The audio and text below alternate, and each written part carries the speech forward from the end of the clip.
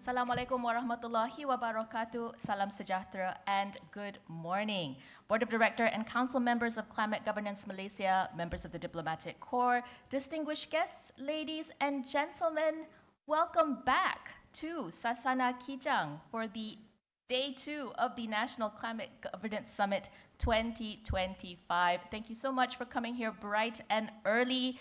This is the third edition of the NCGS. It is a hybrid event, and I'd also like to give a warm welcome to all the attendees following the live stream online, including at public universities and colleges across the country. I'm told that this morning there are some 600 virtual participants registered today. Thank you very much for joining us. So in addition to the crowd that we had in the auditorium yesterday, there were also 928 unique online visitors following along with the fantastic conversations that were held. We had the privilege of hearing directly from YB Nik Nazmi Nik Ahmad, the Minister of Natural Resources and Environmental Sustainability, on the government's policy direction on climate action. The chiefs of the Companies Commission of Malaysia and the Securities Commission gave progress updates on the regulatory landscape in Malaysia and considered innovative mechanisms to bridge the gap in climate transition finance. We also heard from renowned figures in the climate change space, including Christiana Figueres, former executive director of the UNFCCC. We have Emily Farnworth, director of the Climate Governance Initiative, as well as members of the Diplomatic Corps on efforts that their respective countries are doing in the climate transition, among many more conversations. The full recording of yesterday's proceedings is already available on YouTube, as well as will the event today, so you can revisit these discussions at your convenience. Ladies and gentlemen, we have an equally impressive lineup of keynote speakers and panel discussions today, following up from all the thoughtful chats that we had yesterday, and we look forward to another dynamic session. We're also delighted to share that Day 2 of the NCGS 2025 is SIDC CPE approved for in-person participants. So please be sure to check the terms and conditions, and also stay tuned for announcements throughout the program on steps to collect these points. Distinguished guests, ladies and gentlemen, in keeping with the theme of NCGS 2025, which focuses on transition finance, today's conversations will look at best practices for private sector corporates and civil society in navigating the climate transition. To set the tone for Day 2, I'm pleased to have Yang Berbahagia Dato Henry Barlow, Chair of the Board of Directors at Climate Governance Malaysia, to deliver the welcoming remarks. Can we please give him a round of applause?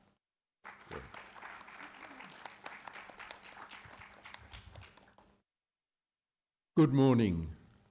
Yang Mulia Raja Amir Shah, Chairman of the Joint Committee on Climate Change, Subcommittee 4, Engagement and Capacity Building, distinguished speakers, honored guests. First, I would like to let you know that yesterday we had no less than 928 unique attendees online, as an indication of just how popular this organization and this symposium is. Every year we see headlines declaring yet another warmest year on record.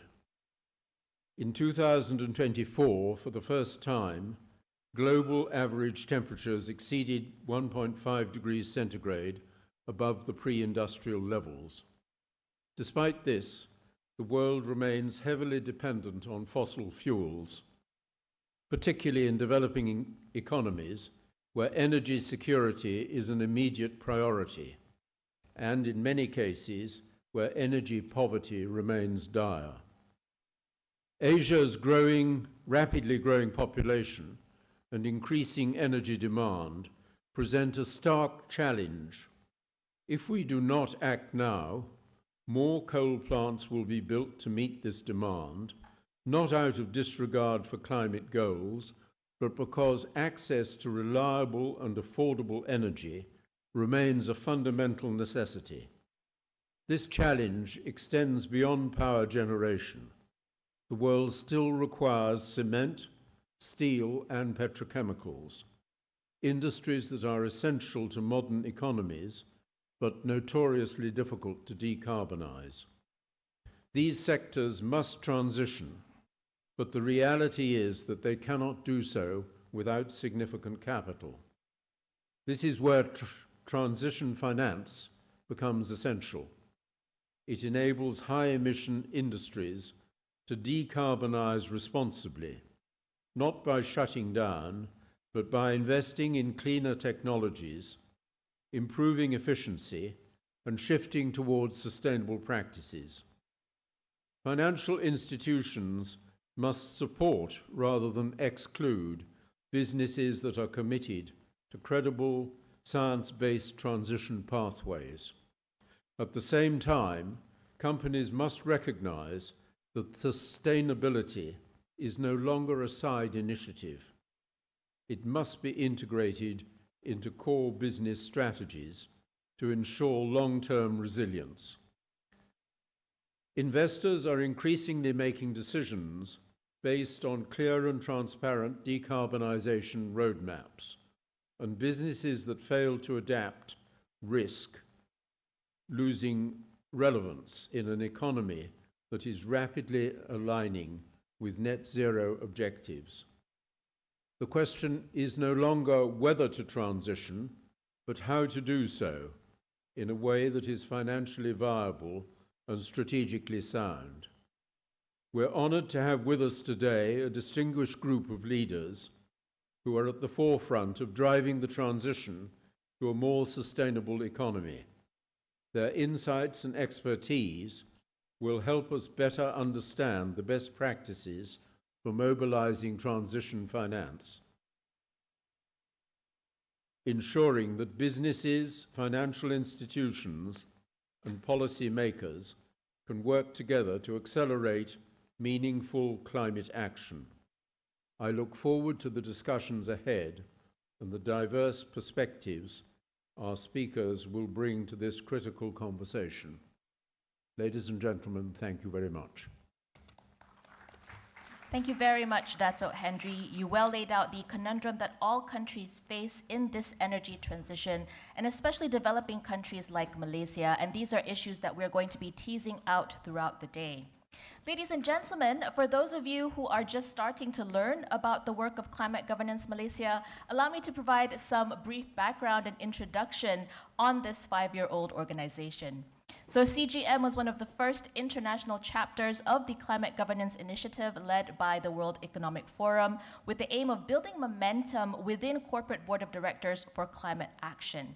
CGM took root in 2019 and has grown both in private sector and community support, as well as through strengthened governance structures. So of course, we all know Datin Sri Sunita Rajakumar. She's the founder and first chair of the CGM Council. She stepped down as chair this year, but remains actively involved as a board director and council member of CGM. The new chair of the CGM Council is Dr. Gary Teixeira, whom we saw extensively yesterday. He was elected in January this year, and he brings with him a wealth of expertise in climate negotiations. Dato Henry Barlow also was a founding member of the CGM Council, and this year takes the helm of the CGM Board of Directors. Other board members appointed in January include Tunku Datuk Paduka Jaafar Laksmana Tunku Nong, whom we heard yesterday, as well as Joseph D. Cruz, a renowned expert in sustainable palm oil, whom we'll be hearing more from today. So over half a decade, Climate Governance Malaysia has transformed from a small volunteer-driven startup into a leader in climate governance, and this could only happen with the commitment and support of the climate action community, including those present here today. So can we please give the CGM and ourselves a big round of applause? Hopefully we can continue to drive meaningful momentum in climate governance. Distinguished guests, ladies and gentlemen, the banking sector, as mentioned, will take center stage in today's discussions as we discuss the challenges and opportunities in transition finance. Malaysia's financial regulators took early notice of climate change risks and set up the Joint Committee on Climate Change, or JC3, back in 2019 as a regulator industry platform aiming to pursue collaborative actions for building climate resilience within the Malaysian industry. So as a prelude to the discussions we'll have today, I'm pleased to invite Yang Mulia Raja Amir Shah, Chief Executive Officer of HSBC Amanah and Chairman of the JC3 Subcommittee focused on engagement and capacity building, to deliver the opening remarks. Thank you very much. Good morning. Assalamu alaikum wa rahmatullahi wa barakatuh. Distinguished guests, ladies and gentlemen. First and foremost, I would like to thank Climate Governance Malaysia for inviting me today. It gives me great pleasure to provide the opening remarks for day 2 of this year's National Climate Governance Summit. The annual summit is a vital platform to convene diverse stakeholders, including corporate leaders, policymakers, academics, and civil society, fostering collaboration and strategic decision-making in addressing the climate crisis. In addition to my role as the CEO of HSBC Amanah, as well as the Chief Sustainability Officer for HSBC Malaysia, I am also the chairman of the Joint Committee on Climate Change, JC3, together with my colleague Shahril from Maybank, in which we chair the Subcommittee 4, which is involved in engagement and capacity building. By way of introduction, as said by the MC, JC3 was formulated in 2019 in response to the increasing threats of climate change, and the JC3 is a regulatory industry platform with the aim to pursue collaborative actions for building climate resilience within the Malaysian financial sector. The JC3, as mentioned, is co-chaired by Bank Negara Malaysia as well as the Securities Commission, with members comprising of senior officials from Bursa Malaysia, as well as 21 financial industry players, all sharing the same commitment and passion towards greening finance and with it, the financial system at large. We also have 13 observers in JC3, comprising of industry association, relevant experts, the Employees Provident Fund, Khazanah National Berhad, as well as the Labuan Financial Services Authority.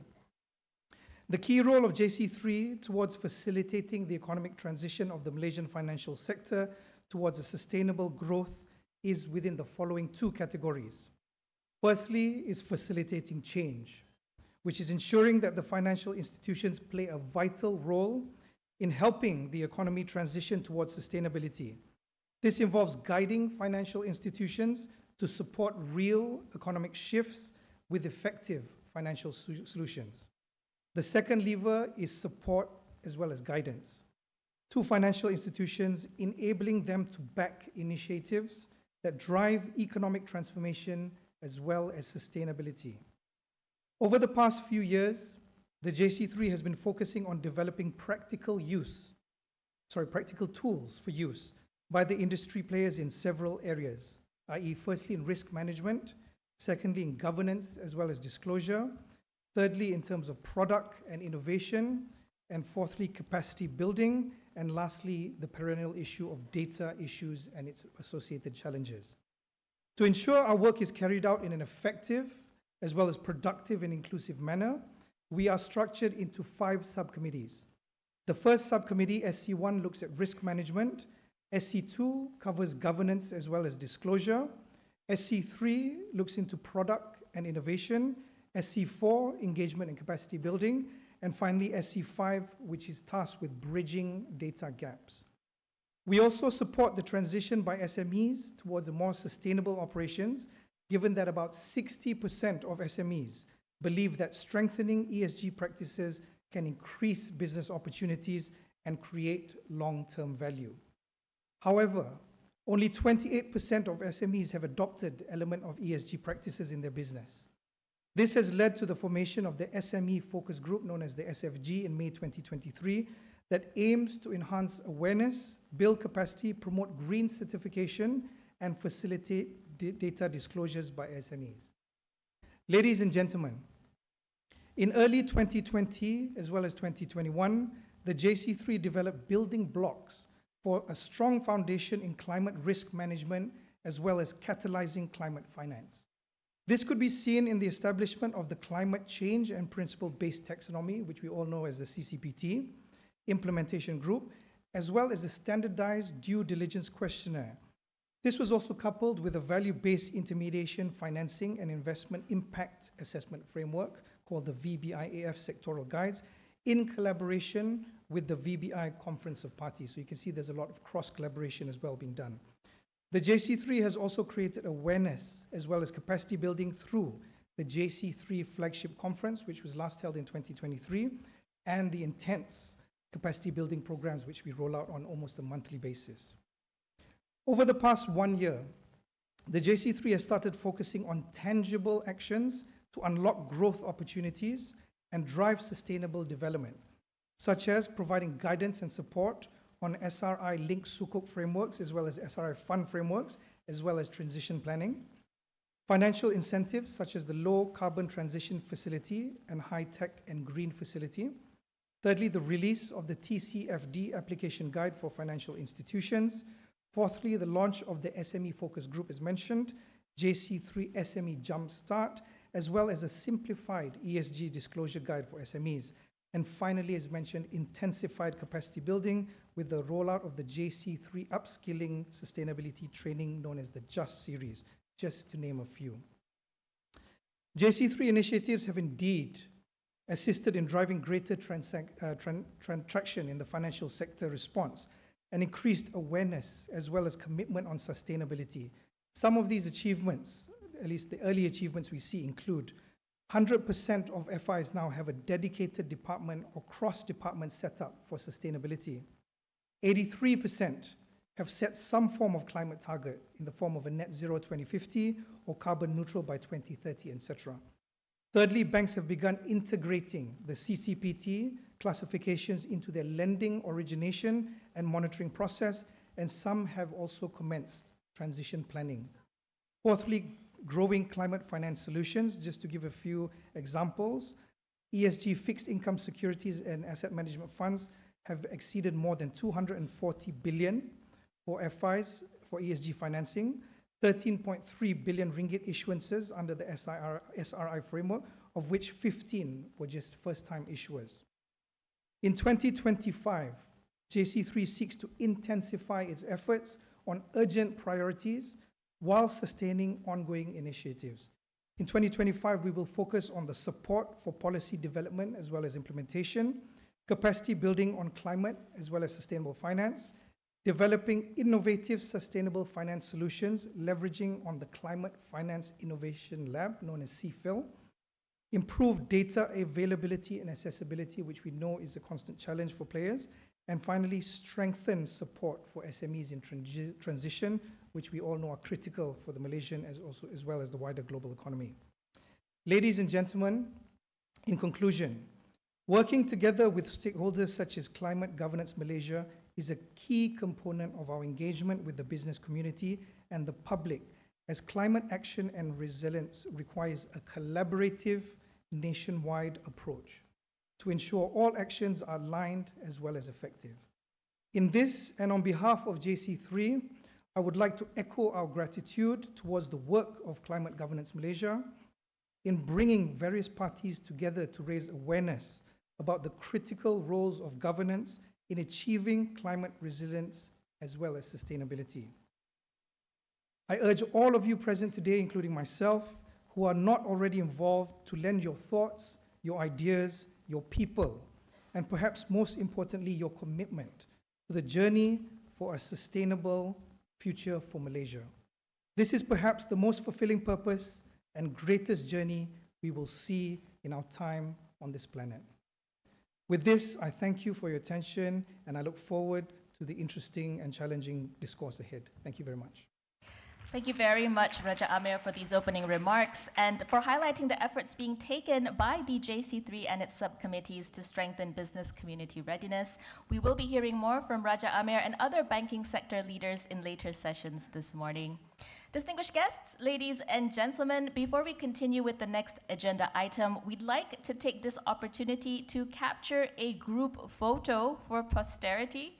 As mentioned earlier this morning, we will have the photographer direct the group onto how we want to position ourselves. But in the meantime, if everyone can bring up those big happy smiles, that would be wonderful.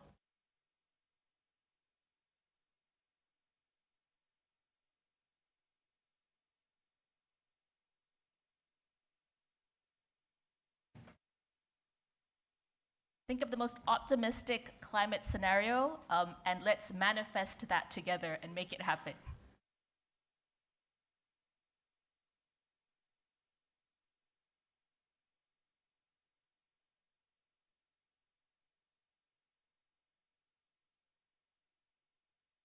Shall we go 1, 2, 3? All right, 1, 2, 3. Big smiles. Are we doing a freestyle? It is still Hari Raya season, and you know, we're very well practiced on that front. We can do better than that. Come on, guys. All your hearts and your okays. Wonderful. Thank you very much. A big round of applause to everyone. Thank you so much for cooperating. We love that we have these photos for prosperity. Distinguished guests, ladies and gentlemen, we're going to continue on. Now, Bursa Malaysia has been a staunch proponent of ESG adoption among Malaysian publicly listed companies, and together with the Securities Commission has instituted guidelines to enhance sustainability reporting. How is the Bursa supporting transition finance in the Malaysian capital markets? While he is unfortunately unable to join us in person today, we do have a video message from Yang Berbahagia Tan Sri Abdul Wahid Omar, Chairman of Bursa Malaysia, on its efforts in sustainable financing. Please turn to the screen to hear from the Bursa Malaysia Chairman. Bismillahirrahmanirrahim. Yang Berbahagia Dato Barlow, Chair of the Board of Directors of Climate Governance Malaysia, Yang Mulia Raja Amir Shah Raja Azwa, CEO of HSBC Amanah, and the Chief Sustainability Officer of HSBC Malaysia, distinguished guests, esteemed colleagues, valued partners, and members of media, Assalamualaikum warahmatullahi wabarakatuh, and a very good morning to all. Let me begin by commending Climate Governance Malaysia and its partners for their dedication to convening this critical dialogue. I'm sorry I'm not able to be there with you in person, but happy to deliver this speech online. Now, gatherings like this are not just meetings of minds. They testify to our commitment in shared responsibility and the bold leadership required to achieve a sustainable future. In my remarks today, please allow me to share my perspectives on two key areas. Firstly, the critical role of transition finance in driving a low-carbon future. And secondly, bridging the gap in transition finance to accelerate progress. Ladies and gentlemen, I recall standing on the shores of Pantai Cahaya Bulan in Kelantan many years ago, mesmerized by its vast, beautiful coastline. Today, much of that seafront has sadly eroded, and this is a clear indication of the changes happening around us. Similarly, the receding glaciers I witnessed on my trip to the Antarctica and the Arctic highlights the urgent need for immediate, decisive action. These scenes, whether along our coastlines or in the polar region, are sober reminders that climate change is not a distant threat, but a lived reality. And while the science is clear, what remains overlooked is the crucial role of finance in shaping our climate action. Beyond politics and policy, it is the financial system that holds the power to accelerate or stall our transition. That brings me to the heart of today's discussion, transition finance. Transition finance serves as a bridge that empowers traditionally high-carbon industries to shift towards sustainable business models.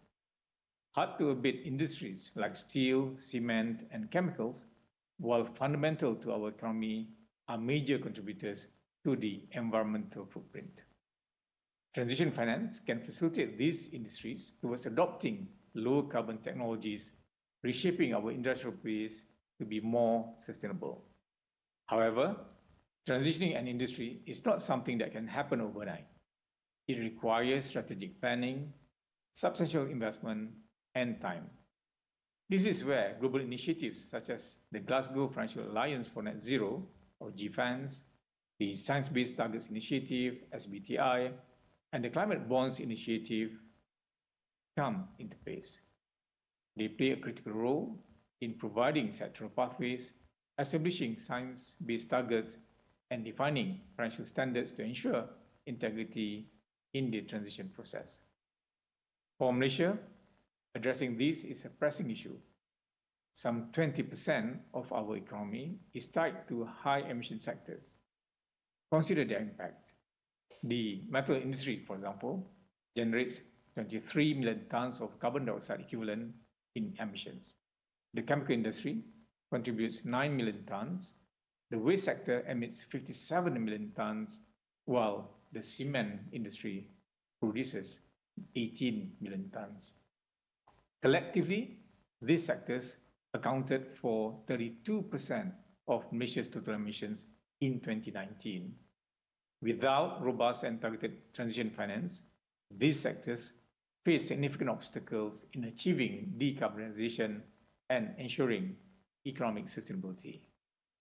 On a regional scale, the need for transition financing is even more urgent.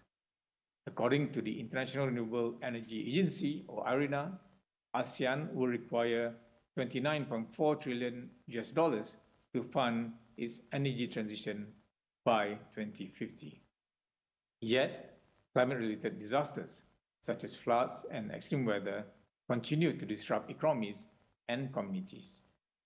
Over the past decade, Southeast Asia has experienced more than 75 million internal displacements due to extreme weather events. The financial industry must step up.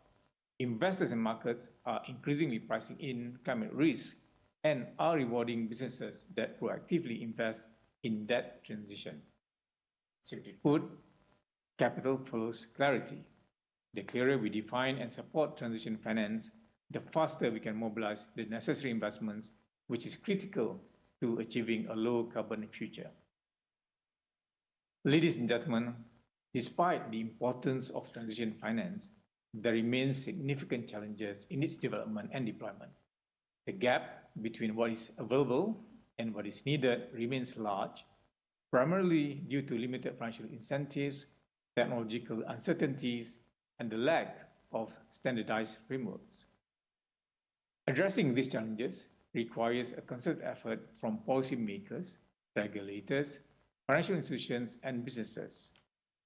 Malaysia already has some of the key building blocks to strengthen transition finance. Firstly, strong policy frameworks.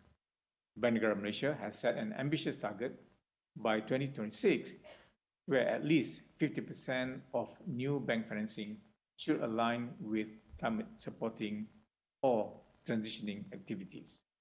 Secondly, a pipeline of bankable projects. The National Energy Transition Roadmap has been a game changer, transitioning from broad aspirations to clear, actionable, and investment-ready projects. Other industries must follow suit. Third is innovative financial products. Our financial institutions have demonstrated leadership in this area, and their initiatives deserve recognition. Maybank's Transition Finance Framework and Renewable Energy Transition Program by Bank Pembangunan Malaysia Berhad are some examples of it. And fourth, strategic tools for transitioning planning. Capital Markets Malaysia has introduced the Transition Strategy Toolkit, developed in collaboration with the Climate Bonds Initiative, to enable ASEAN companies to design credible, science-based transition plans. Yet, if we are truly to lead in the transition economy, more needs to be done. For instance, mandating climate transition plans for large corporations and government-linked companies is necessary to promote transparency and accountability. Enhancing investor confidence is another critical area. By rolling out capacity building initiatives and fostering public-private knowledge sharing initiatives, we can equip financial institutions with the expertise needed to execute transition-related projects. At Bursa Malaysia, we are committed to ensuring our capital markets not only support, but also drive the transition needed to a sustainable economy. To this end, we have launched several key initiatives. Firstly, through initiatives like the FTSE4Good Bursa Malaysia Index, we are guiding listed companies towards stronger ESG commitments. Secondly, our Bursa Carbon Exchange, or BCX, provides a platform for carbon and renewable energy certificates, or RECs, trading, helping to unlock additional financing for transition projects. Third, We also recently introduced the Sustainability Accelerator Program to help businesses prepare for Malaysia's National Sustainable Reporting Framework, or NSRF, and align with IFRS Global Sustainability Standards, focusing on climate-related disclosures. And fourth, our recent renewable energy sector as a distinct classification makes it easier for investors to identify and to fund clean energy companies listed on Bursa Malaysia. Ladies and gentlemen, while Malaysia is taking bold steps, success demands collective action. Transition finance is not just risk management, it is an enabler of economic resilience and innovation that will put Malaysia on a green growth pathway. Let us work together, policymakers, investors, and business leaders, to mobilize the capital required to secure a sustainable future for generations to come. I thank you for your attention and wish you a very productive session ahead. Sekian, wabillahi taufiq wal hidayah. Assalamualaikum warahmatullahi wabarakatuh. Thank you. That was Yang Berbahagia Tan Sri Abdul Wahid Omar, Chairman of Bursa Malaysia, walking us through the many initiatives at play in transition finance and also emphasizing that financial and business communities need to stay the course, more so in the face of the many headwinds that we are seeing today. Distinguished guests, ladies and gentlemen, the amount of international investment needed to fund the global energy transition is massive. It's estimated in the trillions, from the single to double-digit trillions annually between 2025 to 2030. At the same time, increasingly frequent and severe natural disasters as a result of the changing climate is also creating economic costs for governments and businesses. So how will these intertwining challenges shape policymaking and business decisions? I'm pleased to invite Lauren Smart, Global Head of Sustainable One at S&P Global, for her keynote to help us unpack the intersecting themes and trends in energy transition and climate risk. Lauren, the floor is yours. Thank you so much. It's wonderful to be here among so many esteemed delegates. So I'm going to talk a little bit about some of the big picture key themes affecting energy transition and climate risk in 2025. At the beginning of this year, we produced a report, our 10 top sustainability themes for the year ahead. And looking back on it, wow, it's been a busy year in terms of energy transition and climate risk, and there's an awful lot happening. And we're only 3 months in. So we started 2025, as you might remember, with wildfires blazing in California, which was actually one of the most, if not the most expensive insurance event in the US, driven by climate change. At the same time, in January, we also had the Trump's inauguration, and with that, new policy landscape for us to navigate. So we thought 2024 was busy from an energy policy perspective. We had a huge raft of elections all over the world. 2024, I think, will go down in history as being famous for the number of elections that were held across the world. And now in 2025, we need to navigate this new energy landscape and what that means. So countries and companies and investors and banks all navigating this new energy landscape and what these policies may mean. And there is both opportunity and space for optimism and caution when we look at this in more detail. So let's talk about the US policy landscape, because that is having ripple effects all over the world at the moment. Within S&P Global, we run a business which is called Commodity Insights. And most people in the finance world know S&P Global as one of the biggest finance service providers in the world. We have a huge credit rating business. S&P Dow Jones Indices are one of the biggest index businesses in the world. But we also have one of the biggest commodities insights data businesses in the world as well. And we hold an event called CERAWeek, which is held in Houston every year. It's very, very famous. It's called the Davos of the energy industry. That was held in March, and it brought together companies, industry, government leaders from all over the world.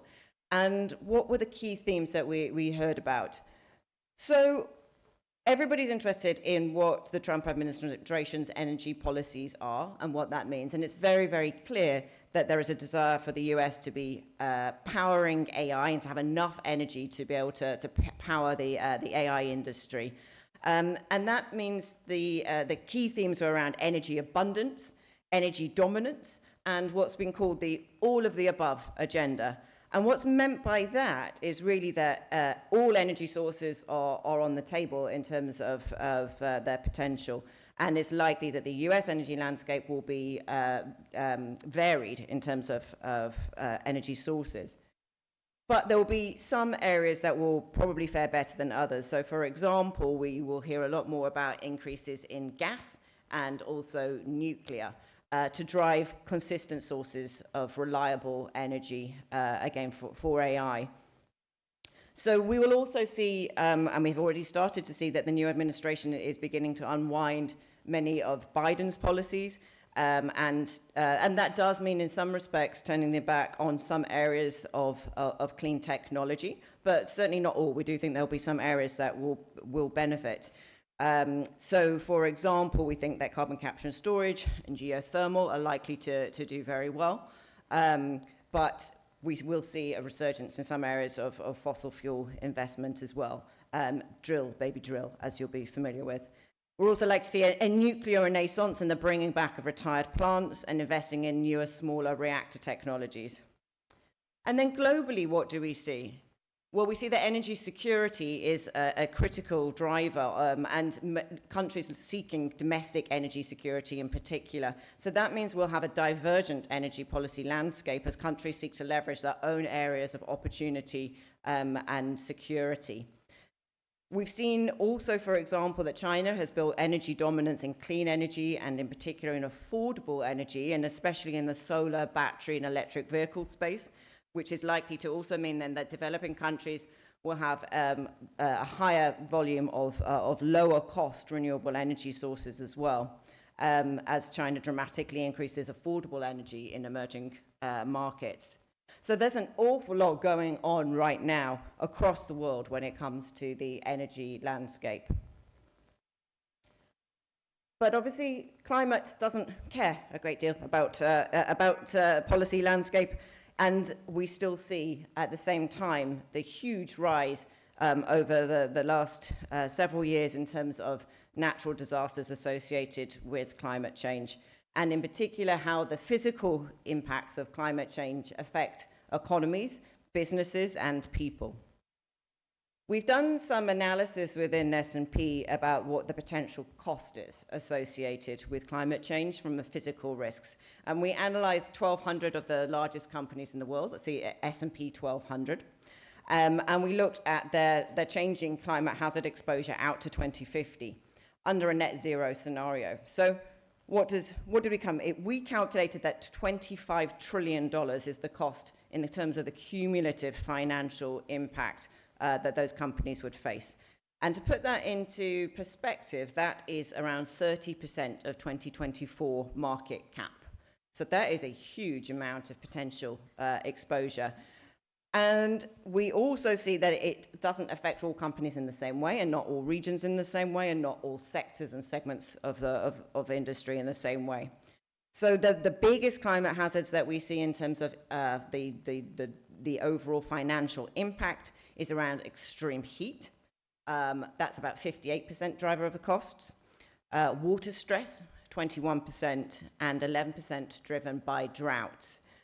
So the sectors that are most impacted out of the S&P 1200, those are the utility sector, the energy sector, and also banks that are financing many of these sectors as well.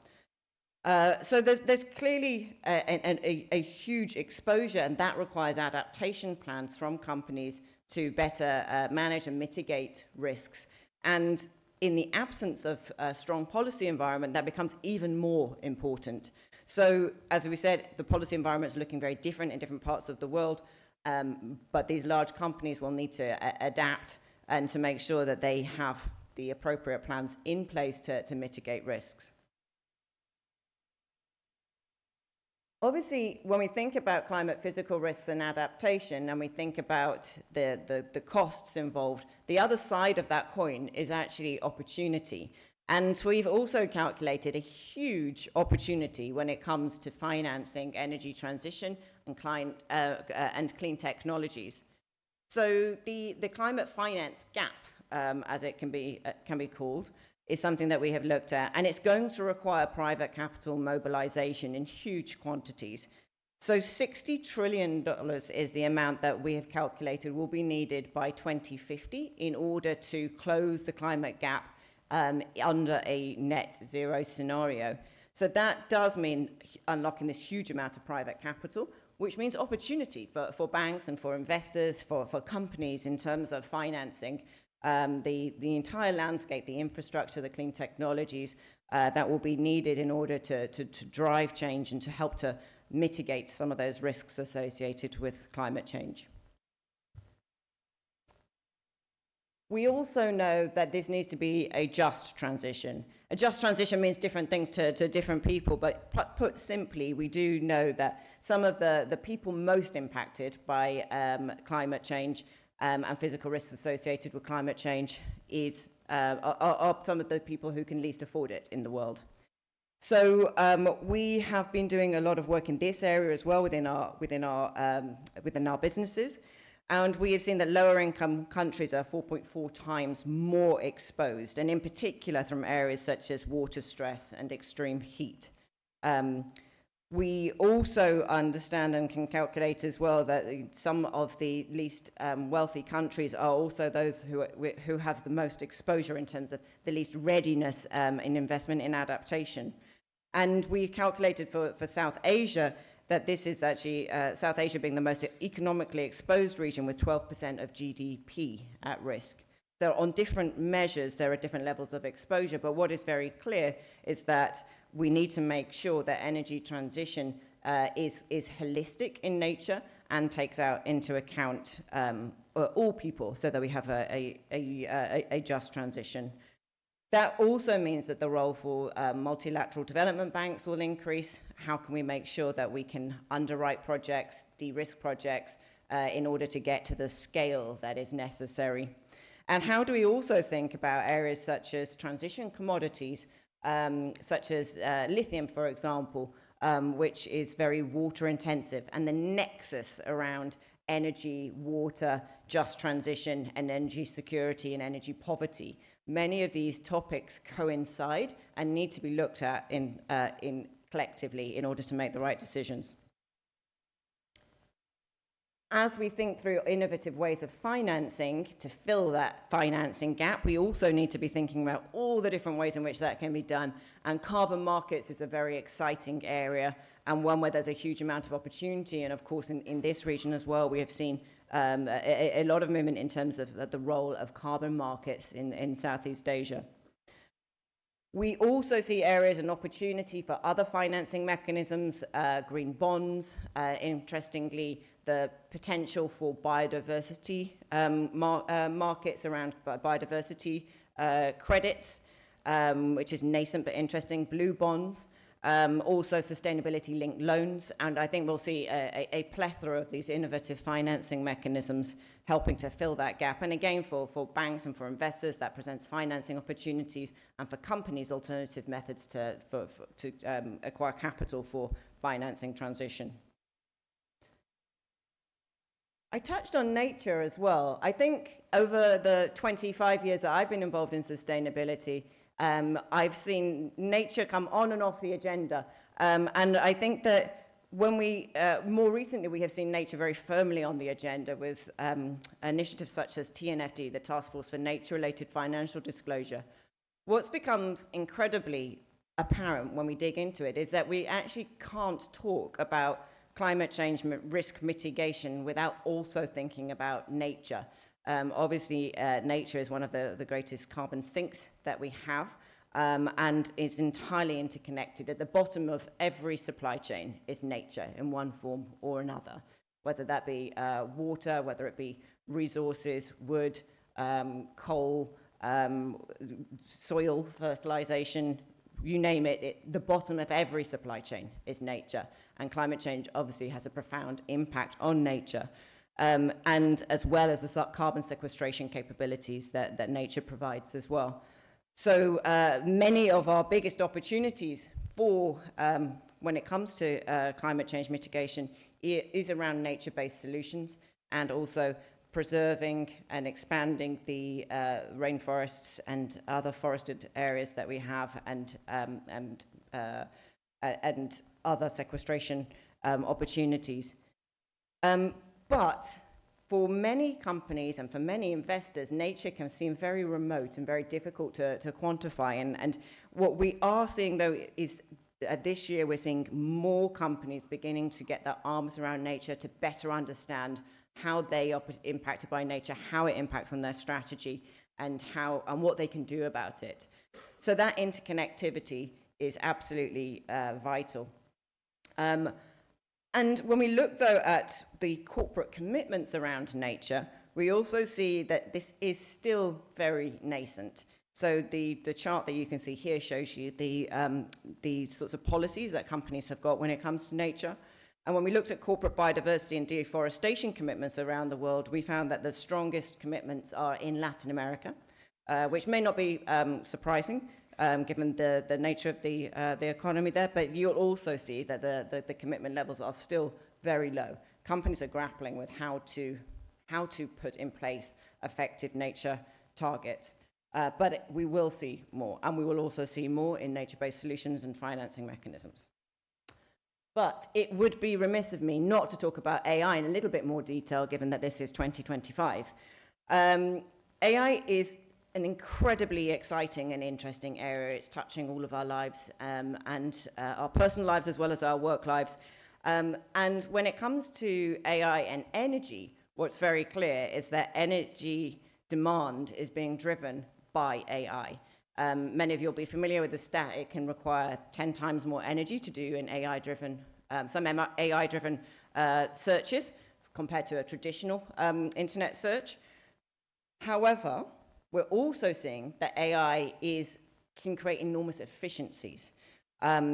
So, for example, when you apply AI to smart metering systems, you can drive colossal efficiencies in terms of grid efficiency, in terms of personal energy consumption, corporate energy consumption, industrial energy consumption. So that raises the tantalizing question: will AI be able to net off its own increase in emissions needs? So a lot depends on the power source that drives AI, and as we talked about before, that multifaceted energy, all of the above energy policy from the US, it will almost certainly require additional energy from renewable energy in order to get the levels of power that are needed, as well as the natural gas and nuclear that we touched on as well. But also, as AI is self-learning and becomes smarter and smarter itself, and as we learn about the ways in which AI can be applied to energy efficiency solutions, the more we could see that AI actually becomes net positive for net zero. And just finally, obviously, a lot of what I talked about was assuming that we do hit net zero by 2050. We have within S&P Global a whole range of different scenarios that we look at. Our base case actually is a more conservative one, and so that we think that it's going to be very difficult to get to net zero by 2050. It would require colossal amounts of investment in clean technology right now, and almost total elimination of fossil fuel consumption. We think that the base case is probably more moderate, but we have a whole range of different cases that we look at. But what is very clear is that these 10 sustainability trends to watch in 2025 that I've touched on are complex, and they're deeply interconnected. So I will leave that with you as a thought for the day, but thank you very much for having me, and I hope you enjoy the rest of the conference.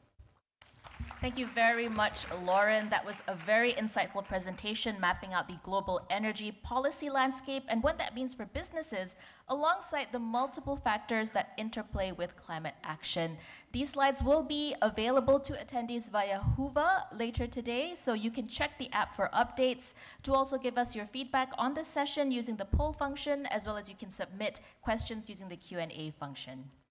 Distinguished guests, ladies and gentlemen, the World Economic Forum has made climate action a critical mission since its inception and facilitates public-private coalition building to advance discourse on climate change, including through the Climate Governance Initiative.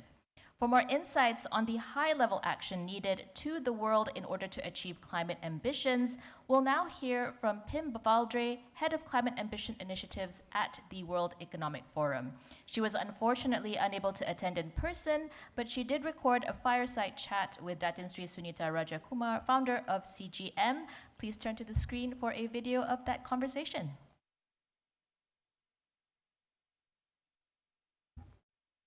Welcome, Pim. I'm delighted to see you again. Thank you so much for taking time out. It's so good to have you here at the National Climate Governance Summit again for the second year running. Could you please share with us, how has the climate governance agenda at the forum evolved over the last few years, and what's next on this agenda for you? Well, thank you, Sunita, and it's such a pleasure for me to be part of this important event. I just also wanted to take the opportunity to congratulate you on the chapter, the Malaysian chapter in the region. You do play an important role as the only chapter in the ASEAN area, and we hope to continue to drive this agenda together with you in the region. But if I look at how the climate governance agenda has evolved at the World Economic Forum over the past years, of course, we launched in 2019 the Principles for Effective Climate Governance. And this was really an important moment for us as a global institution to start mobilizing board directors and non-executive directors in order to better integrate climate into board strategy and decision making. And in the first part of our journey, we spent a lot of time on a couple of key thematics. At that point in the transition, it was very important to look into the outsized impact opportunities in the area of decarbonization. So we worked to develop thought leadership and also guides for chairs and board directors on how do we assess our Scope 3 emissions, both upstream and downstream. How can we make more transparency through our value chains and be more committed to understanding our global footprint on carbon. We also worked on other critical issues such as stakeholders. How do we help boards navigate the complexities of diverse stakeholder networks and be cognizant of various economic and existential risks presented by stakeholder reactions to climate, whether foreseen and unforeseen? And we also looked at opportunities. How are we as boards and with the fiduciary responsibility also looking forward and not only thinking about the risks, both of course the physical and the transition risks embedded with climate, but also look ahead and look at new revenue streams, new opportunities to combine a low emission strategy with a high growth strategy. And I think also what we are now looking increasingly at it is also how do we value nature and how do we increasingly start to understand both the risks related to nature and biodiversity loss, but also the immense opportunities related with nature stewardship. And this is certainly something we'll look into in the next period to come. Brilliant. I can still remember in January 2019 when the WEF launched the Principles of Climate Governance. It was a new era. It was a new phrase. Nobody had heard of climate governance before that. I think it's just so inspiring. And what's coming up also for the first time is a Global Future Council for Climate and Nature Governance. Could you talk to us a little bit more about this, please? Indeed. So as you mentioned, the World Economic Forum has newly launched a Global Future Council for Climate and Nature Governance. And I think that's quite important to also recognize here. As you said, from 2019, we spoke about climate governance. What is nature governance? And that is something that we're going to take on wholeheartedly. And just to say something a little bit about the group and also the role of the Global Future Council. So the forum, we employ these groups, they're interdisciplinary, and they're at the forefront of cutting edge thinking. And we use these groups to inform our strategic thinking and our strategy on both the nature and climate side, but also across many other different strategic topics. So they're really critical to shaping the World Economic Forum agenda. Now, if we look at how we're going to use this group for this year, and also we're very pleased that you are a member of this group, Sunita, is to really look to escalate our thinking around board governance and leadership, not only on climate, but increasingly on climate and nature. So how do we move from not only a net zero strategy, but also a nature positive strategy and approach to governance? And I think if we look around us, we of course see that nature is a bit where climate was 5 years ago, with 80% of Fortune Global 500 companies today setting climate-related targets, but only 5% of these have biodiversity goals. So we aim to both transfer what knowledge we can sort of transfer in the climate domain into nature and biodiversity, but also deep dive into the specific aspects of nature and biodiversity challenges. And I think if we look at both the risks are quite pertinent, but also the opportunities. The Forum did a report a couple of years ago that underlined that almost half of global GDP, so approximately $44 trillion of economic value at a global level, is moderately or highly dependent on nature and ecosystem services. And it's actually true that businesses face severe risks actually from nature loss. And a lack of action could result in a number of issues, including commodity prices, job losses, increased regulatory requirements, political instability. So by recognizing the need to value and protect nature as a core business to our purpose, board members can also help create greater value for all stakeholders. And if we look at the opportunities, there is, I think, an increasing opportunity there to also look at how to strengthen your market position, enhance long-term value also. And we also know from the World Economic Forum research that nature could generate up to 10 trillion in business opportunities annually by 2030, and also help create nearly 400 million new jobs. So companies that also equally look to prioritize biodiversity can also tap into new markets and bolster their resilience to environmental and regulatory changes. So this is what we're going to be continuing to look at through this distinguished group, the Global Future Council, and potentially also looking into how can we refresh the principles for effective climate governance to also encompass biodiversity and nature action. Brilliant. I'm really looking forward to that. I know it's just an 18-month period, but still a lot of work to be done. And so finally, do you think you could share with us, you've done so much work in this space now, what are the top 3 concerns that you're seeing related to climate and nature in the boardroom? What do you think? Oh, that's a great question. And I think as we look out generally across the global landscape in 2025, we of course realize that there is a regulatory and policy uncertainty at the moment. And as a global community, there is increased uncertainty with regards to robustness around climate policy and whether we will get the level of policy needed to underpin the transition moving ahead. Of course, that is a lot for boardrooms to navigate, because we also see, of course, many other challenging issues that is going to shape corporate strategy in the time to come. Some short-term pressures, including, of course, related to trade, that will, of course, draw attention potentially from the climate and the nature action. So I would say one trend we are looking into is the regulatory and policy uncertainty around this area. Another trend we're looking into is the financial implications, but also the opportunities. So assessing the financial impact of climate-related risks, but also opportunities.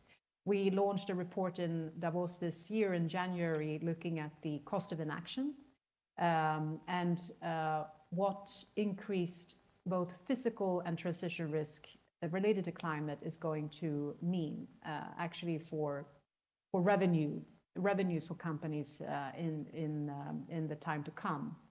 I think it's quite clear that we are starting to see increasingly the physical impacts of climate and what that means to our own assets, our value chains, but also writ large at society. We're seeing key economic indicators in terms of insurance coverage loss, or spikes in food prices and inflation in food prices due to commodity challenges. And of course, continued impact on workforce health due to prolonged heat waves and many other challenges. So that's a second trend we are looking into. We are also looking into supply chain vulnerability. I think this cuts across so many different industries. And sometimes we may feel safe looking only into our own operations, but that might be a false sense of security when we consider that we're all interlinked through many and diverse and complex value chains all over the world. And finally, I would say continued sort of focus on stakeholder pressure and reputation management. So responding to increasing demands from investors and customers and activists for robust action on the one hand, but on the other hand, maintaining these shifts from national policy and shifts in perceptions around critical issues such as ESG is another complex issue that we are trying to assess how we can best support boards moving forward. Yeah, thank you so much, Pim. Are there any closing remarks that you'd like to leave with everyone in the room? I would just like to thank everyone for taking such interest in these issues and for the stewardship role that you are assuming within the boardrooms. We know these are very highly complex times. We know that in many ways it does come down to leadership and to courage. We commend you, and we look forward to continuing to work with you, also to hopefully open up new chapters of climate governance leaders in the region, of course, with this region playing such an important and critical role to the transition in the near and long term to come. Pim, thank you so much. It's always such a pleasure and an honor to hear from you. Wonderful. Thank you. That was Pim Valdre, Head of Climate Ambition Initiatives at the World Economic Forum. Can we give that conversation a round of applause, please? Pim was discussing the expansion of climate governance to also include nature and biodiversity. She did mention the Global Future Council for Climate and Nature Governance. We had the co-chair of the council, Emily Farnworth, speaking to us yesterday on day one of the summit. You can revisit her presentation on YouTube. Distinguished guests, ladies and gentlemen, we are now going to take a short break for refreshments. You can help yourself to coffee and tea in the foyer outside the hall. During this break, we would be grateful if you could help us by filling in a feedback survey on this event. We're very big on feedback. There will be QR codes on screen to give us your thoughts. For those who wish to apply for SIDC CPE points today, there is also a separate survey form to fill in. The QR code is also on screen. Please remember to review the terms and conditions in the form for those who are applying for SIDC CPE points. Thank you so much for your cooperation in providing feedback. We will be asking for this throughout the day, and we appreciate your generous insights on this. All right, we are going to resume with the next panel discussion at 10:25 a.m. I'd appreciate it if everyone was back here by 10:20 a.m. Thank you so much, and enjoy your break.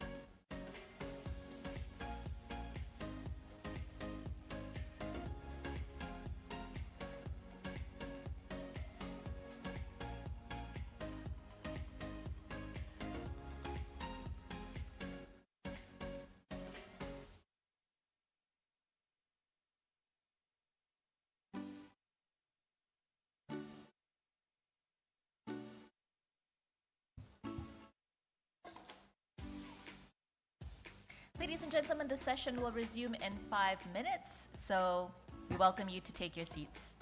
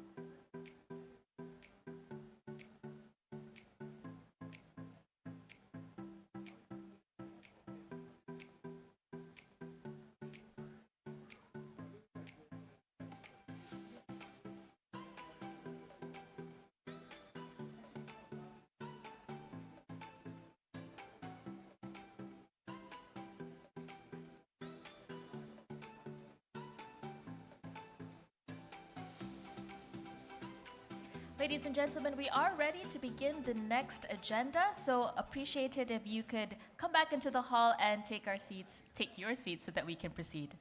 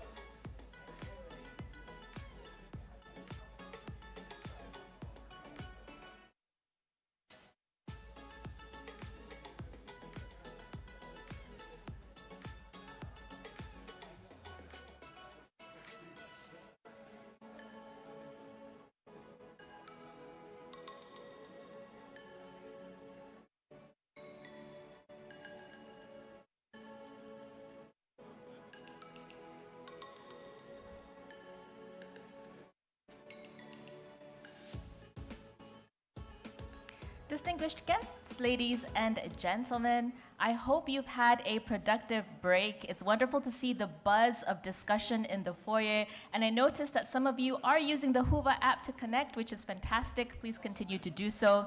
Do remember also to provide your feedback via the polls tab of each agenda session. We really do appreciate what you think about the summit and the ways that we can improve. We are going to continue our program today with the next panel discussion, looking at the role of the banking sector in sustainable growth. We know that the industry is abuzz with green financing initiatives, but how do banking players measure the actual impact of such funding? Is there a fallout risk for Malaysia's transition financing as a result of changing geopolitical dynamics? We're going to be covering some of these issues and more with members of the banking sector. Please welcome to the stage our esteemed panelists, Yang Mulia Raja Amir Shah, CEO of HSBC Amanah and Chief Sustainability Officer of HSBC Malaysia, Mike Ng, Group Chief Sustainability Officer of OCBC Bank, Shahril Azwa Jimin, Chief Sustainability Officer at Maybank Group, and Angus Salim Amran, Officer in Charge of Group Sustainability at RHB Group. This session is being moderated by Joseph D. Cruz, Chief Executive Officer at the Roundtable on Sustainable Palm Oil and Independent Non-Executive Director of CGM. JD, the floor is yours. Thank you very much. And good morning, colleagues. Pleasure to see all of you here today, and a special pleasure to have this wonderful panel here with me for a bit of a conversation. Now, you know, every time you have a panel like this, the moderator always talks about what a privilege it is to have such a distinguished panel of participants to be able to speak with. But let's be honest, guys, this is the rockstar panel of the day. It's really great to be able to have such senior leaders from the banking sector here, because I think, as many of us are aware, the position, the perspective, the signals that the finance industry sends have been one of the strongest drivers of change in the sustainability space over the last decade or two. So what I'm really interested in hearing today is where the thinking is today about how we tackle the climate emergency, how we tackle sustainability, what are the perspectives, the strategies, the skills, and the arts that leaders like this have in play to be able to influence change, and how can we all work together collectively to be able to accelerate the kind of changes the world needs, particularly in an environment we face today where there's such a strong inclination to focus on the short term rather than the long. Now, the panel's already been introduced. I'm not going to read out CVs because that will take our entire hour. You will see their profiles in the Hoover app. Please feel free to also connect with them there if you want. Instead, I'm going to jump straight into the initial set of questions that we discuss amongst ourselves, which will be a quick round amongst the four panelists. And then I very much encourage all of you to also join the conversation, ask questions, which you can do either by going to the mic, as always, or by asking on the app, and I will try my best to monitor those as well. So I'm going to start at the end of the table here with Raja Amir, and I'm going to start off with a question on how banks are using their supply chains in Malaysia to drive sustainable financing and meet net zero targets while also managing profitability and risk. Raja Amir, the floor is yours. Good morning. Bismillahirrahmanirrahim. Thank you for the question, and good morning to the panelists as well as the audience. So when it comes to supply chain, which is obviously critical to not only financial institutions but as well as our customers, mainly from a bank's perspective, we'll look at it from two lenses. So the first lens is how do we zeroize our carbon within our own supply chain and operations, i.e. our scope 3. That's obviously one of the targets that a number of financial institutions have set. Just to recap, it's typically financial institutions would have set a net zero in their operations by a certain date, and then secondly, within their financing portfolio via a later date. So we look at it from the perspective of how do we achieve that, one of the two targets that we've set for ourselves, and then secondly, how do we facilitate our customers' transition to net zero and a sustainable future, and help them to decarbonize cross-border trade flows as well as supply chains. So coming to the first point in terms of banks' own net zero targets in their supply chain. And to be honest, progress in reducing emissions in our own supply chain is proving slower than we had initially anticipated. And that's mainly driven by the slower pace of transition across the real economy. So we had forecasted, initially that that technology, that clients, our own suppliers' journeys would have been a bit more advanced by now, and that has not proven to be the case, and therefore that has impacted to a certain extent our own targets within our supply chain. And then when it comes to trade flows that we see, just to understand from our clients' perspectives, decarbonizing supply chains is increasingly important to them. We have undertaken a survey recently in terms of HSBC's report on global supply chain, and what we found is that specifically to Malaysia, 73%, i.e. 3 out of 4 corporates in Malaysia, are going to require or have pledged to undertake new suppliers to align their sustainability requirements during onboarding. So you can see the criticality of the situation, because a lot of customers in Malaysia who are obviously in the global value supply chain, they are going to be impacted severely by the cross-border adjustment mechanism, to name a few. And they are therefore in a situation where they are going to have to relook the players within their own supply chain. Now, there are clearly issues at the moment now which we all are aware of, and that's mainly data collection, inconsistent standards, as well as costs. We know that the cost to, for companies to be able to evaluate their supply chain, to understand their own carbon emissions, is costly. So these 3 things pose a challenge. But nevertheless, as I mentioned earlier in our opening speech, what we're doing at JC3, there's some work we're doing, especially the SME focus group, in applying some of those grants and in scaling up some of the SMEs to be able to scale themselves up and to have access to consistent data where they're able to account for their own supply chains. Now, the opportunity is critical, because where there is a crisis, there is an opportunity. And within this, we have, banks such as ourselves and other banks as well, have originated green supply chain financing solutions for our clients. And if I can just name a few success stories that we've been privileged to be a part of, the first is Guangchong. So Guangchong is one of the world's biggest cocoa manufacturers based in Johor, so a national champion, so to speak. So we undertook a green supply chain financing solution for them in 2023, whereby we were able to provide a preferred pricing for their suppliers if they were able to certify that their cocoa was originated from green sources. So just to confirm, what we did was that we provided a green supply chains financing solution, and we ensured that the third-party certification bodies, i.e. UTZ, Rainforest Alliance, as well as Fairtrade, provided that certification on the sources of the cocoa that were obtained from the suppliers. The second transaction which we did, again, these are opportunities. The second transaction we did was a green trade financing facility for Sime Darby Motors. It was a $25 billion facility used for the purchase and import of electric vehicles into Malaysia.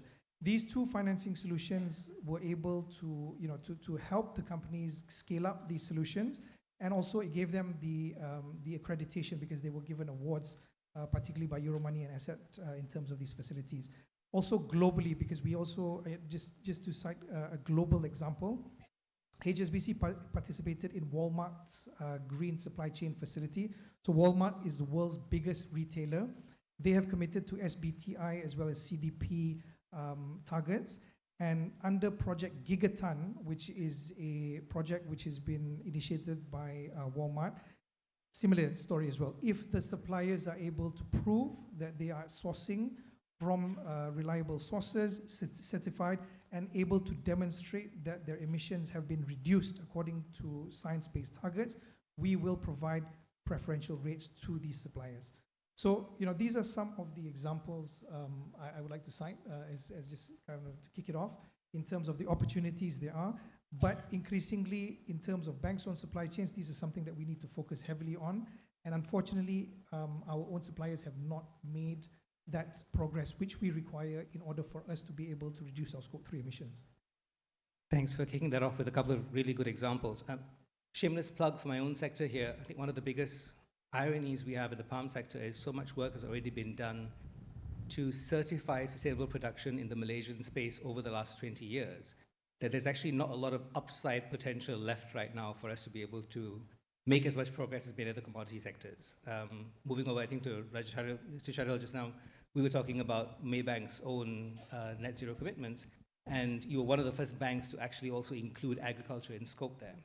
And I think you also commented that in some of the sectors like palm, it was relatively easy to do because there's such a structured system in place right now to demonstrate performance.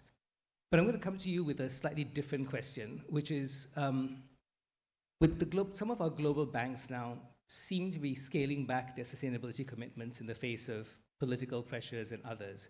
So what signals are Malaysian banks receiving from investors, from regulators? Are we seeing a shift in approach, or is there momentum still to reinforce our climate finance commitments? Thank you, JD. Assalamualaikum, very good morning to everyone, fellow panelists, and also to the participants here. Your question is interesting, and I think we need to look at it from two perspectives. One at the global perspective, and the other one at the regional perspective. How are we facing these global headwinds, so to speak, and how are we looking at our existing commitments and so on? And this year, actually, to me, is a very important year for many banks in the region, because it is actually just about midway of the sustainability agenda for many of the banks. Many of the banks in the region, Maybank included, we started this journey in the form that we are in today, probably about 2020, 2021. Yeah, many of the larger global banks started this way early, yeah, making all this kind of net zero commitments, making all kind of net zero operationalizing whatever plans. Yeah, so 2025 is just about midway. I think a lot of banks are going through the reviews, and also it's about midway from 2020 to 2030, the UN SDG time frame. And even in Maybank, we're re-looking at where we are, what we've achieved, and so on. So it's a year of taking stock as to the progress and so on. So it's quite timely. So when these headwinds come, I don't think we are that much shaken by it, because principally in this region, I think we understand better that globally politics may change, but the laws of nature do not. And I think we hold that better. I think we are more true to ourselves in this part of the world, certainly in Maybank. We set out the targets that we needed to do, and we're following through. And we see some of the things that's been happening in this region in the last so many months. According to BNEF, yeah, Transition Investment Trends, we saw that the total investment in a low carbon energy transition actually increased by 11% to about record $2.1 trillion in 2024. And we see in Asia a lot of that moving ahead. Very recently, on the 2nd of April, China's Ministry of Finance issued on the London Stock Exchange the sustainable bond market, China's first offshore yuan-denominated sovereign green bond, raising about 6 billion yuans. So that's huge, yeah? And we see all that. And for me personally, and for Maybank, we are on the 14-member steering group of the Net Zero Banking Alliance. Yeah? So we represent Asia Pacific there. And we see firsthand the developments, what's been happening. There's been some of the Northern American banks, Canadian banks, more recently Japanese banks have been exiting the NZBA. But we see the regional banks staying put and true to themselves. Yeah?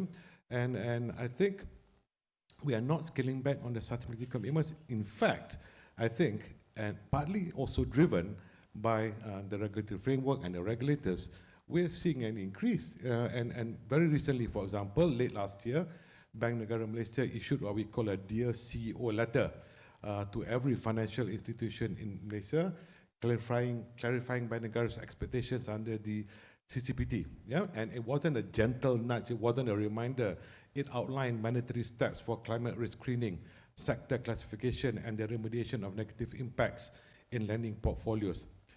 Even more recently, on 17th March, Bank Negara issued an updated policy document on climate risk management and scenario analysis with some new key requirements, including mandatory TCFD basic and stretch disclosures.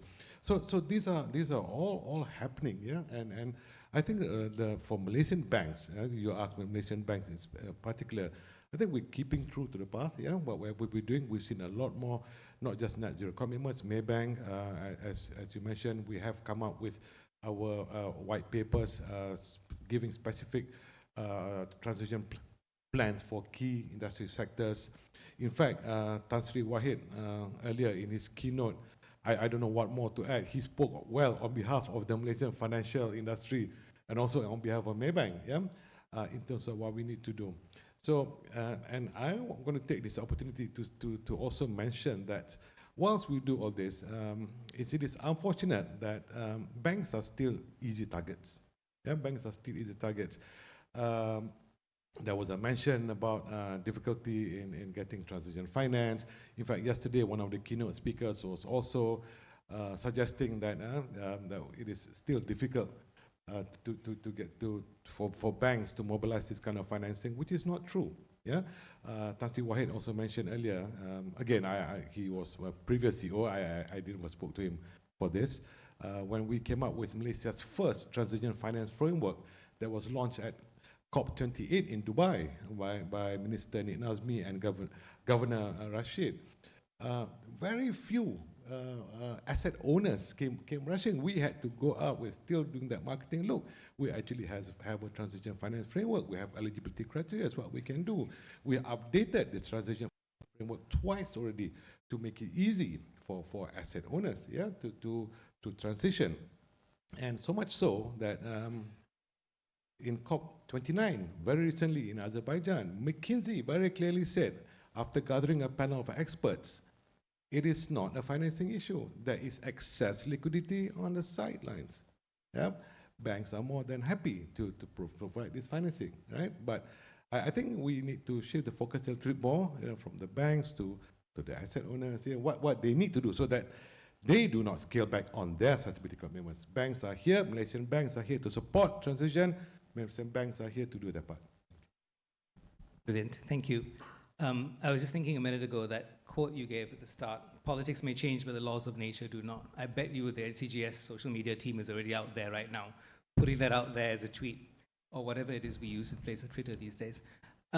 Mike, I wanted to come to you at this point with kind of a two-parter and building a little bit on what Cheryl was talking about. So he spoke, I think, already quite eloquently about the regional perspective, but from where you sit in Singapore, I think it'd be good to also hear a little bit from you on that question. You know, what's the feeling? Are we navigating these headwinds and are committing to where we're going?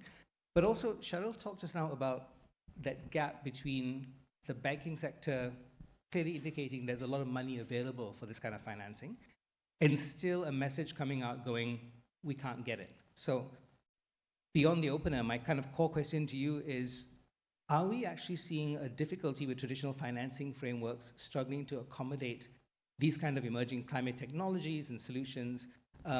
How are you guys at HSBC bridging that gap between the availability of finance and potentially clients who don't quite yet know how to get to it? Thank you for the question, and good morning, everyone. You've got two questions there, so I'm going to be taking a bit of time. I think on the first question about NZBA and the current environment, we have indeed seen quite a bit of backsliding or backtracking on the part of the financial sector, especially the American banks, and to a certain extent, we have seen some Asian banks as well, primarily the Japanese banks, stepping away from NZBA. However, we have always thought that the road to net zero, 2030, 2050, is always going to be a long and windy one. It's never going to be a linear one. And there are bound to be speed bumps along the way. But I would say the current speed bump is a pretty big one. However, I think in this part of the world, we do not think the effects and the impacts are as pronounced for a few reasons. I think a lot of us have spoken about the opportunities that are out there. If you look at any numbers in terms of investments that will be required for the transition, they run into the trillions. And we are seeing those opportunities. Our clients, they continue to be focused on sustainability, decarbonization in this part of the world, especially when it comes to certain sectors that have already achieved parity in cost effectiveness or economic viability. Yeah, to name a few, this would be renewable energy, EV, as well as the supply chain. So the opportunities are still there. And the second point I'll raise is risk. Again, there has been a lot of talk about physical risk, transition risk, And the fact that the US is stepping away from the Paris Agreement, people calling it a climate hoax, does not mean that global warming is stopping. In fact, 2024, it was the warmest on record, warmest year on record, and as well as breaching the 1.5 degree threshold. So all these are very worrying signs because we are in a part of the world where we are extremely vulnerable to the impacts of climate change. And the last point, or the third point I'll bring up, is that in our conversations with the policymakers around the region, we don't get the sense that anyone is stepping away from the commitments. In fact, everyone is still looking from the policymakers' perspective. They are still looking at rolling out policies on climate risk management, transition planning, sustainable financing, so on and so forth. And the fact that this year, Malaysia is chairing ASEAN and the theme is inclusivity and sustainability, I think that's a good sign. The fact that we are still having conferences like that is well attended, I think that's a good sign. But I do want to actually raise a couple of points though. So if you look at the past couple of years, I would say there has been a bit of euphoria when it comes to sustainability. Everybody is so into sustainability, right? And it's not a bad thing for us to come back to earth a little bit and actually assess what is important, what is impactful from a sustainability point of view. So one example I'll give is reporting. I took on my current job about 2 years ago. I was overwhelmed by the kind of reporting and the standards that were out there. And I think it is quite important for us to relook at it and see, is that really necessary? In the case of EU, you may have heard of the Omnibus package, where reporting is now being streamlined to make it easier, especially for the SMUs, to reduce the cost of compliance with disclosure and reporting. And I think that is very important because the more time we actually spend reporting emissions, the less time we have in reducing emissions. So that is the first point. The second point I'll bring up is that if you look at some of the reference pathways and targets that are out there, I think all of us on this panel have committed to net zero for our finance emissions. For some of the sectors, we have seen good progress. In the power sector, in the EV space, we have seen decarbonization happening very quickly. And in fact, very often they are actually over some of the projections that have been put out there. So that's good news. There are, however, certain sectors that are not as easy to abate. Cement, steel, aviation, shipping. I think it's also time for everyone to re-look at some of those reference pathways and targets to see whether they are still relevant and fit for purpose. Because to the extent they are not, it may not be a bad idea to recalibrate some of them, because the more unrealistic those targets are, the less inclined banks will be or companies will be to commit to those targets. So that is the answer to the first question. Yes. I think your second question is, should banks actually have different models to look at risk when it comes to new technologies? I would advocate that looking at risk in a different way is not really just the bank's responsibility. I think everyone that is involved in project development should also look at how they want to re-look at risk, especially when it comes to new technologies.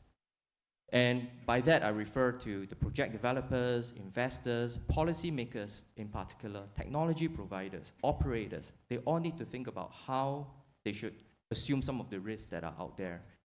Because if you look at bankability, so it's actually very simple. People ask me, what is bankability? For banks, it has been centuries-long kind of philosophy, right? Which is when we make a loan, we want the loan to be repaid. So what makes a deal bankable is really making sure the risk allocation is done properly. That means the party that is able to absorb the risk, to manage the risk, to actually take on the risk. And I'll quote you a couple of examples here. So one is carbon capture, CCS project. So you might think, wow, this is something pretty novel and new, right? And indeed it is. So last year, OCBC participated in a CCUS project in the UK. And in fact, it's the first CCUS project that we have done. So it was a little bit of trepidation out there when we look at the transaction, right? But when we look at the risk allocation, it made a lot of sense because there are two things we pay attention to. One was technology, and the second was really revenue, right? And the policymakers had a big role to play in this particular instance. So the First thing that you need to be aware of is how is the carbon being captured? And if the carbon does not get captured, who takes that risk? So in this particular project, the emitters, they are emitting, they capture the carbon, and then the carbon gets transported and goes to underground storage. So for the project that we were financing, the emitters actually took on the risk of capturing the carbon. Our project company just takes the carbon, transports it, and store it. And that's because the emitters are in the best position to take on that risk. And the policymakers then come in to actually provide a backstop, and such that to the extent that any of the carbon is not captured, the policymakers, which is the UK government, actually comes in to say they will do a top-up to the revenue. And I think that is very important because it sends it does a few things. First, it sends a signal that the government is serious about promoting the industry. Second, it provides a revenue certainty, mitigates the demand, as well as the price risk. And number three, the government puts in regulations that is protected, or that is protecting and the bankers as well.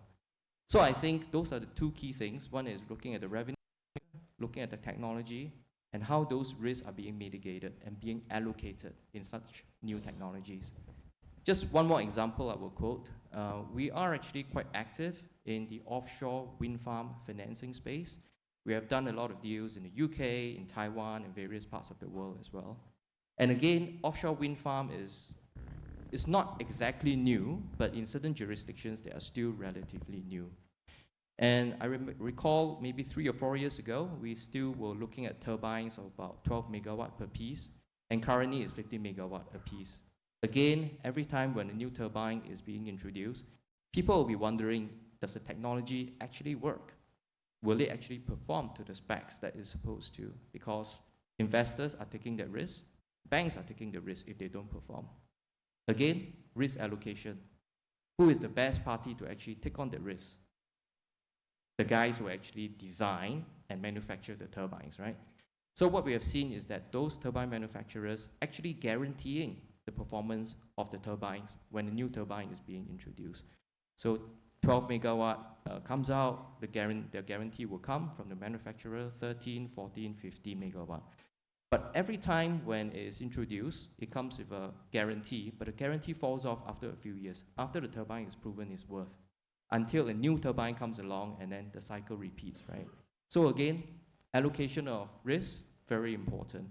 And just one last point is that, again, in the offshore wind farm space, we have seen policymakers coming in, and the role of policymakers is very important in whenever a new industry is being set up or whenever a new technology is being introduced. So in the jurisdictions that we have seen, Taiwan, UK, they invariably comes in to provide a FIT structure, feed-in tariff, or a CFD structure, contract for difference, to give revenue certainty to the entities that are developing the projects. And importantly, they also guarantee dispatch and demand, and they actually mitigate the demand risk because they are the guys that are in the best position to manage the demand risk when it comes to renewable energy. So as long as the risk allocation is done right, the capital will flow. I agree with the point made earlier that there's really no shortage of liquidity towards projects. We are constantly looking for deals to do. We're actually super hungry for deals. So it's just a matter of making them bankable. Thank you. Brilliant. That was super clear. Thank you. Colleagues, I think a lot of what you're hearing here is food for thought and hopefully also food for questions so we can bridge into a conversation after I gently grill Angus slightly on the last point.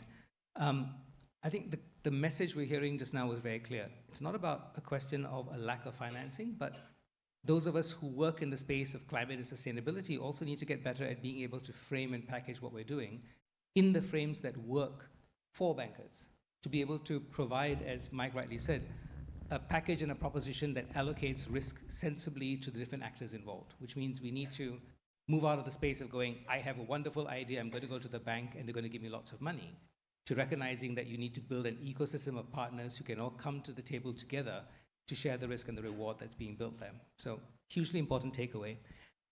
The one sector, Angus, we haven't talked about so much yet is the sort of the bottom of the pyramid, SMEs, small enterprises. And in that space, for instance, in the agriculture space where we work, we certainly do see that a lot of small enterprises, smallholders and others struggle to gain financing. And building off what was just said just now, I think part of that challenge is precisely capacity, ability to speak the language, ability to package ideas and proposals in a way that is on a structure and on a scale that's bankable. But I know that you guys do a fair bit of work on this in RHB. So what specific measures is a bank like yours doing to bridge that gap, to be able to work better with smallholders and SMEs? And what can the financial sector collectively do to ensure a more inclusive transition? Thanks, Joe. To all celebrating, I just want to wish you all Selamat Hari Raya. Hope you had a good one. I will answer that question first, but I think that after that, I'd like to just go for the big picture in terms of sustainable finance. So at RHB, we are setting ourselves up as one of the key drivers in the sustainability space. We've recently increased our mobilization of sustainable financial services from 50 billion to 90 billion by 2027. We've also set a target of reducing our carbon emissions, our scope 3s, mainly by 20% by 2030. So we're very much aligned towards driving sustainability at RHB. With regards to the SME space, we understand that the Malaysian economy is driven largely by the SMEs, and they're a key component in terms of ensuring that we have economic growth, societal well-being, as well as overall growth moving forward. So we've set up a five cycle approach to the SME sector, and we're agnostic whether it's agriculture, manufacturing, or whatever. It's basically being there for the SMEs when they most need it. So the first one is obviously client engagement. We subscribe to the fact that transition must be responsible. I think that it was mentioned earlier in terms of just transition. We look at just transition or responsible transition is transitioning at a measured pace, which is good to you, the SME. It's not about setting standards that you have to follow. It's about what makes sense to you. What cost can you actually absorb? How quickly can you transition? So our RMs are equipped with the ability to talk to SMEs in a language that they understand. You can't go and blind them with science and tell them that you've got to decarbonize by 2030, 2050, because it's not going to work. It's just too far away. Admittedly, sustainability is a long game, but we have to bring it back to simplified language that SMEs can understand. So even things like changing a light bulb to an LED light bulb is going to make a difference. And that's what's the messaging that we're giving to our RMs, to the SMEs. Do what you can at the pace that's okay with you. Because whatever we do, small things make a big difference. So that's the key thing. Client engagement is really, really important in a language that they understand. Capacity building, that's when we can be a little bit more elaborate in terms of what it means to you, an SME, to transition now. Because, ladies and gentlemen, the cost of inactivity is going to be far greater cost than the initial cost of transitioning at a measured pace now. Think about, what the messaging we tell them is that, look, you want to be a going concern and you want to be there for the long haul. So if you invest a little bit of money in terms of transitioning now, it's going to save you a hell of a lot more money than when you have to transition at a later date when costs are going to be more expensive. Things like carbon tax, carbon risk premiums will have to come into play. So do it now. So again, it's about showing or painting a picture of what the future is going to look like with the SMEs. It's not about now where they can't see it, but paint that picture of what the future looks like. So all this will be all well and good, but we have to be there to provide them with solutions and tools that they can use effectively as they begin their transition journey. So what we set up is a scale between a leader and a laggard. And within that spectrum, we have a program financing for each of the SMEs. So if you're a leader, you'll be entitled to get a bit more money from us at a preferential rate. If you are a laggard, yes, doesn't mean you won't get anything, but I think we will sit down with you, spend a little bit more time, talk about transition strategies, talk about what you can do in a pace that's that's good for you, and then be entitled at some stage in the future for some money at a preferential rate from us. So everybody is now, nobody's left behind. Everybody has a fair chance to get a preferential loan from RHB in the SME space, as long as you demonstrate that you're committed to transitioning. Right? So that's the tool. Tools must be there. Once they do get on board the program lending, we will then monitor their progress. We will ensure that the ability for them to transition a bit more elaborately in the future is going to be there. So we will continue to monitor that progress and be there for them, not just at the the giving out the loan or the inception of the loan, but all through their transition process. And then that would be it. So then we would actually hopefully ensure that our portfolio is greenified, so it increases our green asset ratio. It meets our alignment to our decarbonization strategy. And it also provides now the economy with a little bit more momentum in terms of driving sustainable finance. So those are what we're doing for the SME. But I think more importantly, it's, we talk about transition, we talk about sustainability.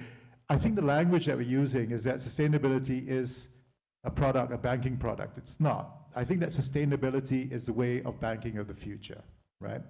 So what you've got to think about sustainable finance is no different from conventional finance.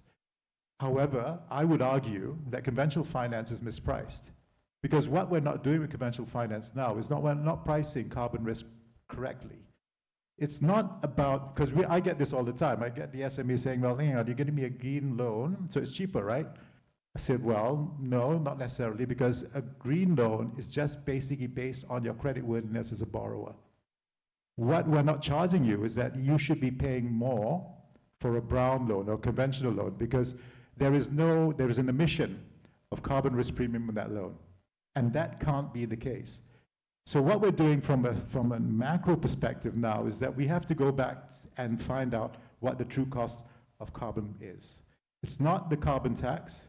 Look at Trump. He'll just put on an arbitrary tariff because that's what he thinks is right. It's not. We have to go back and anecdotally work out what carbon pricing is. So what we're doing at a macro level at RHB is this. We're going back and looking at banking, financing as it's been in its orthodoxy since the beginning of time, right? It's financial intermediation between borrowers and lenders. What is the price a lender is willing to give to the bank for it to on-lend? What is that price, right? Now, in order for green financing to work, there should be a green curve that we can establish. But that must come from a macro perspective. Finance is about what are the bigger boys paying in the market, and then that filters down to the retail, the commercial, and so on and so forth. Now, if we can work a way whereby we can get governments together and say, look, there are so many SDGs, the UN have come up with 17 SDGs. If we can actually have a green curve whereby the banks, or the governments are funding these SDGs, which is basically, social, developmental, it's environmental. There are a lot of stuff that they can finance, and we can create that curve. Then we can plot what corporates, commercial customers, and retail should be paying above that, because then we know, in essence, that is what green financing is about. And by process of elimination, you'll find that there'll be a lot more demand for that, for the green curve. Brown pricing will then be a lot higher, right? So, but that creates the robustness. That creates the stability and the stability in sustainable finance. And then we move forward. We can't look at it transactionally. It has to be a stronger structural play, because sustainability is a long game.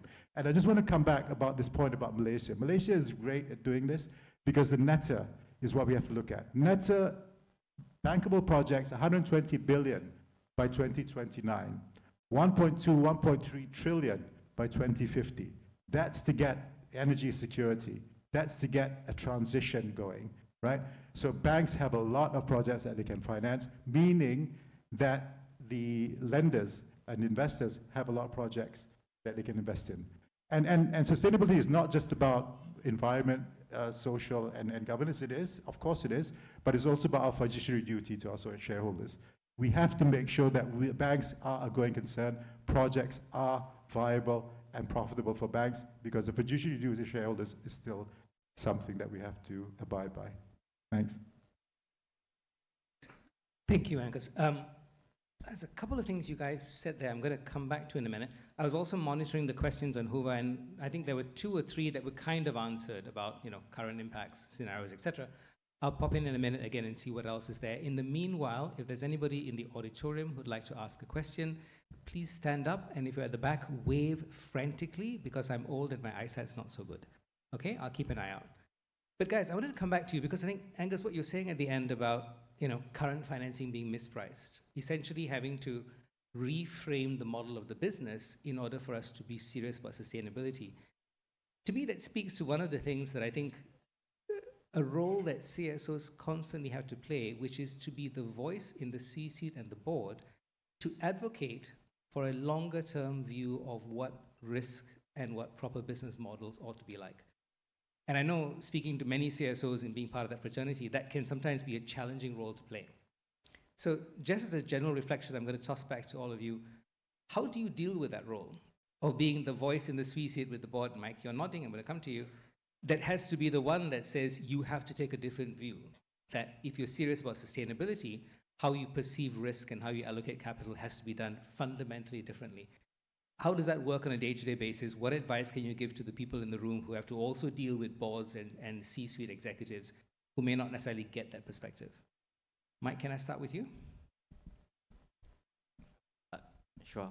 I was nodding because we do have very strong risk managers in OCBC. They are always focused on the long term. Climate risk, stress testing, scenario analysis, etc. I will actually just give one anecdote. We used to do quite a bit of financing in the power space. And in this part of the world, there was a lot of coal financing, there was a lot of gas financing. I think Asian banks were also very much involved when it comes to coal financing. So around 2016, 2017, and we started looking at the transition more seriously, because that was also the time when sustainability agenda became more prominent in this part of the world. And we were quite an active financier when it comes to fossil fuel power plant financings. And at that time, I still recall it was super competitive. We could be just 10 basis points, right, during the bidding process. We are off by 10 basis points and we are kicked out of the consortium. So it was very much a hotly contested asset class. Around 2018, 2019, I think the narrative started changing because, the care for the environment, sustainability, etc. And I was actually personally really surprised that within a space of about 2 to 3 years, the asset class became unbankable. And even if we have some of these assets on our books, they were unsellable as well. So everyone was trying to get rid of the assets, but noting that the tenure of these assets is like 20, 25 years. And personally, I actually am guilty of putting on a few of these assets. But within a very short space of time, that asset just became, something that nobody really wanted. It reminded me of some of us lived through subprime during the financial crisis, right? It was almost a little bit like that. That's what people also call a Minsky moment. And I think that, true enough, if we actually want to take a short-term view and we want to go out and start financing coal, today we will probably make a killing because nobody wants to touch it, right? And, we'll be making a lot of money. But that is a very short-term view. And what is important, I think, in the banking sector, and the regulators are there to make sure as well, that we are there for the long term, that the resilience is there and is assured over the long term. Any other thoughts? Feel free to jump in if you want. Shah? Yeah, if I can just add on to that, I'm not going to talk about from risk asset quality perspective. I think Mike has said that. Maybe I just share a bit of my perspective. When I was first appointed to this position in early 2021, I was Maybank's first CSO and one of the first in the region actually as well. One of the things that I didn't realize I would have to do was to extensively engage shareholders and investors. That's one thing I didn't know I had signed up for. And I do that a lot. together with my president and CEO, not just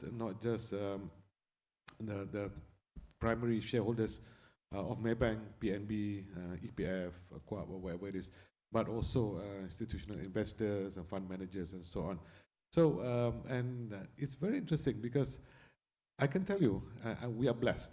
Our key shareholders and investors, they are all very much driving this agenda. So there was very little convincing to be done to talk about. I had the script short-termism against longer term. I didn't have to do that because they were very much there as well. Sometimes from the fund managers, you would also need to display how you would still remain competitive and profitable. But yes, from my perspective, that's one of the things that we have to do. We still continuously do. I think from the Malaysian perspective, because the question earlier was about from the Malaysian perspective, I think it's something that we're blessed to have this kind of key investors having this kind of longer term view. There's one question on the floor. So if you want to walk over to a mic, unless they've disappeared. Yeah, I see you, sir. There's a microphone up on the stairs up there. If you just make your way over there, I'll take the question.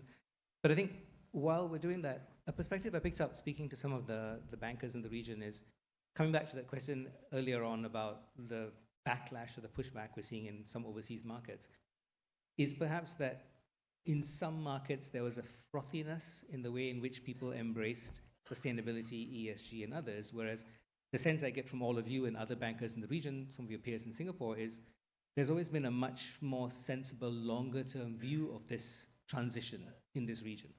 And so the kind of shocks we're seeing elsewhere, the kind of seesawing, is not happening so much here, which I think speaks to a lot. I think we know what's at stake. Absolutely. Yeah. So, and there's a recent study by Swiss Re, very recent study by Swiss Re, and I like it because they did an analysis, and they did a scenario analysis, region by region in the world. What happens if temperature increased by the year 2100 hits 2 degrees? What happens at 2.6 degrees? What happens at 3.2 degrees? And from an ASEAN perspective, so if I can just cite this, at 2 degrees increase, which is essentially the Paris Agreement, we are going to see Europe having a negative change of GDP by 8% at 2 degrees, whereas in ASEAN region it's negative 17%. Yeah, at 2.6 degrees, which is very realistic today, Europe will still see a negative change to their GDP by minus 8%, whereas for ASEAN it's minus 29%. Now, worst case scenario, apparently scientists say if we do not do anything today, we let it be on its own, we're going to hit 3.2 degrees by the year 2100. Yeah? At 3.2 degrees increase in temperature, Europe will experience a negative change to GDP by 11%, whereas in ASEAN it's minus 37%. So it is timely. Today, as we speak right now, at KL Convention Center, we're having the ASEAN finance ministers, central bankers meeting there, talking about how we can come together better, talking about the ASEAN power grid, where I think is very important, talking whatever the taxonomy is to date. 5 of the 10 ASEAN member states have very clear taxonomies. I think we're looking at broadening that further. But short answer to that, I think we know what is at stake for us in ASEAN, and I think we are taking care of business probably in a much more cohesive way than some of the other regions. I think that's absolutely the case. And oops. Oh, you've got the mic. Okay, I'll come to you one moment. Just I think a point I wanted to make on that, looking at it from maybe the commercial sector, many of the sectors you work with. My own perspective is there's been maybe an overemphasis the last few years on looking at sustainability and the climate transition from the point of view of how the rest of the world tells us we ought to be doing it. And what I've liked about a lot of what I've heard here and what I've seen in the banking sector is there's a much more grounded sense here of we know we need to do this very much from a business point of view, from a risk management point of view, from a sustainability point of view. And I think bridging that gap and ensuring that our economy, our public, our policymakers also recognize that that is actually the deep long-term drive for this transition, not what happens in Washington, D.C. or what the latest EU regulations are. I think that shift in narrative is something that is really profound, and I'm so glad you guys brought that up. On that note, sir, you have the mic. Yeah. Thank you, Joseph. This is indeed one of the best, rockstar panel I've seen in a while, this year at least. And I congratulate the panelists. My name is Dr. Shubha, and I'm founder of Heroes Global Energy. And I'm currently building a momentum here in Malaysia to build world's most sustainable model smart city.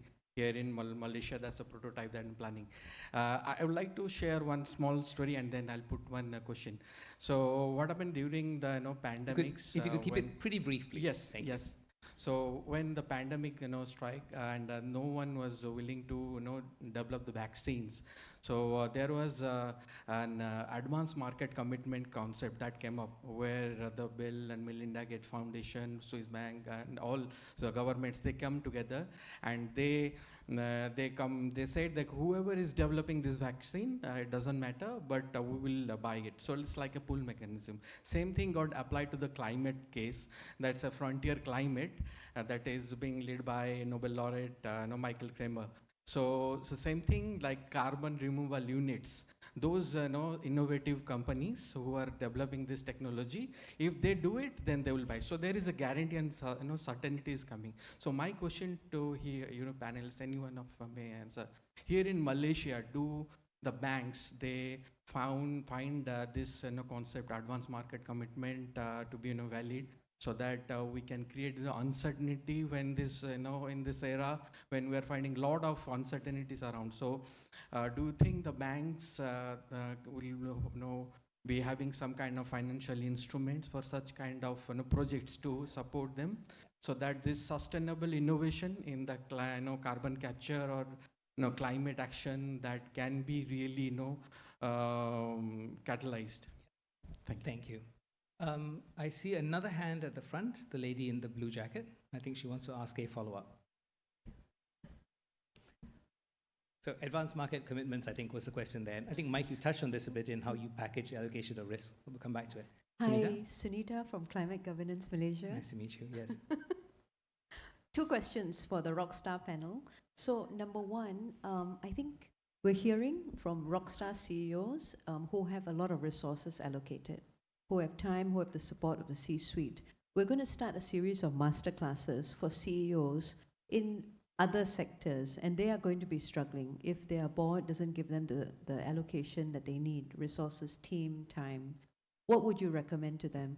And the second question is, the average age of coal plants in the region is 12 years. At the point that someone financed it, they must have known that it was going to be a stranded asset. How are you using tools such as carbon pricing, shadow pricing, to ensure that you're not caught out with stranded assets as well? Thanks, Sunita. Guys, open season, I'll maybe let you guys sort of run through and pick any one of those that you want to comment on, or if you also want to pick up on stuff that other colleagues on the panel said. Ajame, maybe start at your end.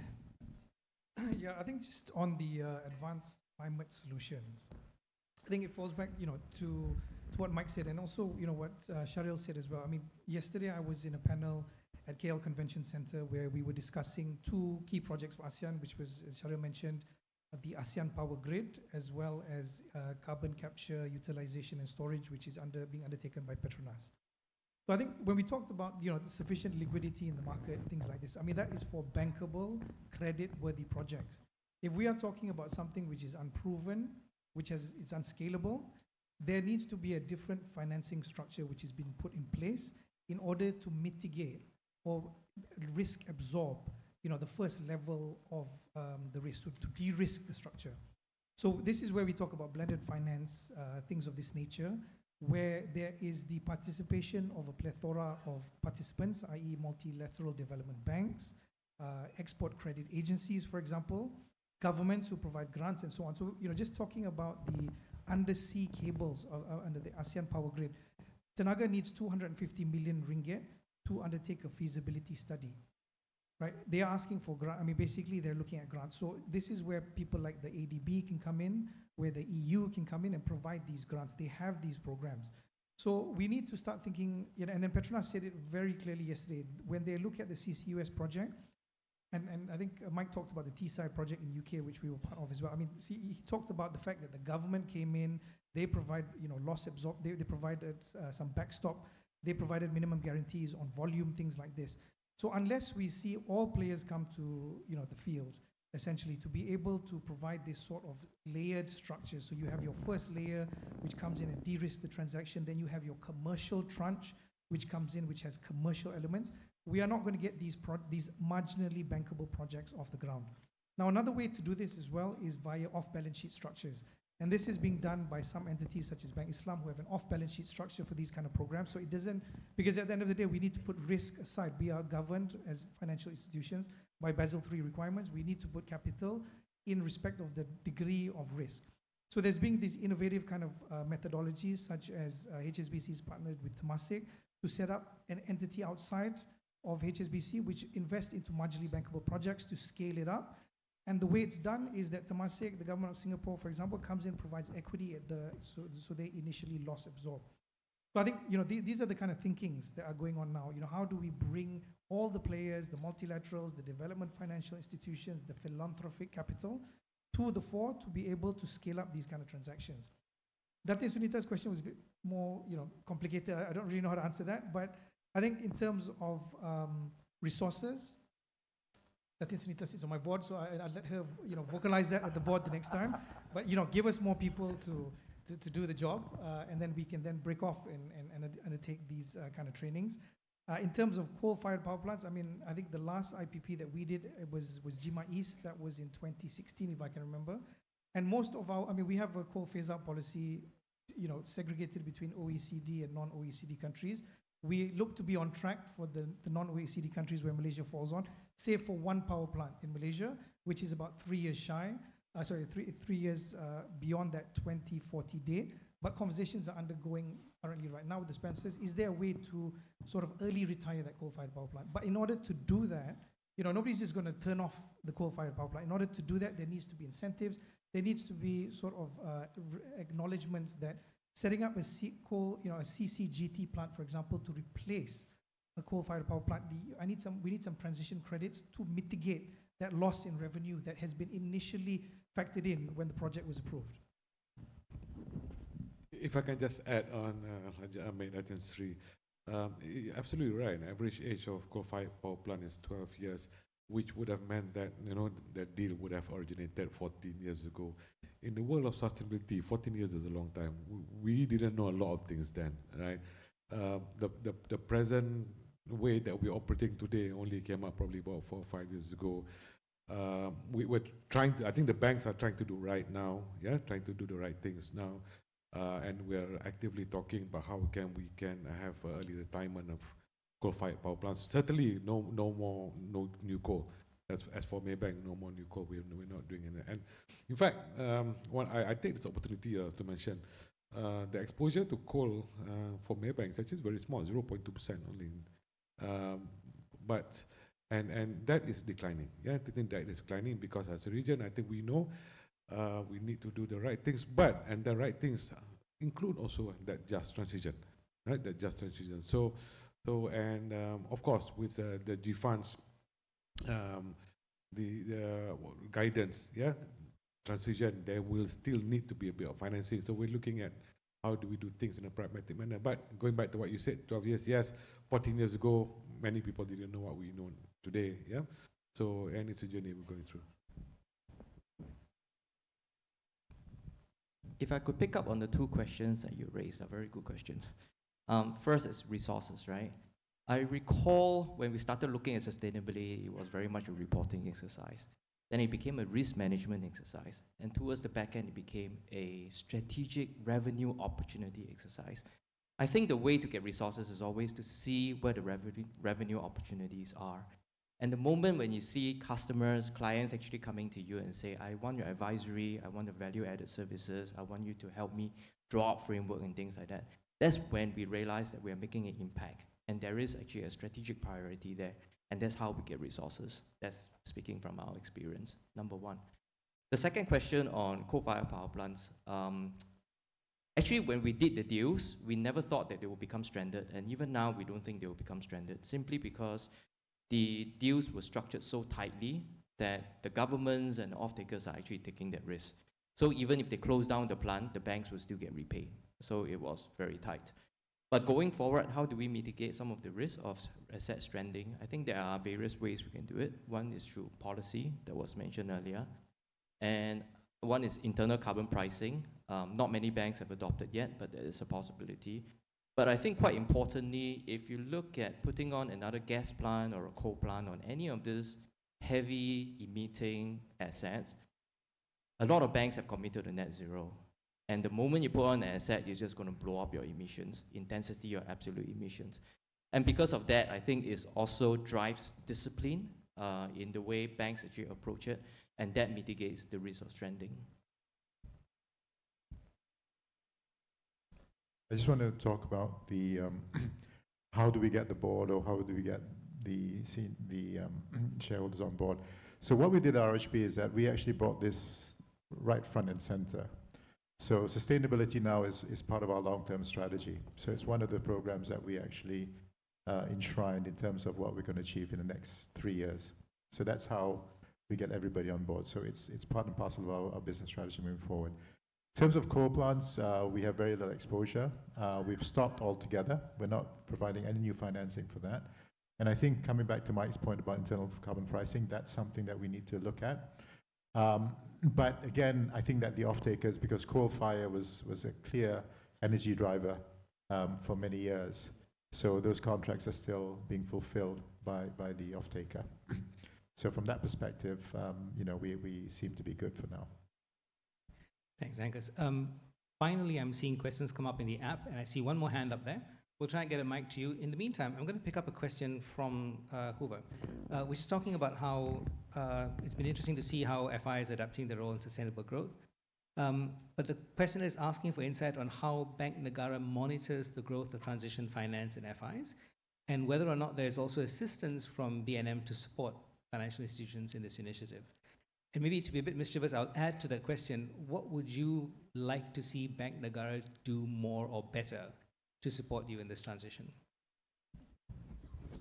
On transition, if I can just say that, and this was actually mentioned in the speech yesterday by Dato Faiz, Bank Negara has asked, or Bank Negara and SC, asked JC3 to develop transition finance framework that was mentioned yesterday. If I can just correct that, it's actually transition and sustainable finance guidance, yeah? And that is being developed by Maybank, assisted by HSBC, Amanah, and also CMB.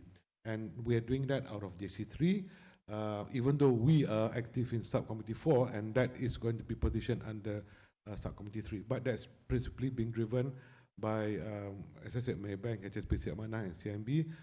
We hope to have that document ready in the third quarter of this year. It is actively supported by Bank Negara and also by the SC.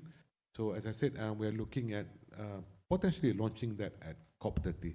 So we will have a national level transition and sustainable finance guidance framework. Super serious work in our region. There's a lady at the back with a question. I know we are over time, my apologies, but I think this is interesting enough that I'm going to squeeze out a little bit of time from lunch until somebody glares at me from the front row. Ma'am, your question. Yeah, thank you.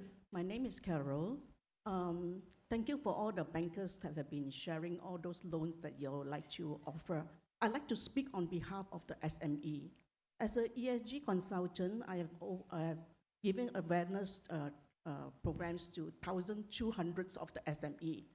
But it is not about all those mega projects, yeah? SMEs are very simple.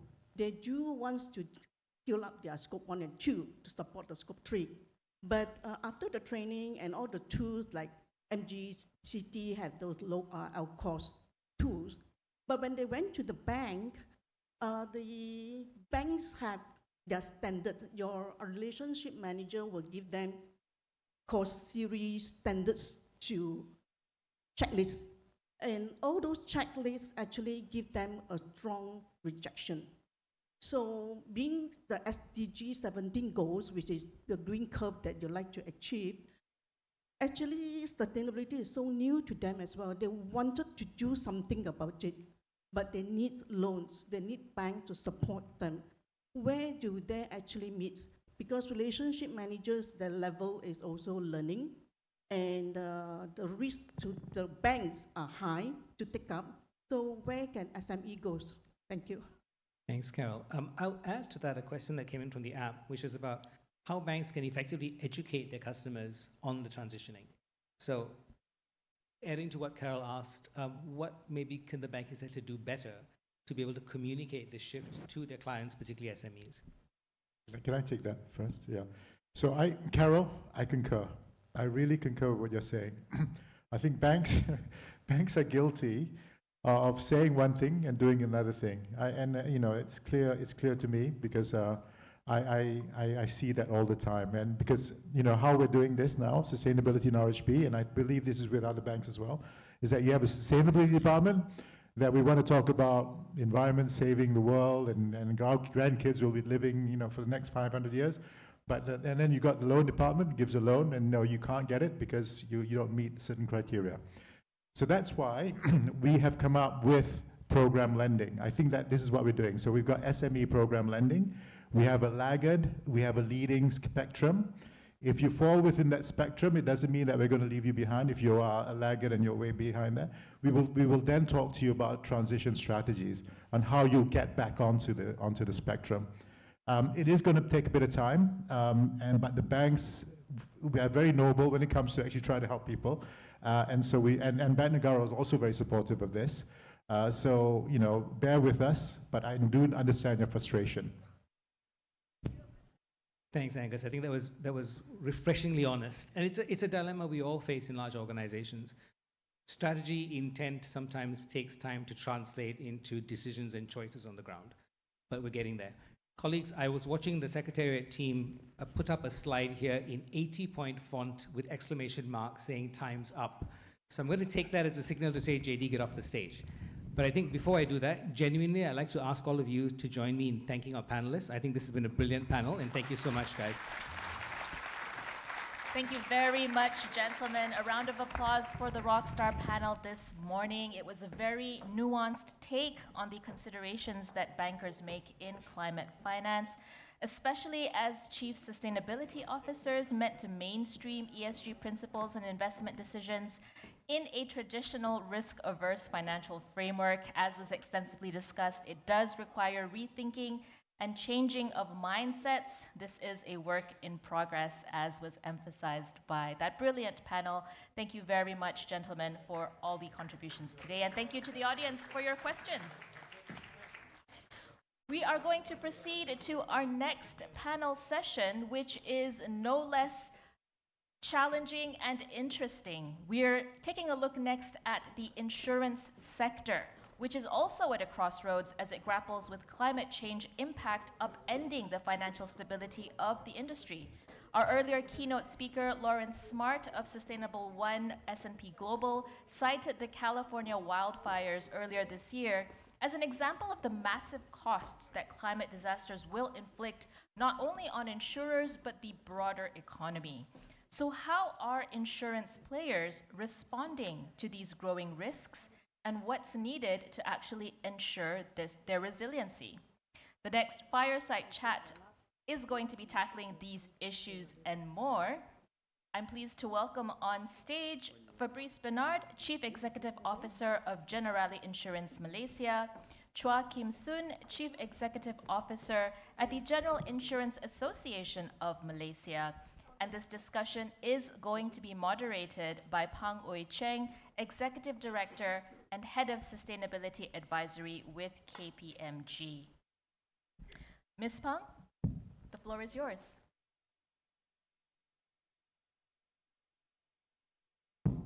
Hello? Yes. Thank you very much. Good afternoon. We'll try to make this snappy, but not finishing fast. I'm sure there's lots of questions and lots of issues that you would like to find out about the insurance sector. We don't have as many people as the previous panel, but I'm sure you'll find the two of them our two panelists very experienced with regards to the insurance sector and the insurance risks and challenges in Malaysia. So we have got Mr. Chua, whom you know, is from PM, Persatuan Insurance Malaysia. and Fabrice, which is from, I can never say your company. You're from? Generally. Very good. Right, so let's get straight into it. And I think one of the key things we all understand with the weather and with the situation that we are facing now in terms of the challenges for the insurance sector in Malaysia. And we also have to understand insurance in this case. We're going to talk generally of general insurance, right? Because none of you are representing the life insurance sector. So in terms of general insurance, I think over the last few years, we've seen a lot of incidences occurring and a lot of impact with regards to general insurance claims and all. So Mr. Chua, Kim Soon, if I may address you as Kim Soon, what are the, in terms of the the general insurance sector in Malaysia, what are the key challenges are you seeing in terms of the insurance business? What do they need to address? They've turned off the mic as well.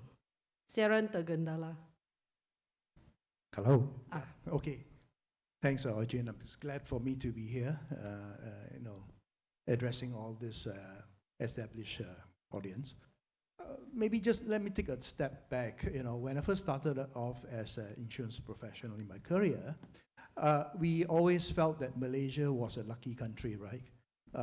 We were in the middle of, we are located in the middle of the Ring of Fire.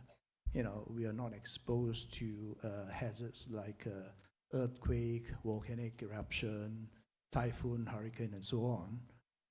The only sort of natural disaster that we faced was flood, but also localized in certain regions like the East Coast and so on. Now, wind forward now, today, the whole situation is changing and evolving very fast.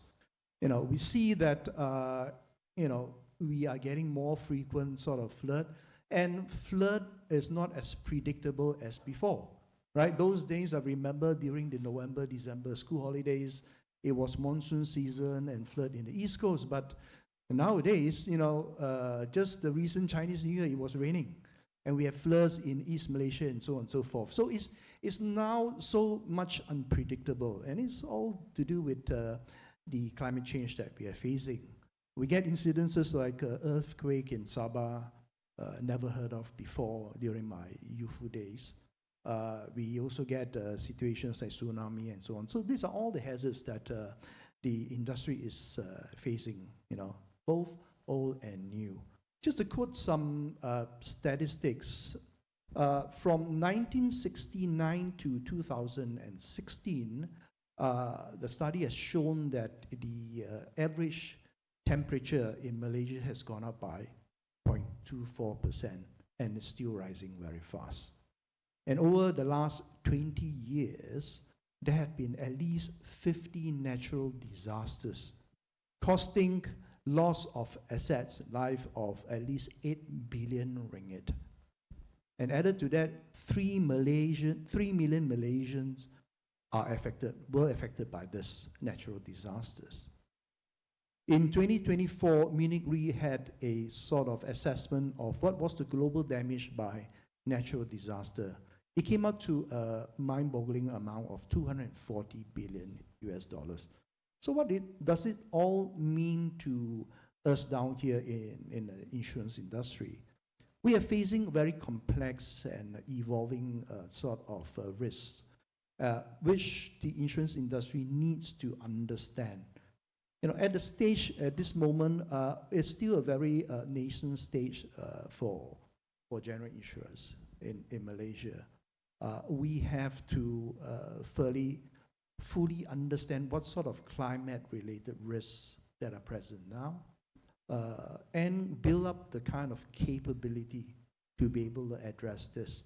So it is very complex, it's very diverse, and surely that there's a lot of work to be done by the industry to address this evolving challenges and risks.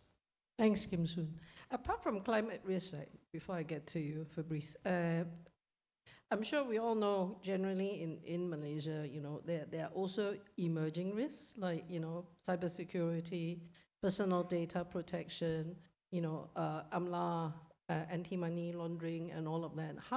Do you think that these are risks that insurance companies will have to address as well? Definitely. I mean, these are all new emerging risks with the advent of generative AI, new tech, and so on and so forth. Obviously, the general insurance industry needs to upgrade itself, expand on its knowledge to be able to understand, firstly, what are all these risks and what are the kind of data that needs to be collected to be able to build data models and then create the right kind of products to address the risk. At this moment, not many organizations, insurers, are providing products for such risks. But as we evolve along and when the knowledge level increases, the understanding of what are these kind of risk exposures coming from this emerging sort of trend, I'm sure that there will be more and more participants to this. For in the insurance sector, there are two, the way risk is generally addressed is two ways. Fabrice, you may want to step in here. From our engagements with insurance companies, you have to think about risk as for you, how the risk is impacting you as an organization, basically the outside-in view.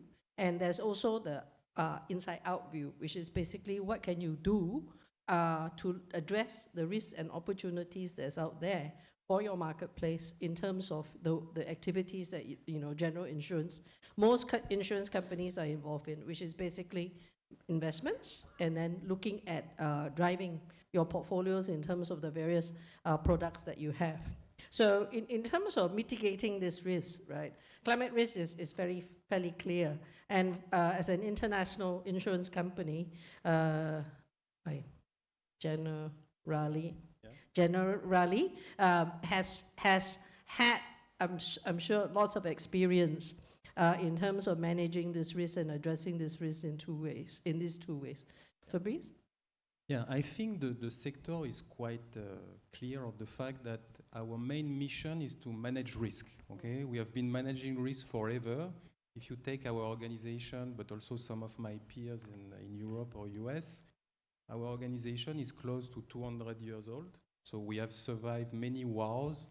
We have survived emerging risks across 200 years. So it's just a question of being able to adapt, identify, and react appropriately. I like what Kim Soon said. I just give you a small anecdote. I worked on building what generally Malaysia is in 2020. And at that time, we were actually about to make an acquisition in Malaysia. And I remember the group CEO asking me, are there some specific natural catastrophe in Malaysia? And I said exactly what Kim Soon said. Of course not. It's a blessed country. No earthquake, nothing, no volcano eruption, nothing, okay?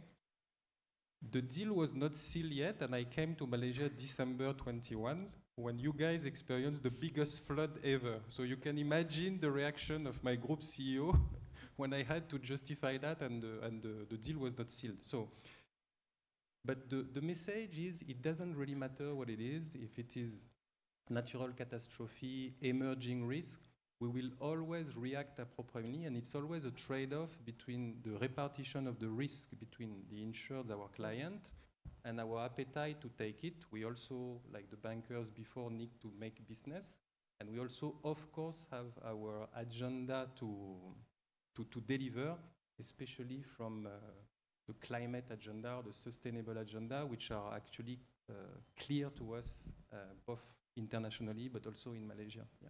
Yep. In terms of the insurance sector, right, we all know that Bank Negara has got the CRM as a climate risk mitigation and scenario analysis requirement, and also the requirement to talk about stress testing, which is basically looking at how you build resiliency within the organization. So generally, Kim Soon, in terms of the general insurance or the insurance sector, the internationals are probably ahead of that, because they've already been doing this for a good number of years. I'm sure Generali also has been doing that. So how do you think Malaysian companies have been addressing the issue of looking at factors that they need to build resiliency against? Kim Soon? Well, I think the guidelines that have been provided by Bank Negara has been quite clear and comprehensive. it covers a wide broad area, you know, governance, strategy, risk appetite, risk management, you know, scenario analysis, disclosure, and so on and so forth. So I think those are very strong and very good guidelines for organizations to use, right? Obviously, like you mentioned, that MNCs and the larger organizations have better resource, bigger resource, and deeper resource, right? And they are obviously more advanced in terms of understanding climate-related risks, and they then can embed it into their risk management framework and into their strategies. Obviously, the smaller ones, they need to have a bit more catch-up, and they need to partner with the necessary sort of stakeholders to advance in their understanding of this.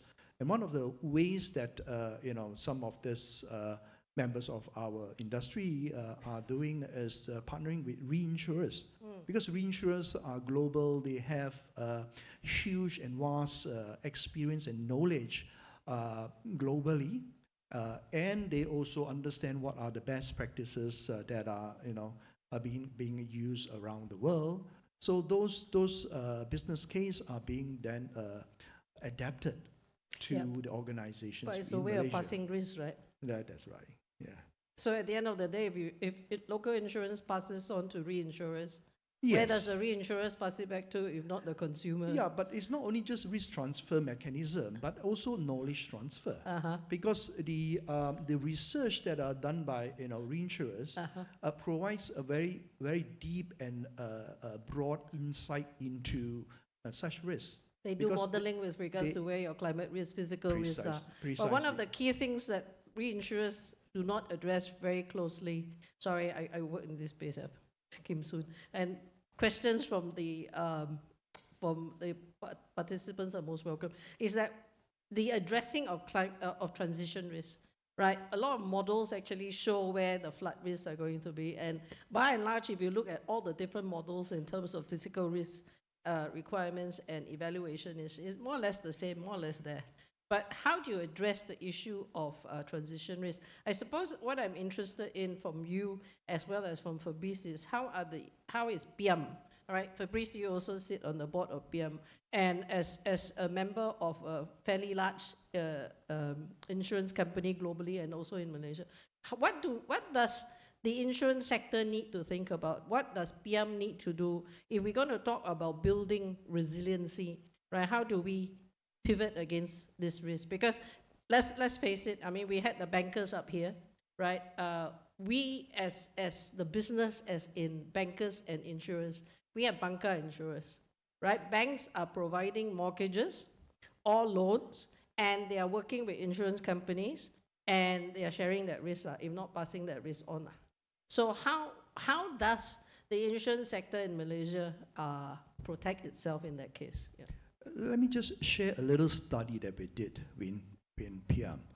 We did a mapping of flood in the whole country, right? And the usual suspects comes up, East Coast and certain parts of Johor and down south, and a bit of parts in East Malaysia. Then we map onto, this was specific to motor insurance, the flood extension covers, right, to motor insurance products.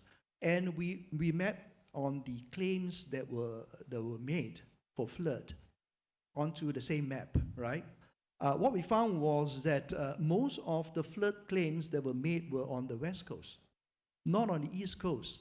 So one of the key, underlying sort of study that came up from there was that it was about customer education and awareness, right? There was stronger sort of awareness and higher level of awareness in the West Coast, obviously, because the bigger cities, they were more internet savvy, they understand, and maybe there were a stronger network of intermediaries to explain that, and there were more education, so serious education seminars such like this, right?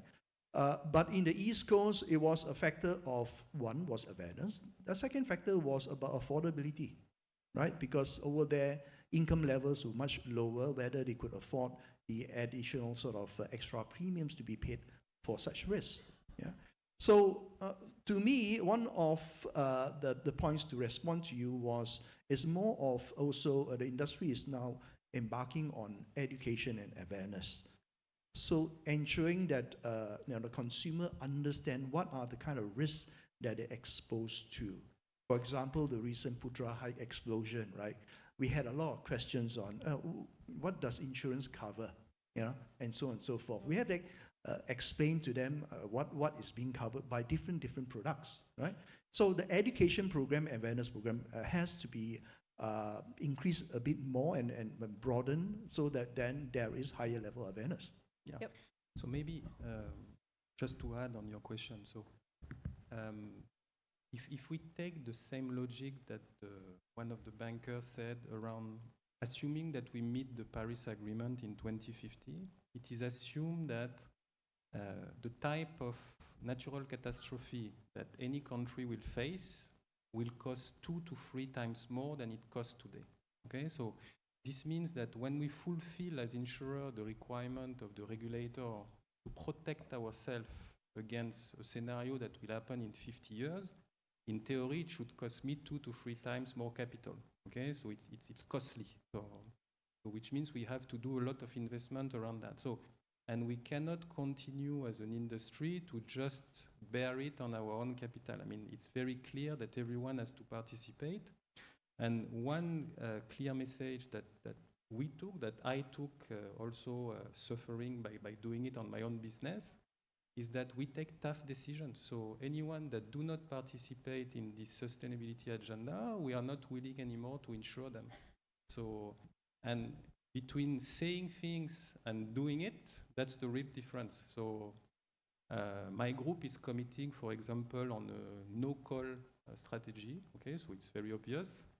Applying that in Malaysia, it's difficult. It's very difficult. We had to do it. I lost a lot of my turnover by doing that, but it's a decision that we are proud of at the end. So by doing that and by continuing to actually invest in what counts on also our sustainable agenda, that's the way that we believe is the best one to go through this agenda. And we want to partner actually with the business sector that are keen also to have a transition journey. This is very important. So no transition journey is something that should be excluded from the discussion nowadays. It's very important that, of course, the big industry, the Bursa one, have realized that already, but it should go up to the SME sectors with all the help that the government can provide and the assistance of the private sector too. That's how we see it. Yeah. In the street. One of the things that, working with the insurance sector that I find is that, as you say, Fabrice, addressing the tough questions, right? When you talk about investments, in Malaysia is fairly difficult. If you commit to net zero finance emission, what it means is that generally what it means is that you do not finance, you do not invest in stocks such as TNB. You do not invest in stocks such as Malakov because they have coal-fired power plants. But generally in Malaysia, we have very little options because they are blue chip. And what else have we got to replace that, in terms of, for the insurance sector particularly? So if we look at the transition financing requirements and all, that means then a lot of companies, a lot of insurance companies will have to expand their scope. But what else brings that sort of yield as the blue chips? So what would be your advice to the Malaysian insurance companies then? I mean, you bit the bullet, it was painful. Yeah, of course. So I like the question that Datin raised about the 14 years of the coal plants. So we started our journey in the group 10 years ago, roughly. Okay, so at the beginning, it was quite early days, no real stuff, and we always believed in the long-term commitment, actually. But, and this is also what the regulator is trying to do, if you don't put KPIs to it, if you don't incentivize your people to achieve on a yearly basis certain steps, it will never work. So I think what is very important is to fix ambitious target every year across this 50-year or 30 years journey. And this is what we have been doing. It's the second time, second 3-year plan that we are going through, like some of our peers. I'm not saying we are the only one. And we always try to overachieve our target. I am incentivized on sustainability target, and most of my people are too. That's really the way forward. Today, in Malaysia, even if you have industries that are deemed not very green, they are also on a transition journey, and they can also issue bonds or things that prove that they are investing into green energy. So that's what we want to buy, that's what we want to invest in. Today, 30% of my assets are already certified as sustainable investment, and my target, my personal target as CEO for 2025 is to go to 40%. And I'm still low compared to my group target, but it's very important to put that in. So taking the tough decision when it's needed, because no choice, and then pushing the team to overachieve the target on the sustainable. That's the only way forward to meet the Paris Agreement target, which again is a compromise agreement, which means that it will be great to achieve, but a lot of people are still doubtful about it. Yeah. So Kim Soon, where do you think Malaysian insurers is, general insurers? What hills do we have to climb? Well, I think it's more of a psychological hill, right? A mental block, because the awareness and the sort of urgency is still a little bit lackluster there, and there needs to be a strong push. And I see that the latest policy document from Bank on risk, climate risk management, is going to be a big push, because it sets very clearly that the direction has to come from the very top. The board needs to have the responsibility and have key oversight over this. So like what Fabrice said, then KPIs will start to be part of the total KPIs of the whole organization. It then percolates down. Everyone will then need to keep to it, and then that keeps the momentum, and that will create a momentum for that. But a lot of insurers, Malaysian insurers, are not public listed. So, apart from being licensed by Bank Negara, the key drivers that we actually have is with regards to Bank Negara requirements. And we are hampered. I mean, the whole industry, life insurance, general insurance, is hampered by the fact that, number one, Malaysians are generally underinsured, as you said earlier. And number two, we don't have enough data. Right, so let's hear from the international perspective first. How do you generally overcome the data perspective? You do need this to do your actual modeling. You do need this to actually determine your risk and for your products and for your pricing as well, right? So yeah, Malaysia is still considered underinsured, both on life and GI compared to certain market, but it's still not the worst. I mean, it's still a very decent coverage. We actually have a lot of data, even for Malaysia. Our reinsurers, like Kim Soon said, have a lot, from the exposure.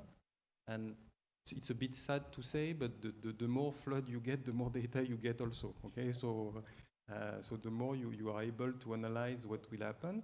And the models are more and more complex, more and more internationally driven. Of course, when you are an international group, you also have a diversification factor between countries that also help. But you still run pretty much a local agenda. So I will say the question of data versus affordability, that's not really the problem. For addressing the insurability of a risk, especially there were a lot of questions for SMEs.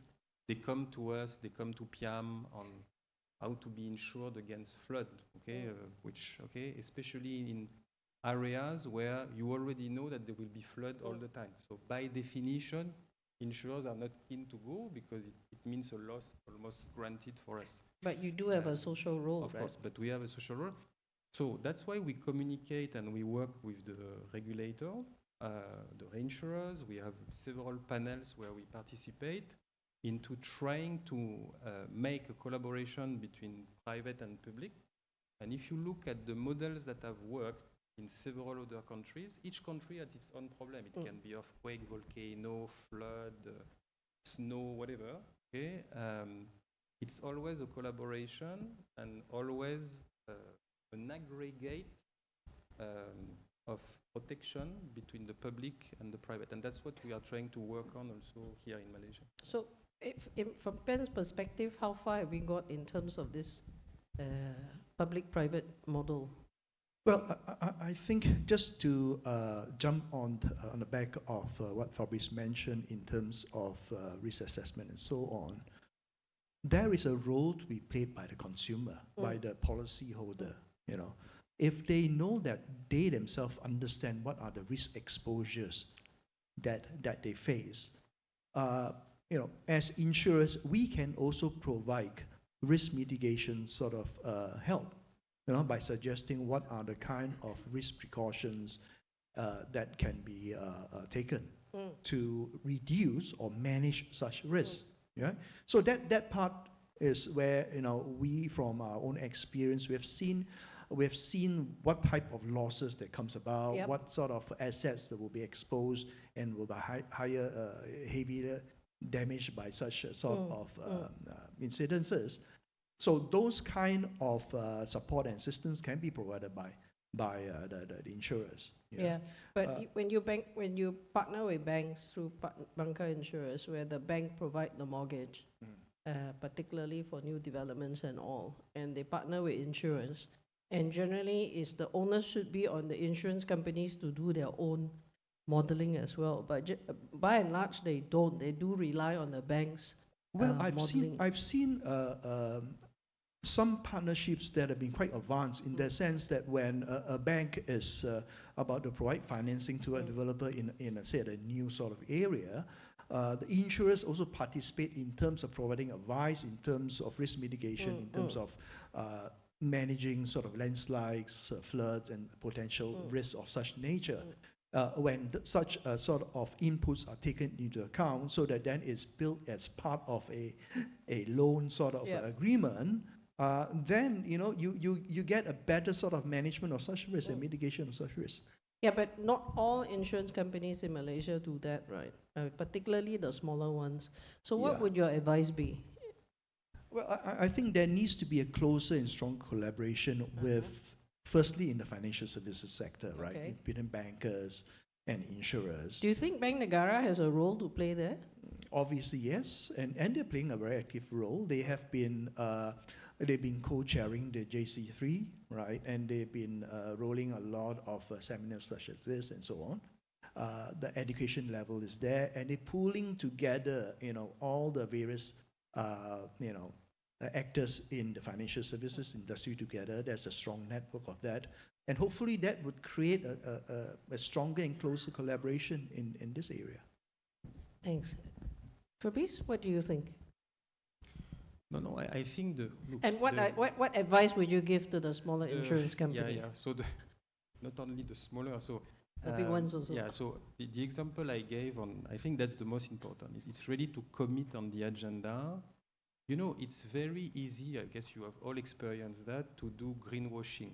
Okay, we talk, we just fulfill whatever the regulator wants. We tick the box, and we are green. Okay, so but when you have to take the decision of renouncing of business, okay, so be it for a bank or an insurer, it doesn't matter. So you take the sound decision to say, I refuse to do it in a growing economy like Malaysia, where easy business, you know, your GDP grows by more than 5%. It's much higher than Europe and any other economy. So naturally, the business is coming, okay? So, and you refuse to do it based on your convictions and the agenda of your group. So that's the first step. And the second thing is really to embrace, as I said, the KPIs. You need to actually push yourself to achieve your sustainable agenda, especially from the climate thing. What the 2021 flood has shown to Malaysia, again, I was not there, but the companies took it also, is that it triggers the importance of the protection that is being given by our reinsurers and the need to understand better the needs of the customer and the protection that we are willing as an industry and as a country to give to them. So it's all about data, it's all about commitment, and it's all about, and I think that's will be my last word on this, yeah, embracing sustainability by what it means and not just ticking the box because you have to anyway. Yeah. Well, I think, yeah, we've gone into question and answer. Are we having question and answer? No more. Any question and answer? No. No questions. Okay, I think the end of the day, what is important for the insurance and for companies is that to recognize that ESG risk, climate risk, business risks are the same now. You know, it is something that impacts your bottom line. And I've got clients which basically have told me that insurance companies have told them they're not insurable anymore. And that's something that I think, as Kim Soon says, business and industry, insurance and industry need to work together to come to a resolution, because if they are SME business, these are things that they do have to address, and that's something that you, as the insurance sector, will have to address as well, because I think the exposures, if not, can be quite great. With that, I thank you, Fabrice and Kim Soon. Thank you very much. Thank you. To everybody. A big round of applause, please, for Kim Soon and Fabrice, as well as Oi Cheng, for the discussion on how climate change is impacting the strategies of insurance players, and also how the industry is tackling the very difficult challenge of providing adequate climate protection as these risks increase. No doubt more collaboration is very much needed among all the financial stakeholders in order to resolve the challenges that we're going to be facing for many decades to come. Ladies and gentlemen, if you haven't had the opportunity to, do check out the Whova app and also submit your questions. If they haven't been addressed at this time, they may come back to that at a later point. So please do check that out, and don't forget to give us your rating on all the different sessions that have been held today. Distinguished guests, ladies and gentlemen, we're going to proceed with the next agenda item. As we've seen in the discussions held over the past 2 days, there is no one-size-fits-all solution in terms of sustainable strategies. Each business is going to have to navigate its individual challenges and circumstances to find the right pathway, and this is going to vary by industry. So for insight into how major consumer retailer Carlsberg Group is addressing sustainability imperatives, we are now going to hear from the group CEO, Aarup-Andersen, who recorded a fireside chat with CGM founder Datin Sri Sunita Rajakumar. Please cast your attention to the screen. Hi, Jakob. Great to see you again. Since we last met during your visit to Malaysia in February, thank you so much for agreeing to this fireside chat. Tell us about Carlsberg's climate ambitions towards zero. You are the global CEO of the Carlsberg Group. How are you planning to steer the sustainability agenda forward globally? And take us through what towards zero means. Well, thank you so much. And first of all, thanks for having me here on a very important topic, and great to see you again. So it's great that we can continue our conversations on this very important topic. There's no doubt that this is an area we take very seriously in the Carlsberg Group, and it's also, we made it a foundational part of our strategy that we announced last year, Accelerate Sail, as it's called. When you look at the mission and vision, as you say, we call the entire sustainability program Together Towards Zero and Beyond. And it's been up and running now. This is the third year it's running. It started in 2022. And the whole idea is that the end goal is to bring our net carbon emissions to zero by 2040. For us, Together Towards Zero and Beyond is a program that is about, of course, dealing with the climate crisis that we're facing, and therefore especially the emissions that we as a company emit. But it's also around dealing with inequality. It's around broader climate change, and it's also water scarcity and social inequality. So we're working on a number of different themes as a program. It's very much focused on specific impacts. It's focused on tangible actions, and it's an overall base of getting to net zero, but within that, of course, a number of components. And if you let me indulge just a little bit in that, overall, if you look across our scopes 1, 2, and 3, when we look at that today, our own scope 1, which is our own brewery, is only down to 10% of our total carbon today. And we can now see with the plans that we've done for our 83 breweries globally that we will, by 2030, be net zero on everything that is within our own scope, which is great. But that also means the majority of the work is in scope 2 and 3. And here it's especially around agriculture, which is around 25% of our carbon footprint, and packaging and packaging waste, which is around 45%. And that's your cans, your bottles, the packaging, the wrap around them, et cetera, et cetera. So a massive amount of work that goes into that. And then we have specific targets on a number of other themes that I wouldn't diminish, but we don't have a lot of time to double click on. But anything from broader water scarcity, responsible drinking, diversity dimensions, health and safety, etc. Because for us, bringing a broad sustainability agenda to the company is not just about carbon, it's also broader than that. Then, if you wouldn't mind, if I may throw in a couple of examples, because I think that makes it live a little bit better. So if that's okay with you, Sunita. Absolutely, please go ahead. Okay, good. Then I would mention actually three examples from Asia. And so one is if you look in Vietnam as our first example, here the aim is to reach net zero emissions already by 2028.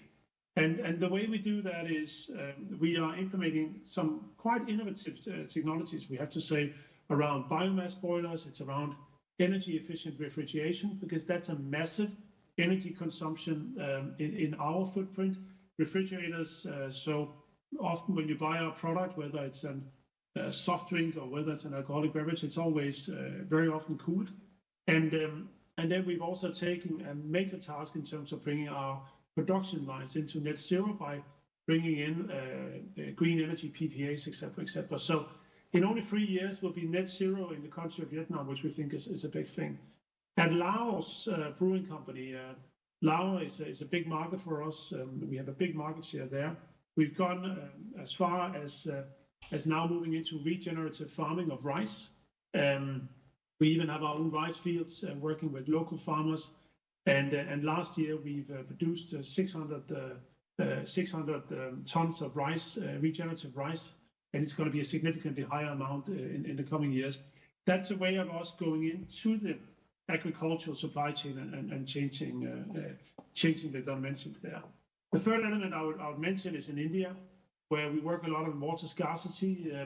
We've set some globally leading targets around the water usage in high-risk areas. And in India, we're running a number of projects. I was just looking recently at our work in Insurer, where we are now looking at 85,000 cubic meters of water replenishment on that specific project. And it's for us, it's especially important for areas that are high-risk areas around water consumption, that our breweries are well leading in terms of the water consumption that goes into the product. So just 3 concrete examples from Asia to also give you a little bit of meat on the bone, if that's okay. I think that's so impressive, especially nowadays when we see so many business leaders pulling back from ESG.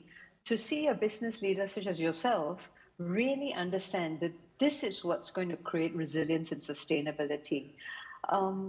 Aside from all these impressive examples, what in your mind would be like the top of the best practices? I understand you have a newly opened brewery in China. Could you tell us about that? Yeah, happy to. And on your initial comment there, I would just echo what you said. I think you're spot on. I think if people think that we do sustainability because it's a nice thing to do, we do it because, one, I think we have a broader duty as corporate citizens and as human beings on this planet to own this agenda. But 2, my stewardship of the company as the CEO, I need to look at the resilience of the company and making sure that it's also resilient and relevant in decades from now. And if you don't own a sustainability agenda today as a CEO, I think you're really missing out, and you haven't understood the broader purpose of what it is you do. On specific examples, I think globally leading example for us is our recent Foshan brewery, as you mentioned. Foshan in the Guangdong province in China. It's an amazing state-of-the-art brewery that not only will boost our local production, it's our 27th brewery in China that we've opened, but it's a high-tech, state-of-the-art, incredibly productive, so as you would expect, very efficient, very productive, but it's also for us, we made it, you could say, a beacon or a lighthouse in terms of our sustainability efforts. And I could probably spend half an hour talking about it here, but I won't. But I will give you some examples. And as an example, we have integrated solar panels across the entire building, which means that we are generating the own energy that the brewery uses for the production. It's fully automated to a level that you have not seen at other breweries before, which means that the electricity that we generate ourselves can then run a large part of the brewery. At the same time, we have created an underground rainwater collection system, which is the first of its kind. We are in the Guangdong province, which is well known for abundant rainfall, and we've created a system that basically collects and treats the rainwater, and then it gets reused into a number of different processes at the brewery with a new technology that we basically we call it the first sponge brewery in the world, and from that perspective, we make the water. It's a self-sustaining brewery from a water perspective. Of course, we will need to use extra water. We cannot purely use rainwater, but on electricity, solar, water, it's state-of-the-art what we're seeing. So very proud of that, and hopefully that can also be a lighthouse, not just within the Carlsberg Group, but also broader for production facilities more broadly. As an example, also, we try to ensure that all logistics are also purely electrified, so all of our forklifts are electric, etc., etc. And as I said, I could go on for a long time, but it was important for us that when we built new greenfield production facilities, that we truly use them to test case all the latest technologies within sustainability. Because when people talk about sustainability being a potential extra cost, etc., I think you're missing out on the fact that a lot of new technologies are coming through that are actually becoming cheaper and cheaper, more and more efficient, and in so many ways will give you a double or triple bottom line when you invest. It's inspiring to see the group pushing ahead, not just a net zero target well before 2050, but I love the concept of a sponge brewery, because as we all know, fresh water is going to be a critical crisis all around the world. Now, some businesses might say, oh, but this is happening in other countries. In Malaysia, it's going to be really difficult. So can you just walk us through how easy is it to be sustainable in Malaysia? What do you think? Yes, I will start by saying I think everything I've said here pertains just as much to Malaysia as a society and in terms of the opportunities for business in Malaysia. We have a phenomenal business in Malaysia. We have a great team. I was in Malaysia only a little while ago, a month ago, and I was blown away by our organization, our team, but also blown away by Malaysia in general. A very thriving economy, a thriving society, and it was great to see. When I look at what we've been doing in Malaysia, it's one of our lighthouses within sustainability. So there's definitely no excuse if you're in Malaysia to say, oh, it's different here. It's not. If you look at our Malaysian team and you know our business is a very big business in Malaysia, the team has reduced our entire carbon footprint over the last, since 2015, they've reduced it by a third, so 33% is the reduction in our value chain carbon emissions, which is a big thing. What they've done is, if I pick on one, they've done amazing work on packaging, as an example, in terms of creating returnable bottle schemes, recyclability. We just even introduced now our unique blue 1664 bottles, which are very special. We've also made sure they were introduced into the returnable bottling system. So there's a strong focus on recycle and return and reuse. Where they're really setting new standards in the organization. And at the same time, if you look within our brewery, all waste materials are being reused. And then, listen, we're talking cans, corrugated boards, wrap, everything that's being used within the brewery is then being recycled and reused.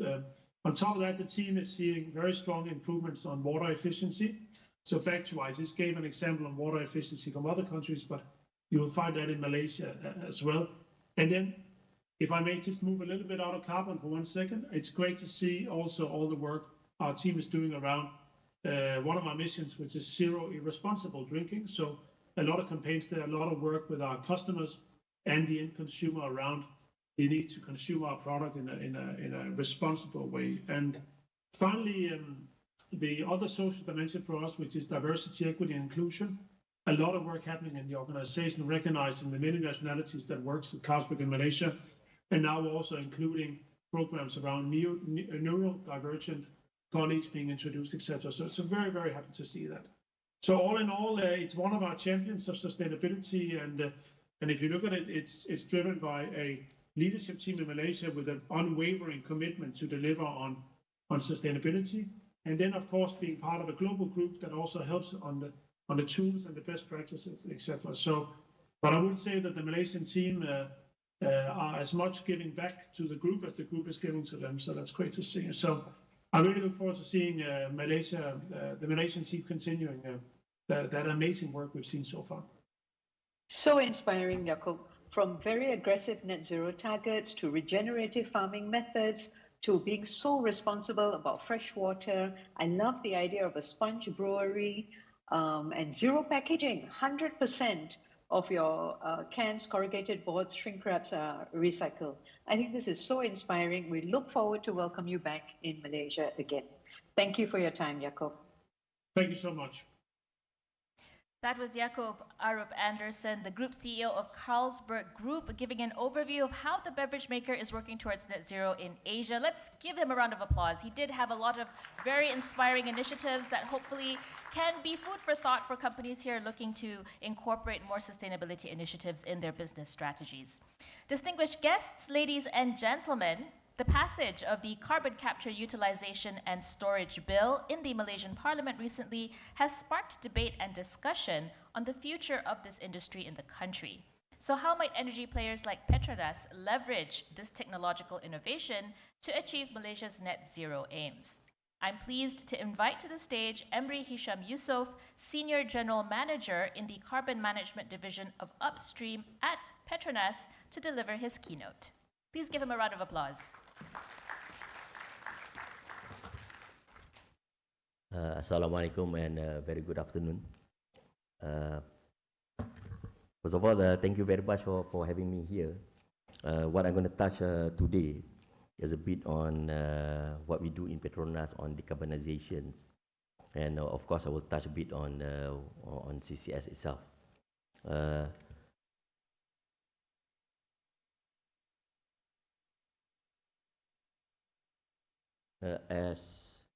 As mentioned, probably a lot of you knows that CCUS has been mentioned in the NETR, the National Energy Transition Roadmap, and also as part of the NIMP 2.0.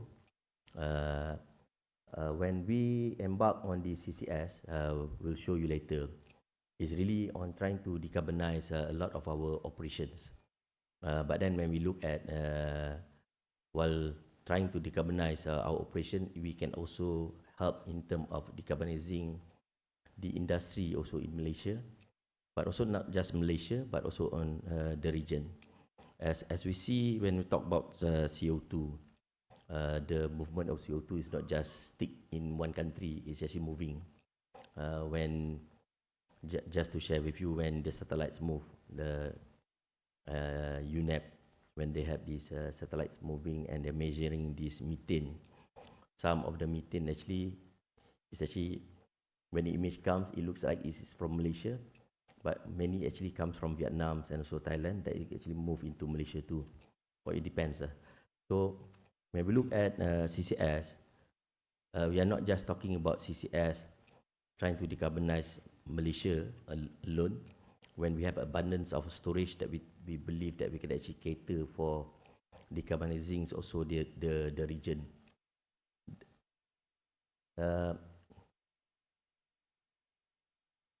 I'm not sure whether you've seen this yesterday.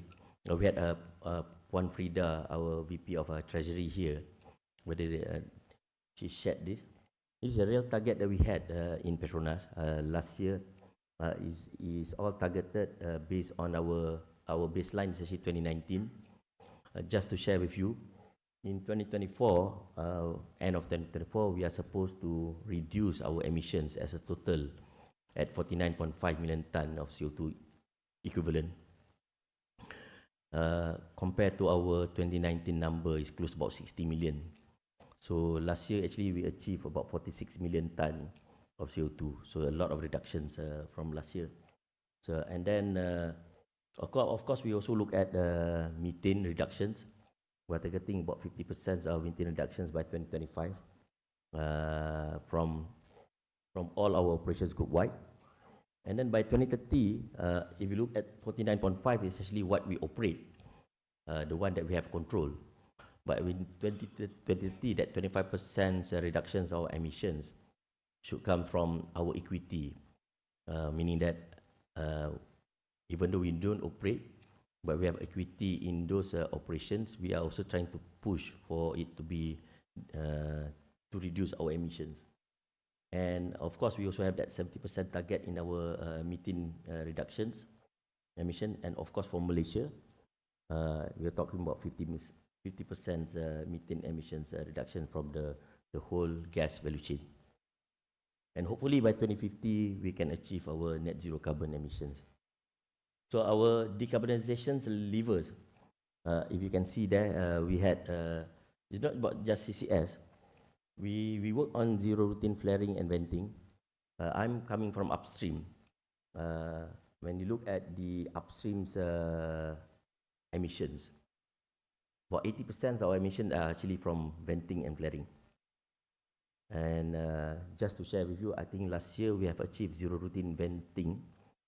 When I said zero routine, non-routine, sometimes when you have safety issues, we do have to vent. But day to day, you're not supposed to vent. So we had close to about 22 facilities last year in Malaysia that we have met the zero routine venting. On zero routine flaring, we are targeting to meet the zero routine flaring by 2030. It happened that we had a similar number as venting. We had 22 facilities with flare. We have actually reduced it down to 4. We're left with 4. So these are a bit more complex. Not easy to actually go into zero routine flaring, but we are looking for solutions now. Just for everyone's awareness, a lot of facilities are actually 40 years old, 50 years old, and to go really zero is also a tough things that you have to do. But we do spend to actually decarbonize this. And we talk about energy efficiency because most of our operations are actually offshore. We have our oil and gas facilities, the rigs, the platform, are all offshore. We have to generate power, and the only way to generate power offshore without any power grid from shore, right, is actually have to burn gas. So we have to combust gas to create power. So a lot of our emissions now, our focus are actually on energy efficiency, trying to see whether we can actually reduce the amount of gas that we burn, right? I think from we have actually reduced about 20% from last 2022 to 24. We have actually reduced about 20% of our fuel gas that we actually burn. We are moving ahead to see whether we can actually reduce further. And then, of course, we look at electrification. As part of Petronas, we do have a Jentari that look at renewable energy, solar opportunity. But I think the opportunity when it comes to green power in Malaysia, I would say kind of limitation. We look at wind, we look at solar, but wind I think is very limited when it comes to Malaysia, because the wind in Malaysia is quite slow to turn the turbine. And then, of course, the last options that we have to look at is actually carbon capture and storage. but I'm not seeing the last one, but we're actually doing almost all is parallel. Right? So when you talk about net carbon zero, then people ask, what about carbon credit and all those things? Are you also looking at those? It's going to be the last after we do all this effort. Right? So let me share, since 2013, actually we actually embarked on decarbonization since many years ago. Since 2013, we have actually reduced from our operations upstream at about 66%. And you can see we are pushing the limit. We are trying to further reduce our emissions from our operations. So if you can see the blue bar, the light blue bar, that's where our venting and flaring, you can see that number actually reduced a lot. Now let me touch on CCS, because I think a lot of people got excited when it comes to CCS. This is not anything new to Petronas. Last time when we did CO2 injection, it's actually for us to enhance oil recovery. But I think when we do CCS, we are not looking at any enhancement of oil recovery here.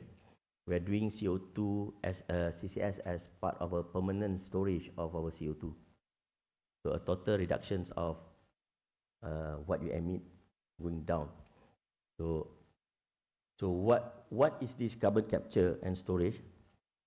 Just to let me first explain. There are three objectives for us to do this CCS. Number one is actually this region is still require energy. A lot of energy comes from gas. So for us actually, for Malaysia, we require gas so that we can generate power for the whole Malaysia.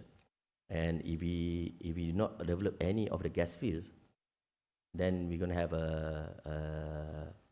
there will be, I would say, an emergency, I would say, when it comes to power generations in Malaysia.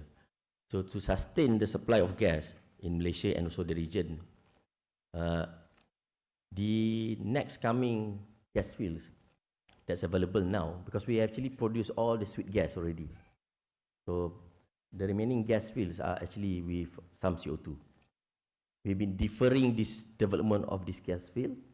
For now, it's time that we have to, because I think we have limitations of gas that we have available in Malaysia.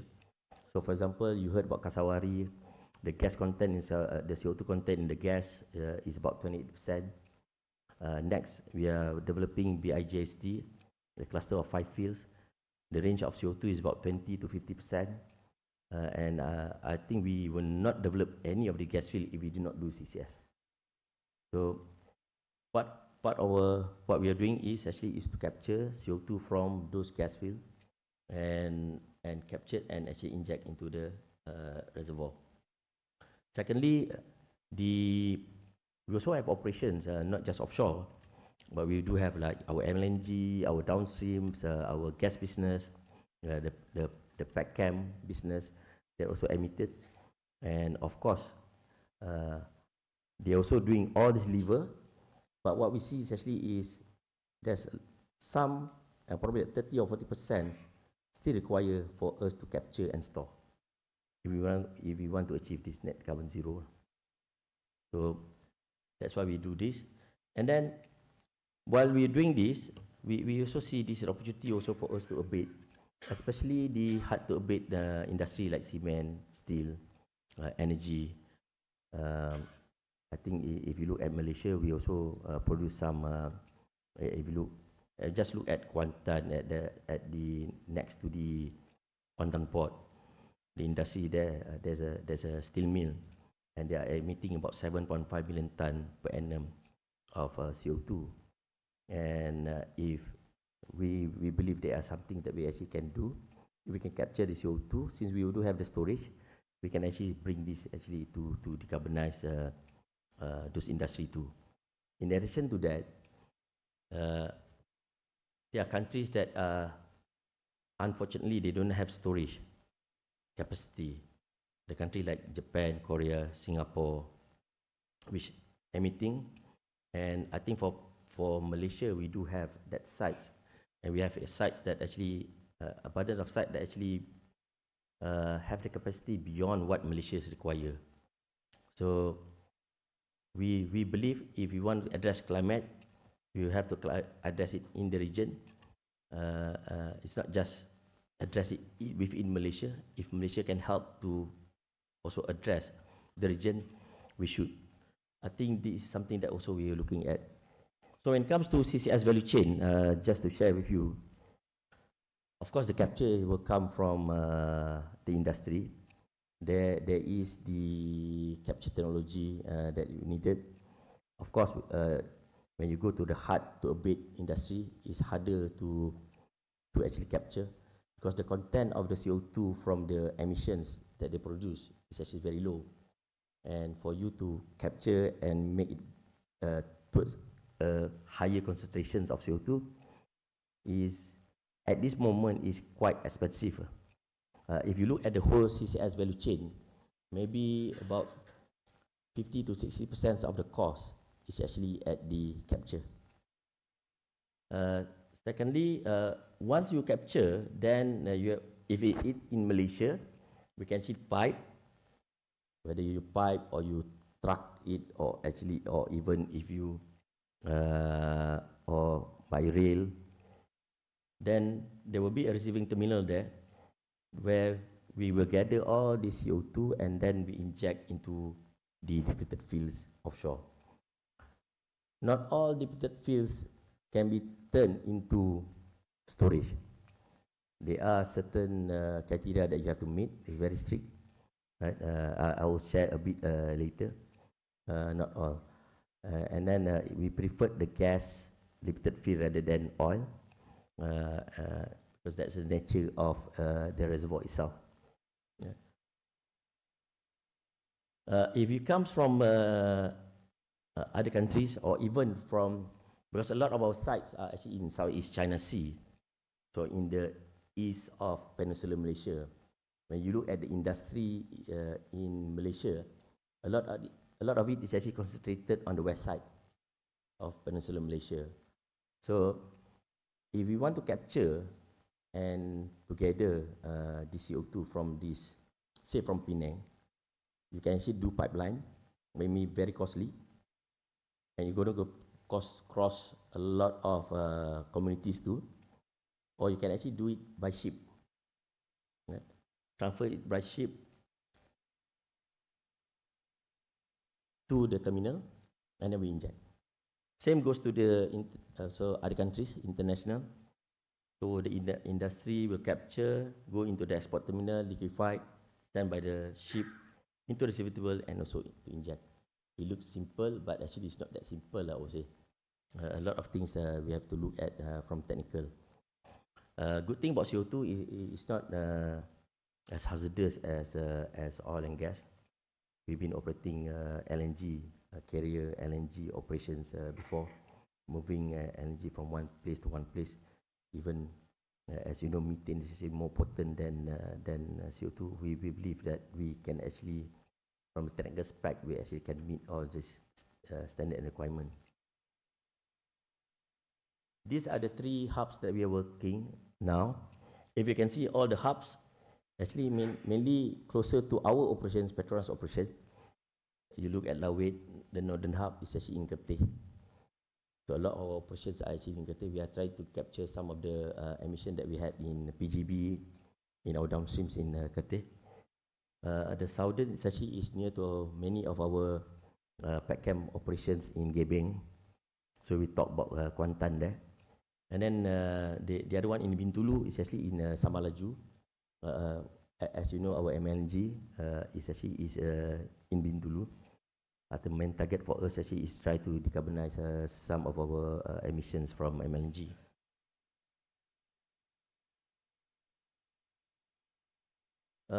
This CCS, I think, is not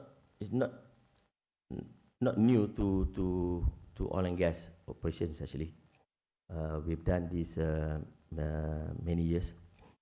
In Malaysia, we have done, as I said, we have injected CO2 before for EOR, but just for your information, actually Petronas have decided not to proceed with any EOR or EGR. So when we see CCS in Petronas, it's actually for permanent storage, not for us to actually increase in terms of our production. So you can see that I think Sleipner is actually the first fields offshore that have been injected for permanent storage. Yeah? For permanent storage. It has been there for many years, 20 plus years already. And then the requirement is actually, it has to be deep underground, 1,000 meters below the seabed, the reservoir itself. But in Malaysia, unfortunately, most of the reservoir actually about 2,000 meters below the seabed. And a lot of these reservoirs are actually has contained gas before, so we know safe. We must have an impermeable seal. So a lot of our reservoir, if you look at oil and gas even, must have that seal. Otherwise, you cannot contain the oil and gas. So what we are looking at is actually is the same seal for us actually to be able to keep the CO2 within the containment, also the containment. And if you do this permanent storage, it will take many years. It can also be mineralizations. It can turn into mineral.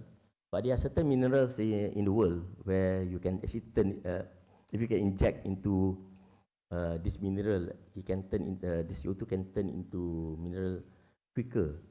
I think, unfortunately, none in Malaysia. I think some, Malaysia have, but very minor. But I think in the likes of Middle East, they have this. If you can inject, if it would take 20 or 30 years for it to mineralize, I think in this reservoir, this type of reservoir, you can actually do it in 10 years. You know. And then, of course, there's also the requirement for us to closely monitor the CO2. Just to share, I do not address any of the CCS Act here because it was not gazetted yet. We haven't seen the, but just part of information. I think there will be an agency, not Petronas, there will be an agency under Kementerian Ekonomi at this moment that will look on the CCS. There's a stringent requirement that involve the Jabatan Alam Sekitar, the DOE, NRES, MKN, and many of these Ministry of Transport, and that will come up with the regulations. I have not seen the regulation. As I said, it is actually with the government, so they will come with the regulations what is needed. Just for information, when talk about closely monitored in our operations, we are supposed to monitor the movement of the CO2. For example, in Kasawari, we have fiber optics in our wells that we can actually monitor. In addition to our modeling, in addition to that, we are taking some of the seismic data practically, so that we know where is the locations of the CO2 plume, and we have to do this not just within our operation. Just to share with all, post closure meaning that after we finish our injection and we close the site, there is a requirement by many countries, many governments for certain number of years that we still have to do that monitoring before it can be considered safe, before we can actually hand it over to the government. So I think if you look at the like of certain country in, they are talking about 20 years. Indonesia was talking about 10 years. I think Canada is actually moving towards 10 years. So this is a post-closure, so you have no more operations at the time. You still have to continue to have the monitoring. So for it to be successful, of course, they need a supportive legislation. As I said, it's not just, we have the CCS Act recently. We want to see what is the regulation. And then a lot of it also we need to have this government support. Just to share, the discussions that are happening in the government now, it's not just about doing the project. They're talking about the carbon movement, accounting. They're also talking about, at the moment, the safe environment, how do you measure that? So all need to be abided by any of the developer. And under the Act, Petronas is not going to be the sole developer. Any company can actually apply and do CCS.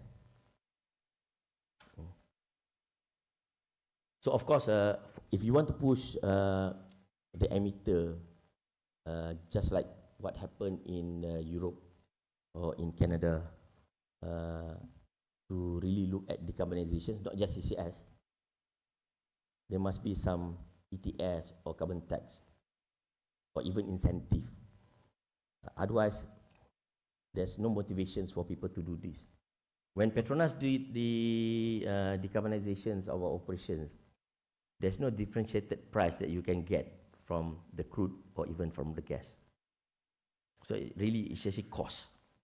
So you can imagine if this is if you impose this to our industry, right? It's going to be cost to them.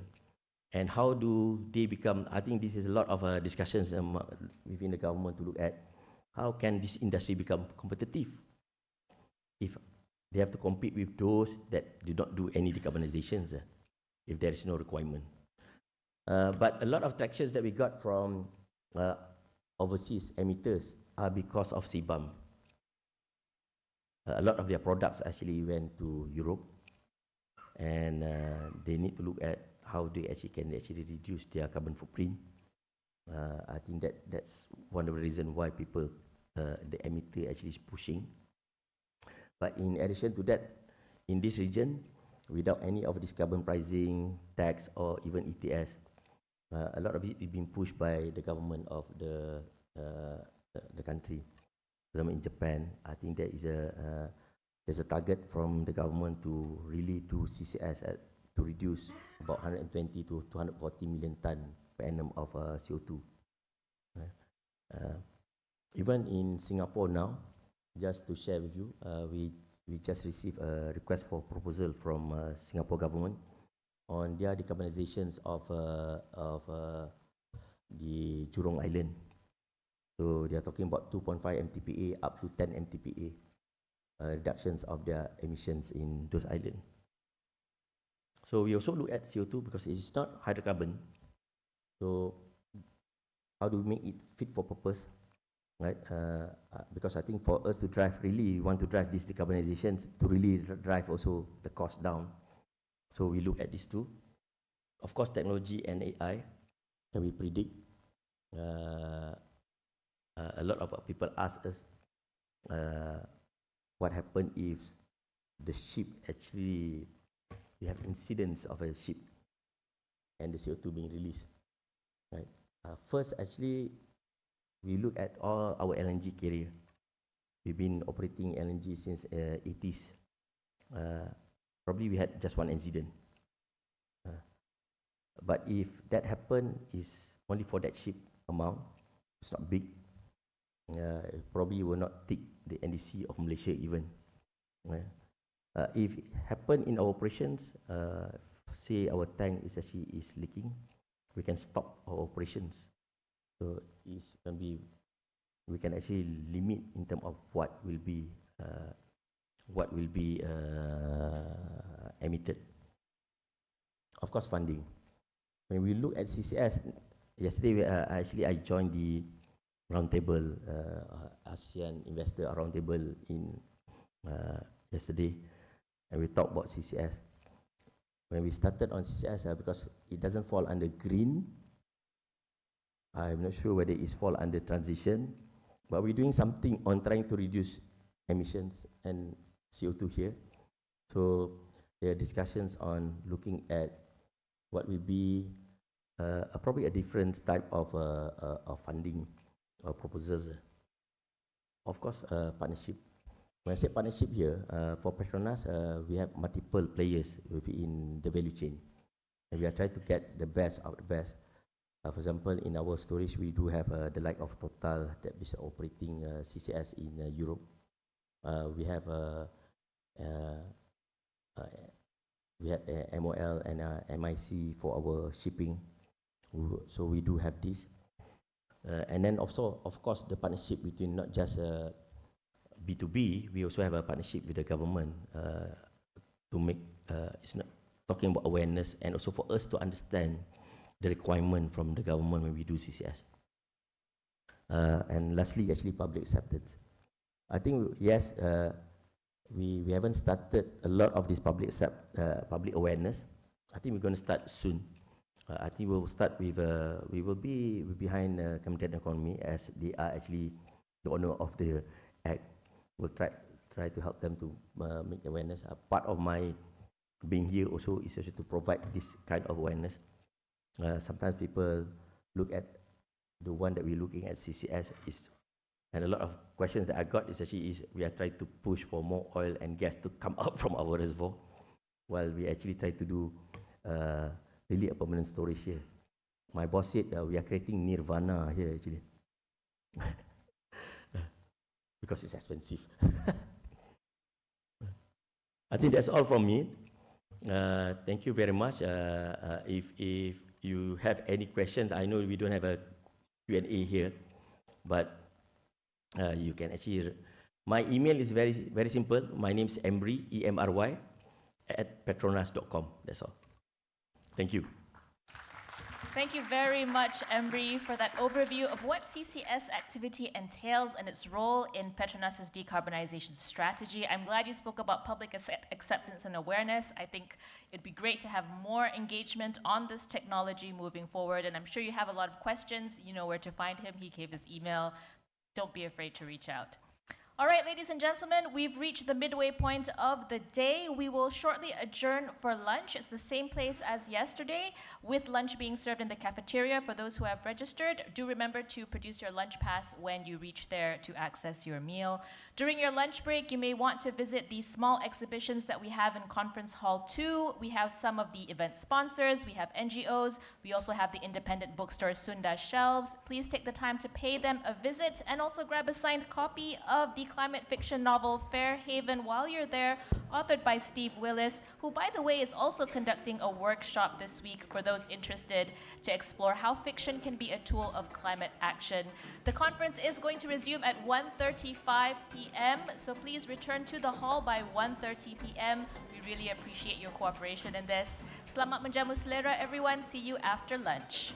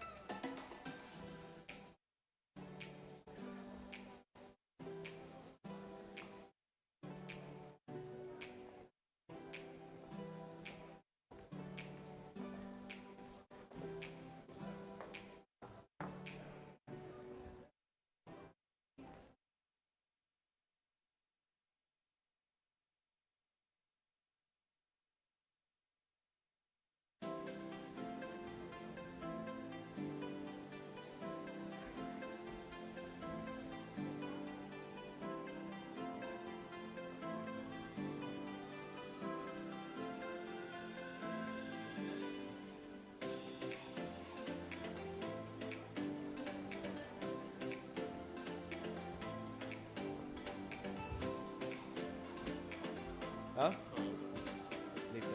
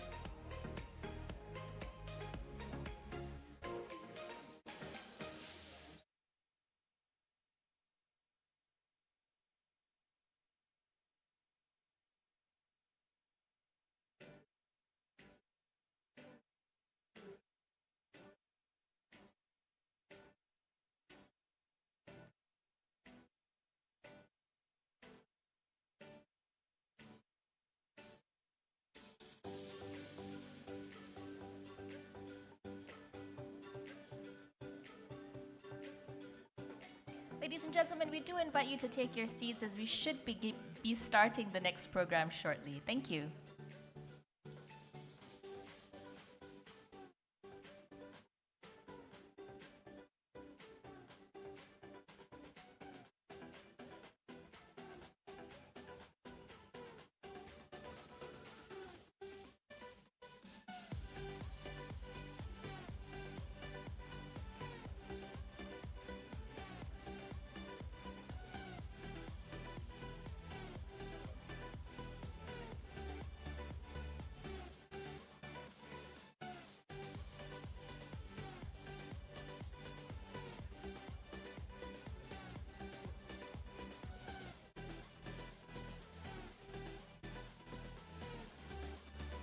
For those who are in the auditorium, just so you know, the NCGS doesn't end today. For the remainder of the week, there are 25 workshops and masterclasses being held here in Sasana Kijang, covering a range of sustainability topics. These are held at no cost. All you need to do is register on the Huva app, go to the agenda, choose the session you're interested in, and click to add to my agenda. So these workshops and masterclasses are being held in person. We do encourage you to take this opportunity to learn from the best and brightest in the sustainability arena. Thank you so much.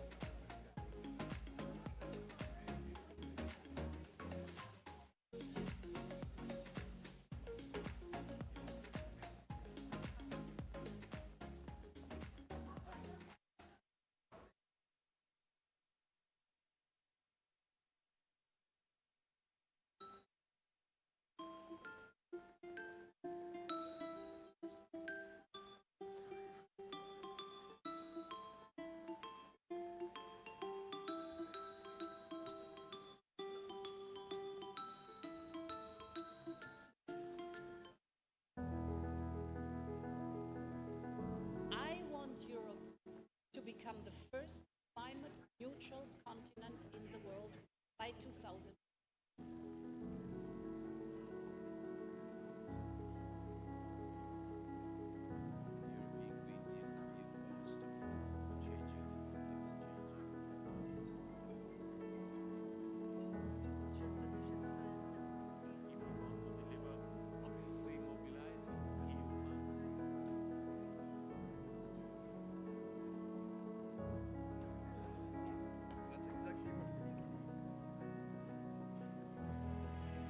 Most importantly is the works which are going to be done.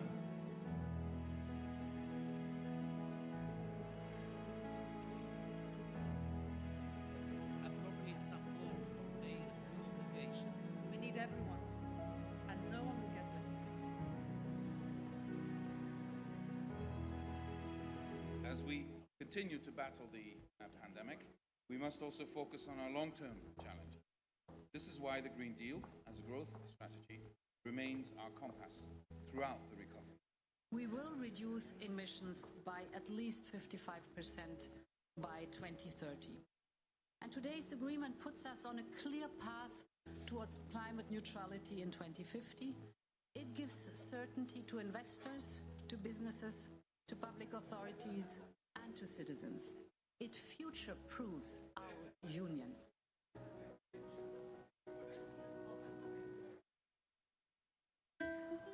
Ladies and gentlemen, I think we are about getting ready to get started. If you could please take your seats, we'll begin in the next minute or so.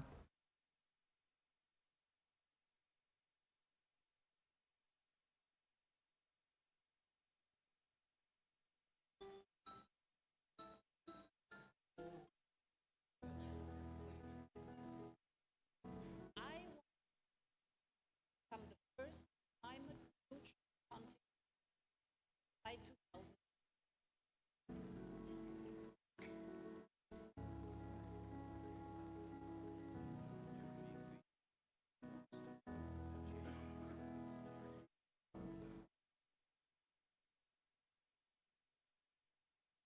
Ladies and gentlemen, let's get started. I hope that everyone has enjoyed their lunch and that you're energized for the next session. We've seen the momentum towards renewable energy adoption gain pace over the past decade, but it's nowhere near fast enough to ensure that we avert the worst consequences of climate change. So what are the challenges that different industries face in adapting to the transition from fossil fuels to renewable energy, especially from sectors that are considered hard to abate? We do have a stellar panel coming up to discuss all these issues from multiple perspectives. May I please welcome Yang Mulia Raja Azlan Shah Raja Azwa, Chief Strategy and Sustainability Officer of MISC Group, Nurul Hassanah Ahmad Hassin Malim, Chief Sustainability Officer at FGV Holdings, and Dr. Renard Siu, Group Head of Corporate Sustainability at Yinson Holdings.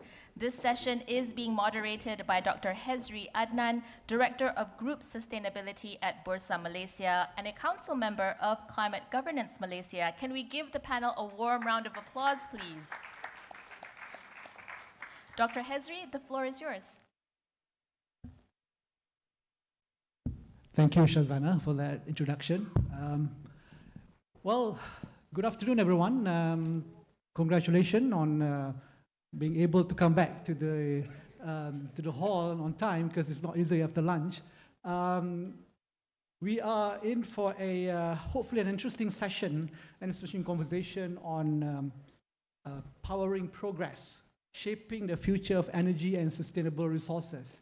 It's a pretty broad topic, so we have decided among the panelists to focus on energy transition in particular, and we'll see how it relates to sustainable resources along the way. Shazana has kindly introduced all the three panelists, and it's kind of an interesting mix, because all these sectors are actually export-facing sectors, and also hard-to-abate sectors in a way. And the conversations that we're going to have is probably a hard conversation as well, I presume, in the next 1 hour. But let me just set the scene by sort of asking this question: what is energy transition? And it's been bandied around for quite some years now, sort of a very fashionable topic in the past few years. But really, we are looking at the fourth energy transition. The first energy transition was from biomass to coal, and that took the world about 50 years, to supply 40% of the global needs. So from 1850 to 50 years after that, it took 50 years for 40%. And the next shift was from coal to fuel. Another 50 years was required for that transition to take place. And this time around, it supplied only about 30% of the global needs with fuel. And the next was the shift from fuel to natural gas. Another 50 years, but only to supply about 20%. And now we are talking about the fourth energy transition, which is to renewables and clean energy. So what I'm trying to say is that this transition, this shift is not going to happen overnight. And when it's happening, there's always an overlap between what is the old one and the new one. And where are we when it comes to energy transition? Actually, we're doing quite well, depending on whether the glass, you're looking from the perspective of glass half full or glass half empty. Glass half full is that in the past 25 years, when it comes to electricity, we have managed to, International Energy Agency statistics last year said that 30% of the electricity or power share is actually from renewables now. And so we've done that in 25 years, compared with 50 years needed for the other or the previous transitions. But when it comes to, that is for the power sector. But when it comes to the broader energy system, transportation and other segments, we're only up to about 12 to 13%. So glass half full there. So on that note, I guess it's okay to start with both perspectives, I suppose. Just by way of introduction of the different panelists, maybe I can start with Dr. Renat Siu, who's in the oil and gas energy sector. It's just not very easy to decarbonize. If you can just, if you have one myth to demystify, what would that be? Because energy transition is so much discussed. How would you correct that? Myth, if there's any. Yeah, I'll probably say that for Yinson as a whole, we are actually a company that's at the heart of the energy transition. So on one hand, we do have a business in the offshore production value chain, but we have also ventured into renewables and green tech. Maybe three myths. I think a lot of people think that to venture into renewables is expensive, right? And the reality is that if you look at studies by IRENA, the International Renewable Energy Agency, or by Bloomberg NAV, the costs to venture into renewables have actually fallen by about 2/3. So this is actually a fact. It's no longer a myth. Secondly, I think a lot of people question the intermittency, right? The reliability of renewables. But once again, the fact is that, we have actually emerged and innovated, so much along the way. There's now battery energy storage systems, like grids have been upgraded. So reliability factor is that. It's a question of the appetite, right, of really wanting to venturing in. And the third is really around, I guess, space, right? So a lot of people have this conception that renewables is very hard to get into, especially with solar, because you need large, huge amounts of land. But look at Australia, like a quarter of their RE energy comes from solar rooftops. And this is, once again, a fact. So something that we can leverage on, I think, as part of the energy transition journey. Thanks, Dr. Renat. And if you check out some of the indices that is referred to Yinson, they're doing pretty well, aren't you? So fairly well. I guess we are in the first percentile in Sustainalytics. We were a Sustainability Yearbook member of S&P Global. That I believe is one of the. Are they one of the sponsors today? No. Yeah. But yeah, we've been tracking ourselves quite well. But at the end of the day, really, if I could say so, we are not just about ratings. We're trying to do what's right for our stakeholders. So the communities, the business people, and also for future generations to come. I think we act with that sort of mandate in mind, really. Yeah, that's great. Even if we're hard to abate sector, that's not impossible to move into this direction, to this shift. Puan Nurul Hasanah, you're in the plantation sector, and maybe some people find it a bit hard to connect plantation and energy transition. What's your take on that? Yeah. So yes, we are in the plantation sector, and of course palm oil production. When we talk about palm oil production, we have not only estates, but also mill that is the biggest emitter of methane. And this is where the opportunity lies for energy transition, where with the right biogas captivity, methane capture, it is a way to produce renewable energy. So in fact, in our operation, this is one area for FGV. We have 67 mills in total.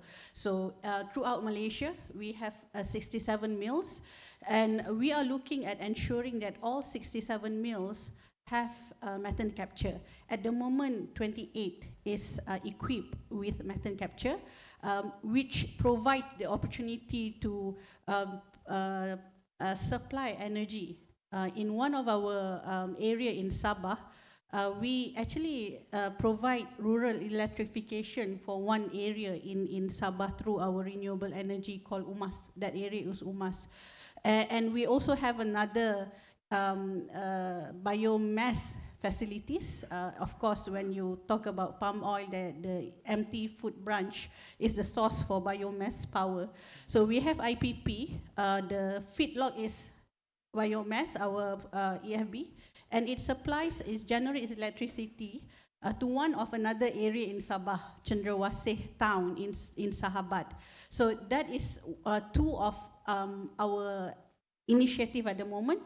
The other from the other 26 supplying to the grid, national grid, but we're looking at expanding because the emission of methane at the moment needs to be reduced and mitigated. So for 2025 until 2027, this is our priority. The renewable energy roadmap for FGV is to ensure mills are installed with the right methane capture facilities that could generate energy either for our own use or the community around FGV operation. Right. So there's the business case very clear. It's not hard for you to convince your board members to move into this direction. Well, in terms of the cost, it's quite handsome lah, like you, you know. sorry. But I think when the board sees the return and the impact on the community, that is the motivation for the board.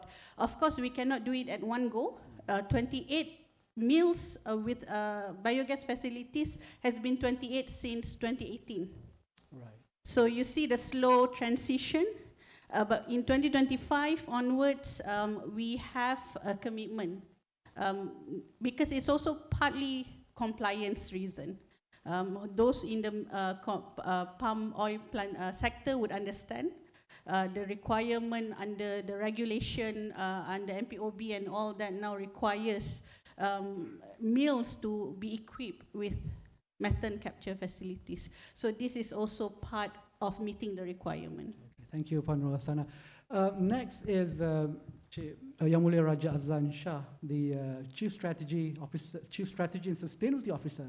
And we're having lunch together. He was telling me that sustainability used to be to report to HSE, right? The health and safety. But since it's becoming more strategic domain for MIC now, it's been combined with strategy. But we don't hear enough about shipping in the, at least in the sort of Malaysian news headline. We don't see enough of that. Why do you think shipping requires, a better seat at the table, so to speak?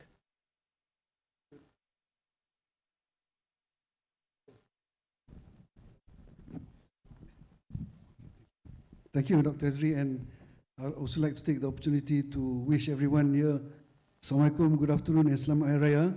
Hope that everybody is, had a good break and energized to come back to do their best. Anyways, in regards to shipping, I think one interesting fact is that 90% of the world trade is actually undertaken by shipping.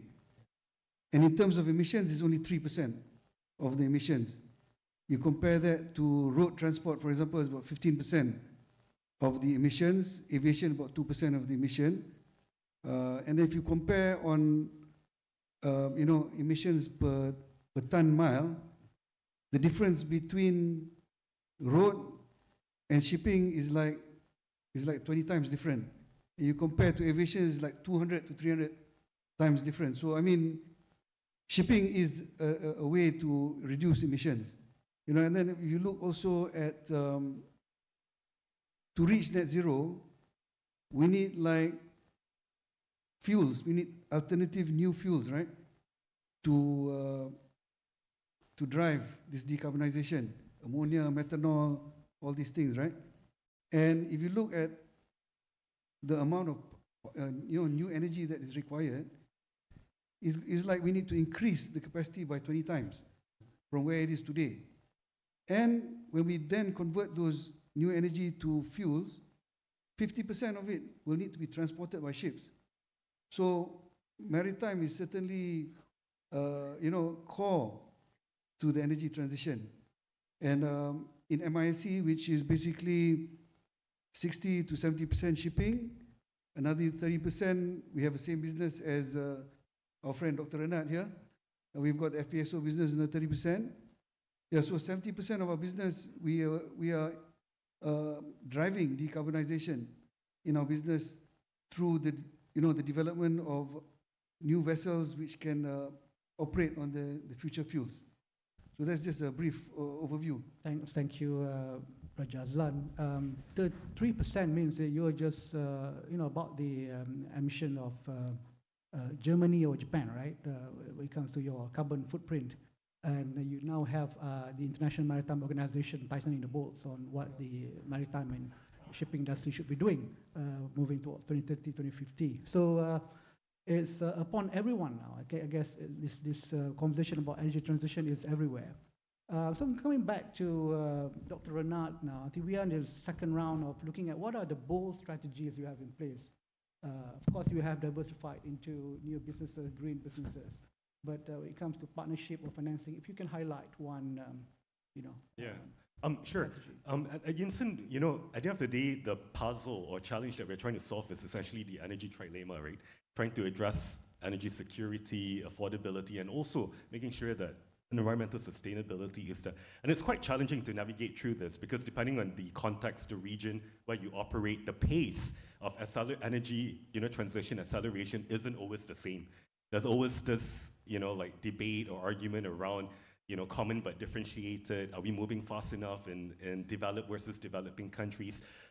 As you've rightly pointed out for Yinson, we have pivoted from the offshore production businesses. We have moved into renewables and then trying to build on the green tech ecosystem. As part of our strategy, 2 years ago, we launched something that we call Yinson 30 by 30. So we literally have 30 ESG targets that we want to achieve by 2030. And it covers quite a broad range of areas, but it has very specific quantifiable targets. Like we know for sure that by 2030, 30% of our equity must be in green businesses. There's no question about that. We have this target objective of hitting about 30,000 EV installations, charging point installations, right, by 2030. We want to increase our RE capacity, by 5,600, gigawatt hours, right? By 2030. These are very specific targets. But the targets at the end of the day only speaks volume, right, to what we want to achieve. What is important is actually the implementation plan that goes behind it.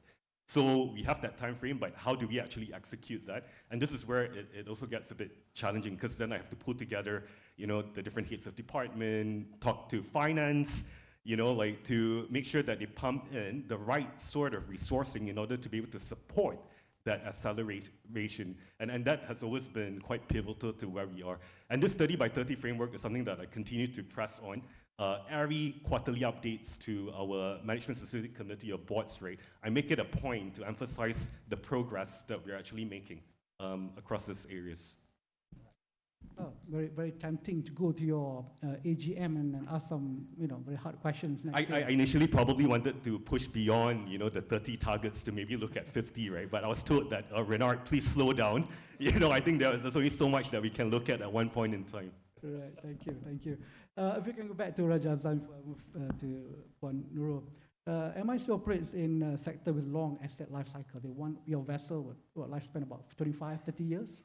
And there's rising pressure to decarbonize. And what are your some of the major steps that you're taking? If you can, just unpack a couple for us to understand a bit more. Okay, thank you, Dr. Hezri.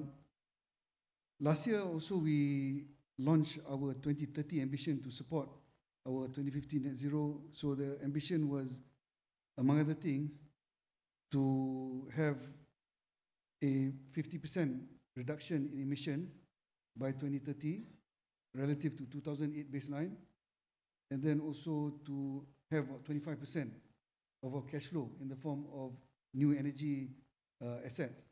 So these two things were basically instrumental to trigger the pivot throughout the organization. And insofar as the first one that I mentioned, we are showing good progress. As of last year end, we have about 32% reduction in our intensity reduction. Intensity is measured relative to the tons that we have delivered. So that one we are on track. And just in the year of 2024 alone, that year alone, there was a huge reduction, about 12% to 13%. And how we achieve all of this is a few things. Number one, by putting on, new technologies, retrofitted technologies, the water ballast system, coating, and also other capex on board. Also, in addition to that, we have got, trying to make the operation more efficient, slowing down the speed and all that, just in time kind of shipping. That also was quite a big impact. And also, last but not least, was rejuvenating our fleet. We've got a lot of aged steam vessels, which are not very efficient from an emission standpoint. So we've got about 20 plus of those old LNG vessels, which we have started to rejuvenate. So we took delivery of a few last year. And also in terms of our petroleum business, we are also putting in what we call a dual fuel engine, so that it can also burn on LNG, which is a transition fuel. So that also is very important. In fact, now all our investment must at least be dual fuel LNG. So that is something that we have started. In fact, we were among the first movers in this dual fuel engine back in 2018 under our petroleum business. Okay, and then since that also, last year we did sign up for our first dual fuel ammonia asset with our related company, Petco Trading and the Petronas Group. We've got 2 contracted and 1 we are doing it on a speculative basis. Then also we have done various initiatives throughout the group. We've signed up with some entities to come up with electric or hybrid vessels. This is in the US for lightering support vessel. We also sign up in various joint ventures in terms of carbon capture, working with Petronas Group in order to mature the carbon capture value chain, where our role will be to transport the liquid CO2. Petronas will be involved in, together with the Japanese counterpart, to develop the capture. And then after that, at the tail end, storage, to store the what do you call it, the carbon. In I think they've identified about 3 sites in Malaysia. How do you cascade that from those bold strategies down to your operation? Or are you still at the stage of formulating strategies and now thinking of rolling out? Are you doing it both in parallel? Yeah, I mean, first and foremost, we have developed a new energies and decarbonization unit about 2 years ago. And that unit then works closely with our gas unit and our petroleum unit to then mature ideas, because there's a lot of new technology involved, new skills that are required. So the first fruits that were born out of this collaboration was those 2, dual fuel ammonia vessel, where it's not 100% mature yet, the technology, but we have already gone ahead to put our money down on that. So working again with the yards and the technology provider, it's been something that we're very proud of. It's very encouraging to hear how fast you are internalizing some of the new options in the market now. If you can move now to Puan Nurul Hasanah, the plantation, particularly palm oil sector, has been at the center of the sustainability debate for decades. And the tailwinds and headwinds, and now you have UEDR coming your way. I'm sure you have a lot of strategies in your toolkit, but what would you say something that is not BAU when it comes to dealing with energy transition? Right. So yeah, you are right. We are in the center of everything with regard to the challenges, not only from social, but now environment and transitioning to renewable energy and climate agenda. And for FGV, we are also committed to SBTI, which means we must ensure 2030 target is met, 2050 target is met, net zero by 2050. And we have put in a commitment to reduce 46% of our GHG baseline 2019 by 2030, not 50, 46. There's a reason to that. And I think our biggest challenge would be our Scope 3 emission. So when we have done our calculation of GHG, Scope 1, Scope 2 that are within our control are things that, the management and the board can look into identifying interventions and the right capex to get this addressed. But the biggest challenge is our Scope 3, mainly from our supply chain. And I think this is the challenge common to every industry. How do we manage our Scope 3? And I believe that's the part where we are now currently working with the procurement team, with the suppliers themselves. We have had several awareness sessions, communicating to them on the need to disclose their emission. Disclosing is one thing, ensuring and educating them on what to disclose is another thing, and I think that's the biggest challenge. They need to be educated as to what to be recorded, what data to be collected, and what are the interventions that need to be put in place. And I believe for a company like FGV, the SMEs are not that challenging, easy to communicate with.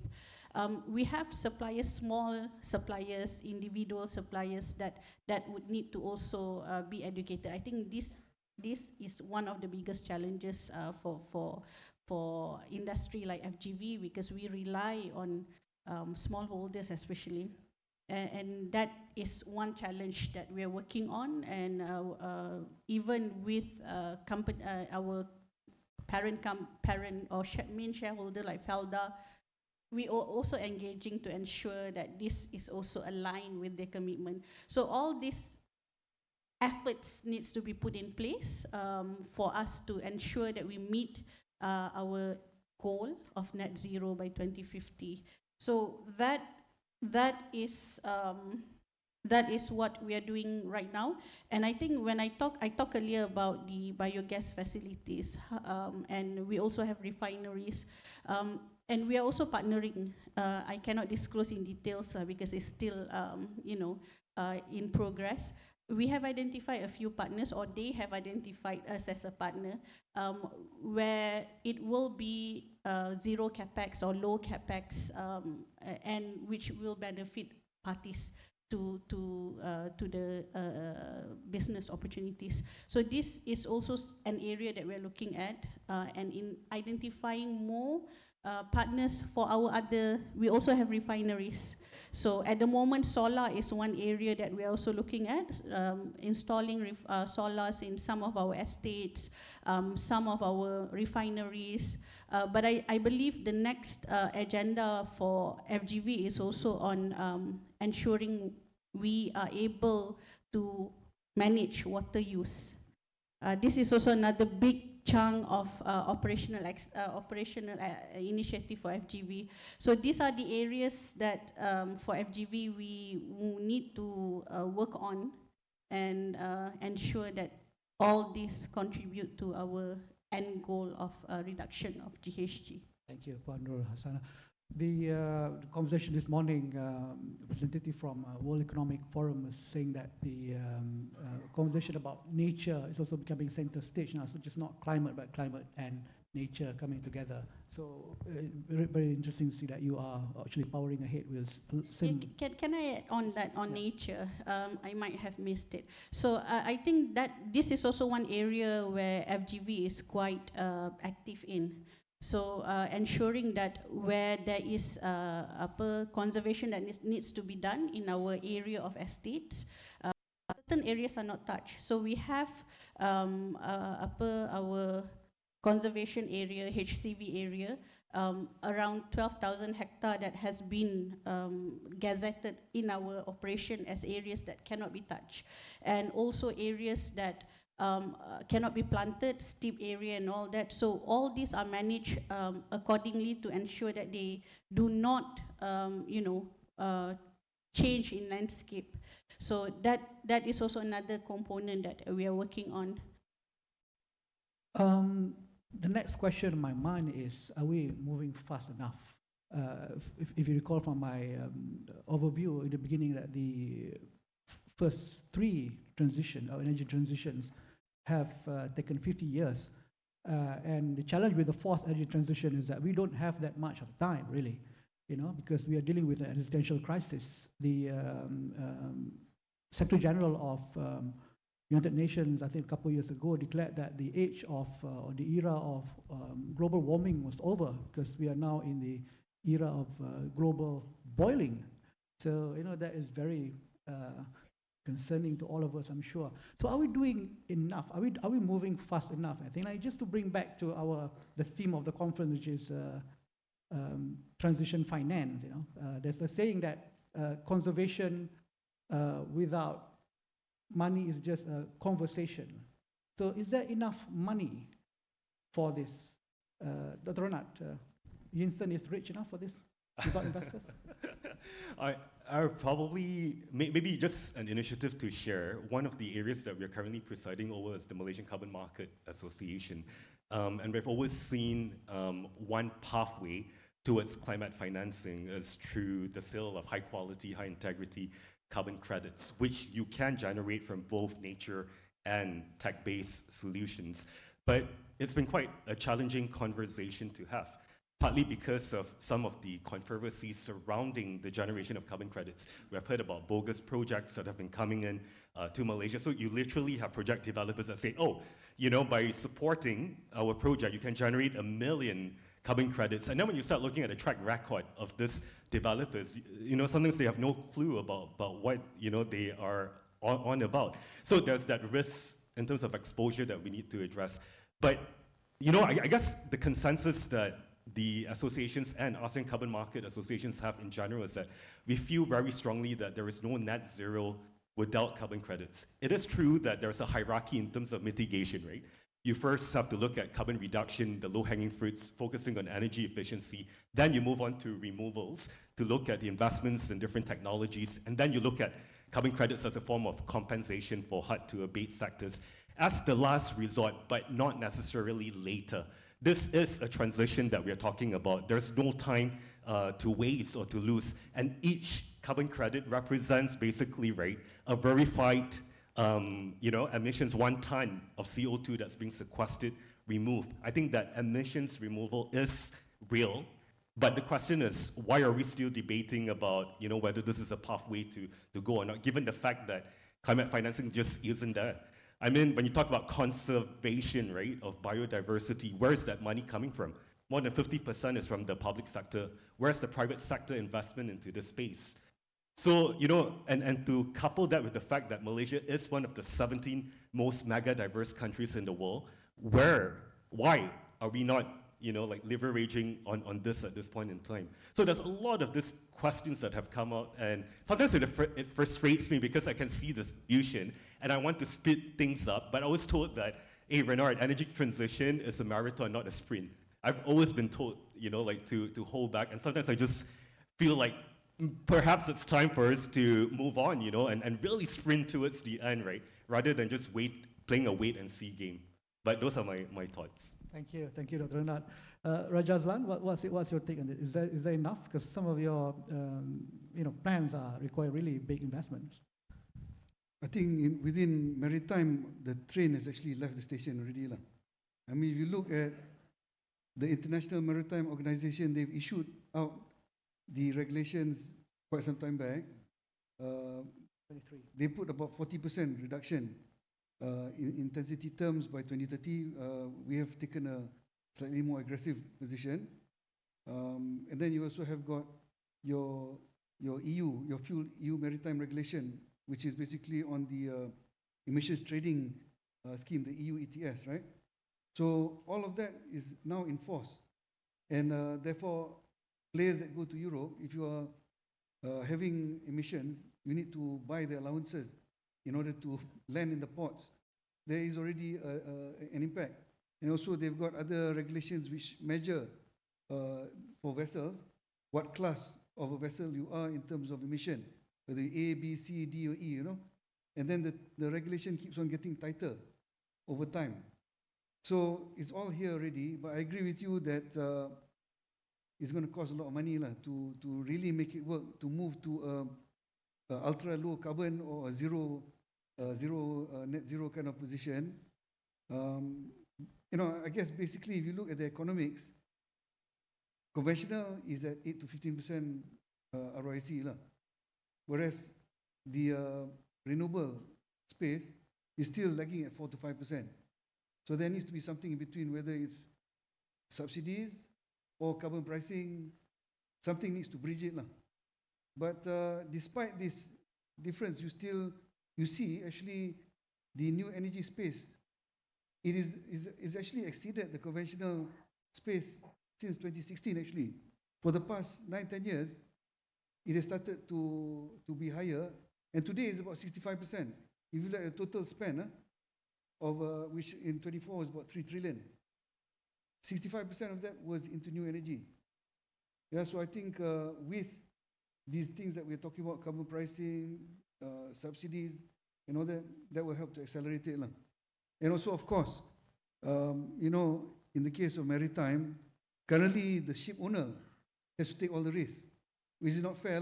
Basically we got the cargo owner, we got the banks. Of course, the banks are funding most of this. We would hope for a lot more support from the banks, especially since they say that they can no longer invest into the dirty industries.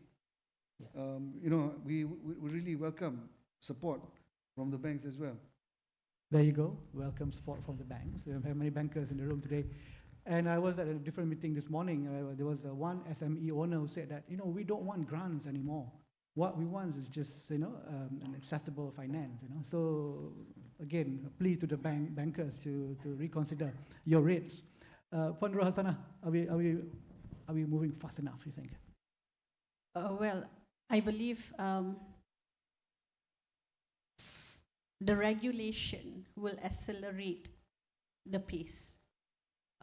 Without framework regulation, you mentioned about 50 years gap in transitioning.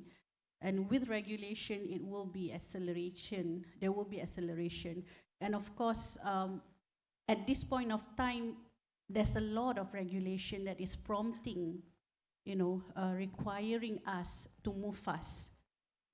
But we are impeded by whatever Raja Azlan mentioned, the financing, the money part, the subsidy, the motivation, the premium, just reflecting on palm industry. We have EUDR requirement that is recently introduced. Well, it has been postponed, initially 2025, now 2026.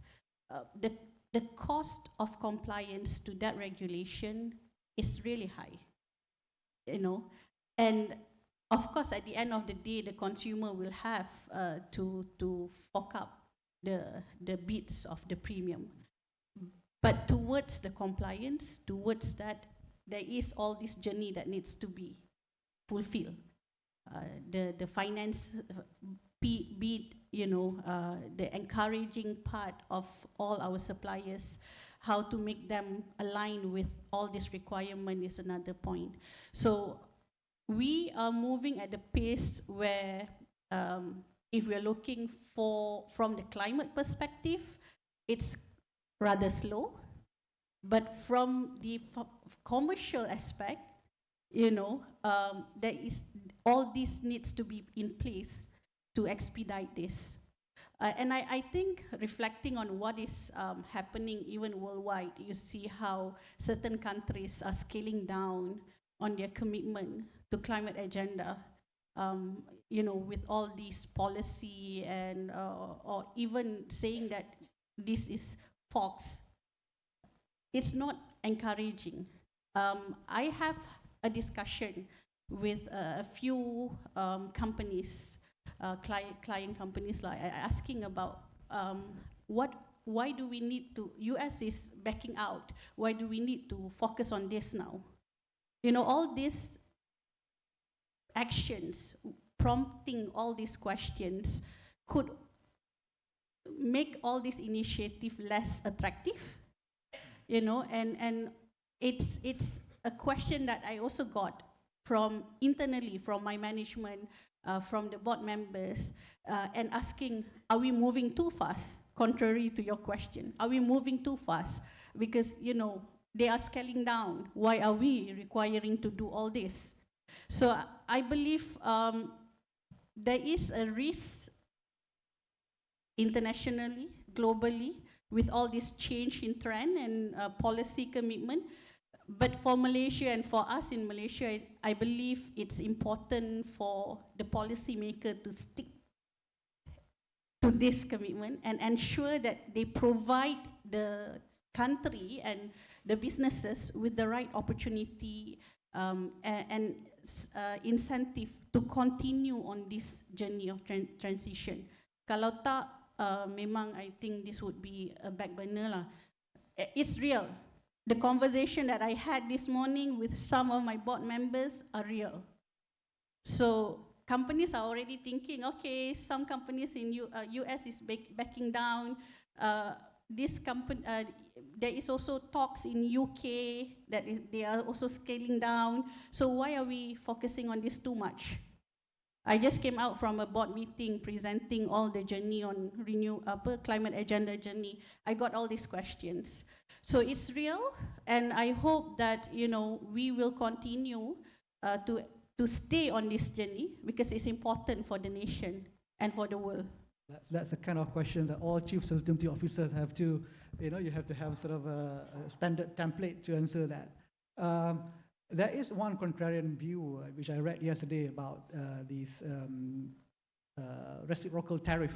This is probably the greatest climate, pro-climate policy ever, because without trade or with less trade, there will be less pressure on the planet. This is perhaps a degrowth strategy that will be in favor of climate change. I don't know whether you would agree with that.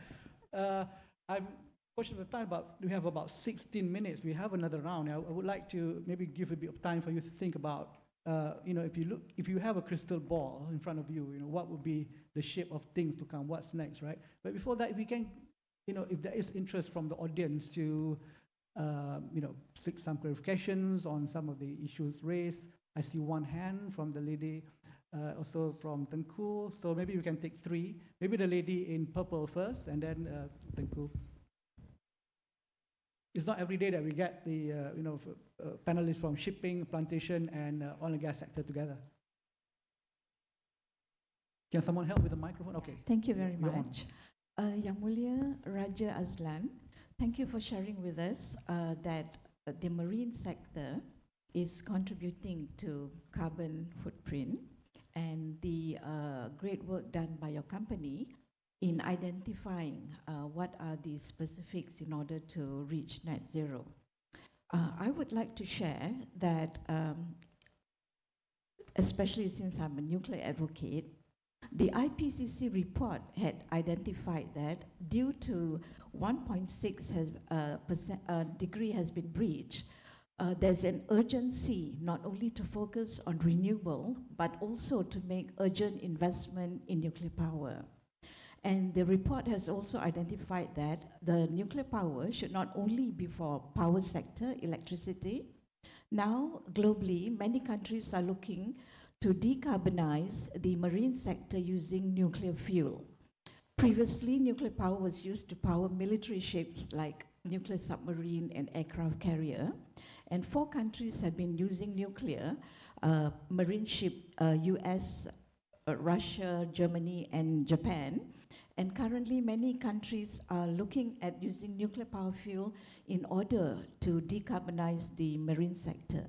In your opinion, Yang Mulia Raja, do you feel that your company would look at this as one of your energy transition game plan? One question. Secondly, with regards to whether it's too fast, too slow, I feel that many are in denial because the Paris Agreement had set the target 2050 for 1.5 degree, but we've already breached that and we're 26 years, I would say, too fast. So I think this 2050 should certainly be removed, and the date should be moved forward in order for human survival and for planet Earth to actually be able to proceed as normal. So what you feel, because I think this 2050, everybody is still keeping to that date when the temperature has already been reached. Thank you. To whom are you addressing the second question? Everyone who can Anyone? answer. Okay. Maybe we'll get one question from Tengku first. Get microphone, please. Yeah.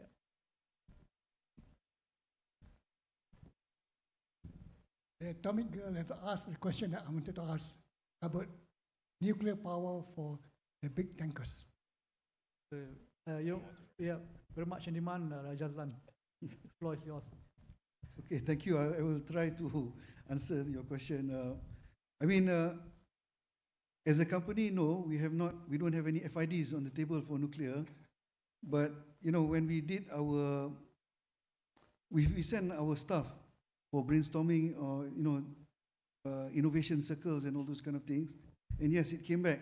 One of the ideas by our staff, our senior managers, was to explore this.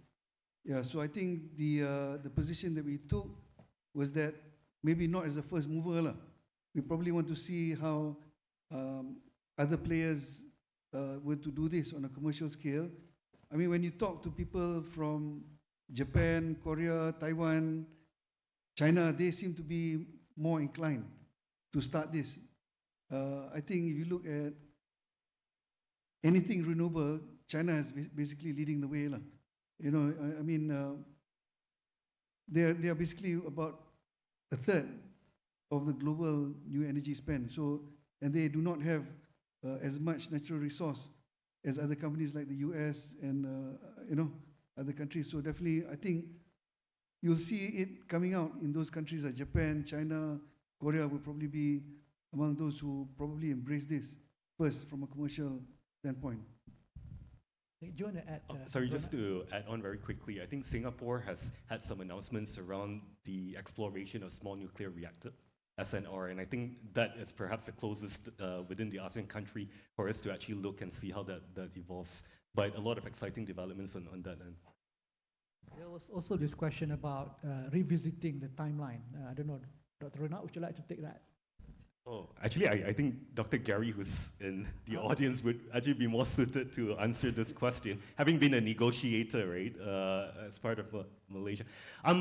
It's quite a challenging question, right? I mean, I've been to quite a number of COP events now, and that addressing the elephant in the room has always been a pivotal, quite a central question. Are we being delusional, or do we still remain hopeful and try to press on, right, for that 1.5 degrees Celsius number? I think the reality is that I think we have passed, almost surpassing that 1.5, and it's going to be challenging. But with that also, what is the new narrative, right, to continue to ensure that people are on that same journey, right, of ensuring that energy transition happens? Are we trying to give ourselves an excuse to delay some of the actions now, but at some point in time in the future, we're probably going to have to expedite and really ramp up a lot of our initiatives, right, in order to hit that target, whatever that may be. So in my mind, it's, do we pace out our acceleration, or do we just slack off a little bit just because the world currently, right, decides that, hey, perhaps it's time for us to take a step back? I don't have a solid response to that. In my mind, I guess I'm still fairly young, right, in this panel, and the world in 2050, I'm still going to be around. So I want to see that I live in a world that is just that there is still resources to be used, right, by people from my age, my generation. And that's perhaps what I'm striving for. That's why my response is that I'm always sprinting. And for me, I don't see this as a marathon where you can take your time and ease into things. I believe in MAGA, but to make ASEAN green again. Your cap will be a different color, I hope. Is there another round of question that we can? There's one in the middle of the room. Microphone.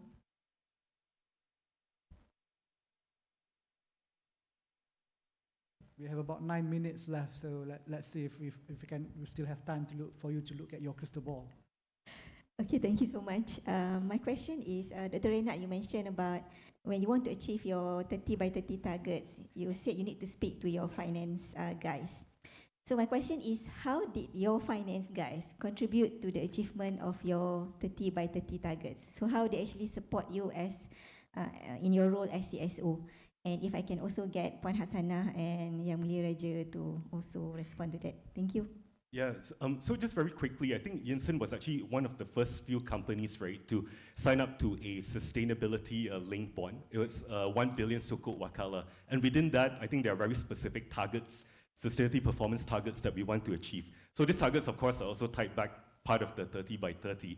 So our finance guys are very much involved, right? They want to know year on year when we assure our SPTs, the sustainability performance targets, what have we achieved? Because if you don't achieve that, there's actually a penalty or fine of about 25 basis points that we need to pay back to financiers. So in that vein, I think our financing department, they are very closely involved.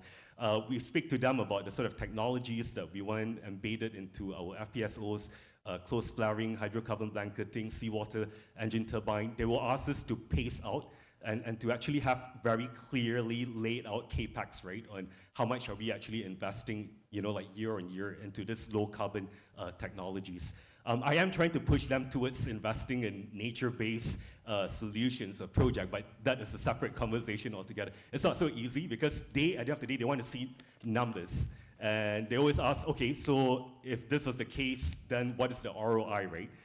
So having to speak that sort of language is quite pivotal, I would say.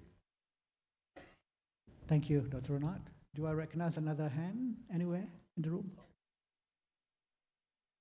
Puan Ponarol, yeah, please. Yeah, I think it's important to engage the finance team from the start.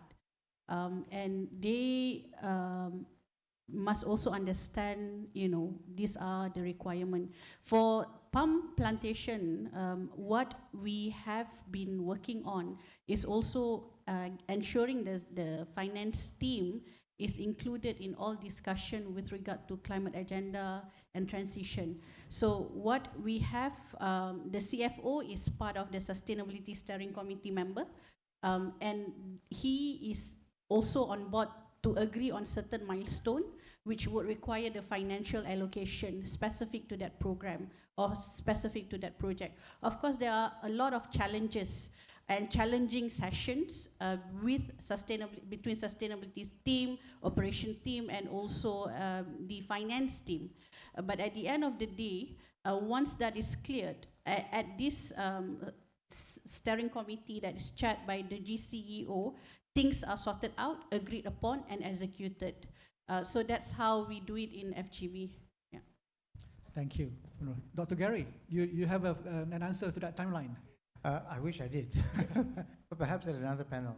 No, I would like to ask Puan Nurul if there are any plans for dealing with some of the other very, very valuable biomass that come out from the palm. I mean, we are already now, who would have thought that, even pome, before it enters the pome pond, would actually be a sought after commodity for sustainable aviation fuel. But I'd like to know, in the FGV universe of plantations, what is your current percentage of palm kernel shell that you either use or sell, or do you happen to know where it goes? Because I'm very interested in moving towards more of a capture environment where we begin thinking about things like biochar.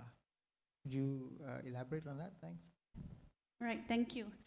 So that is one of our plan in our renewable energy roadmap, to also look at other biomass. Pome, you mentioned, yes, it is more sought after right now.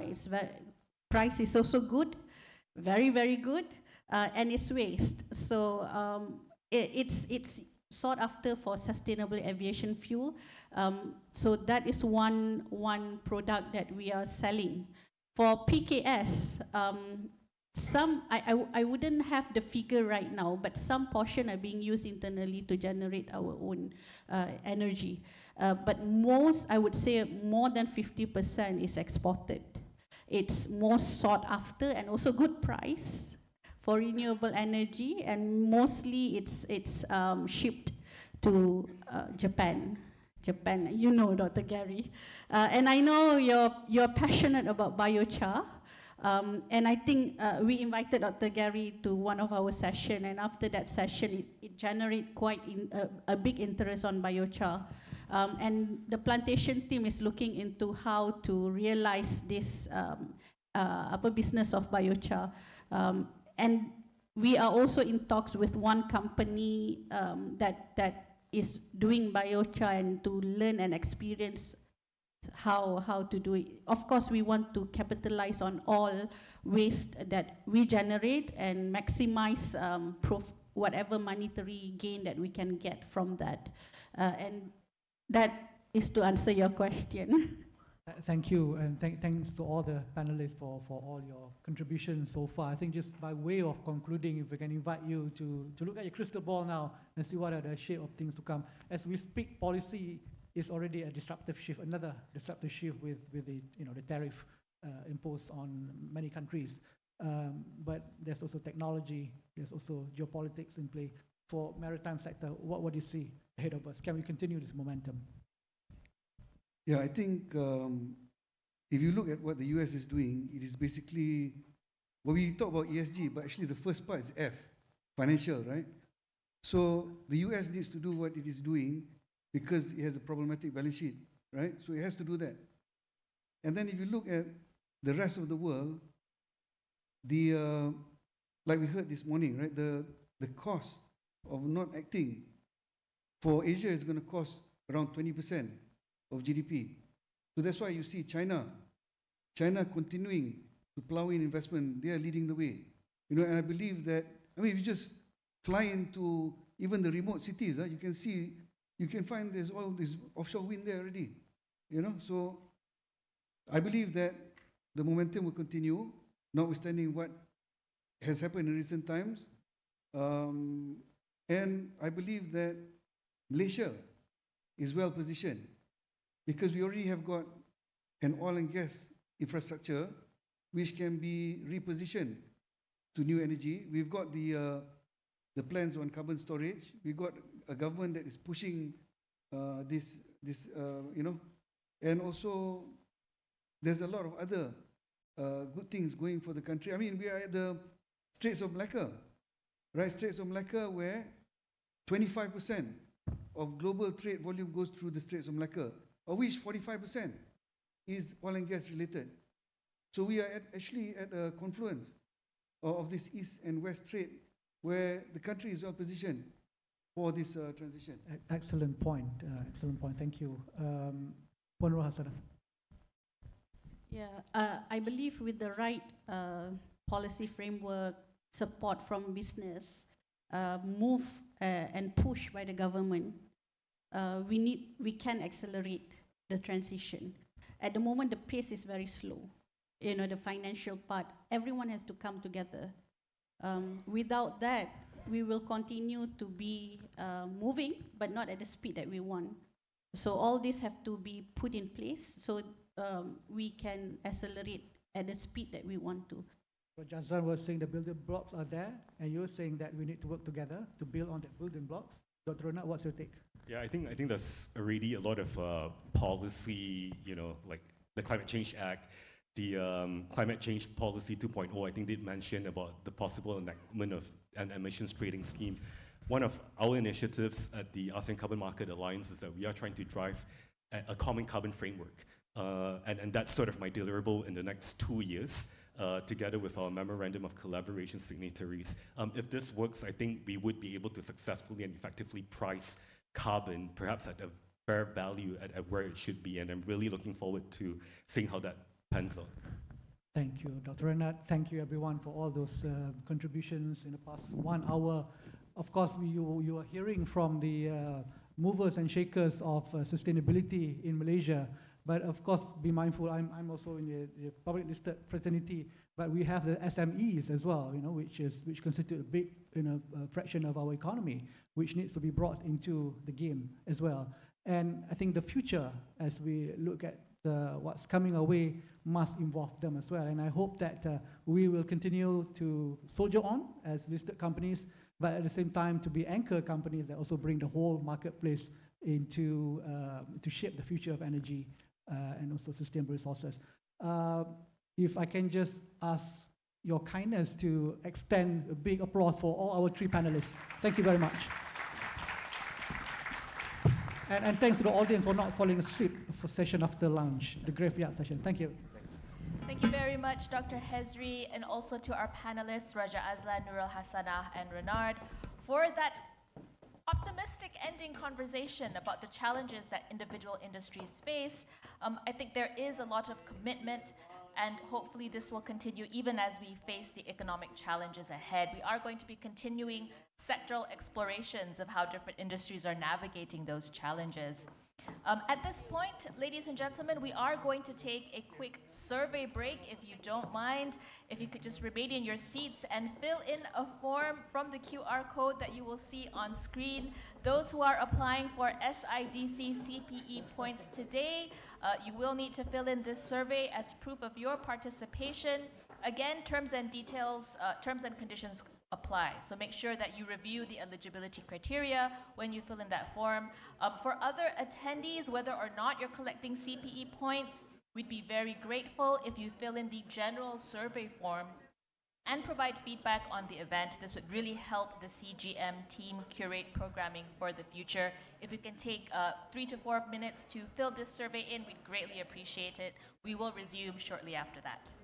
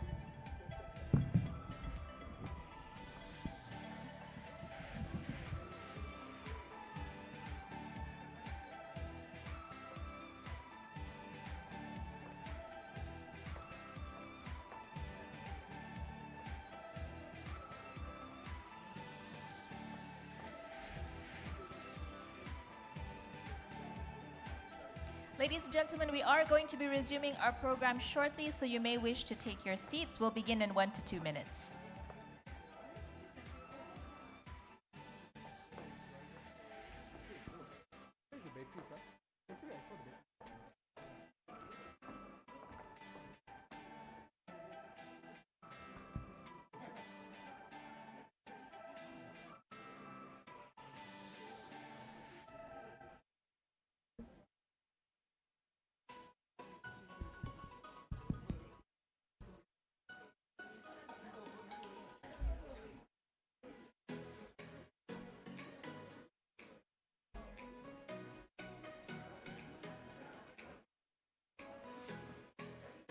All right, ladies and gentlemen, let's proceed swiftly along with the next agenda item on our program. So change is never easy nor straightforward. The climate transition does require intense outreach and capacity building across different segments of the society and economy, including SMEs. This is a point that has been made time and time again during the conference. So what role should the development financial institutions, or DFIs, be playing to ensure that sustainability is inclusive in Malaysia? Those are the questions that the next panel is going to tackle. May I please welcome on stage for a fireside chat Wan Faizah Cik Din, Chief Executive Officer of Amanah Lestari Alam, an initiative under Bank Pembangunan Malaysia, and also Muhammad Fuad Ahmad, Group Chief Corporate Development Officer at BPMB.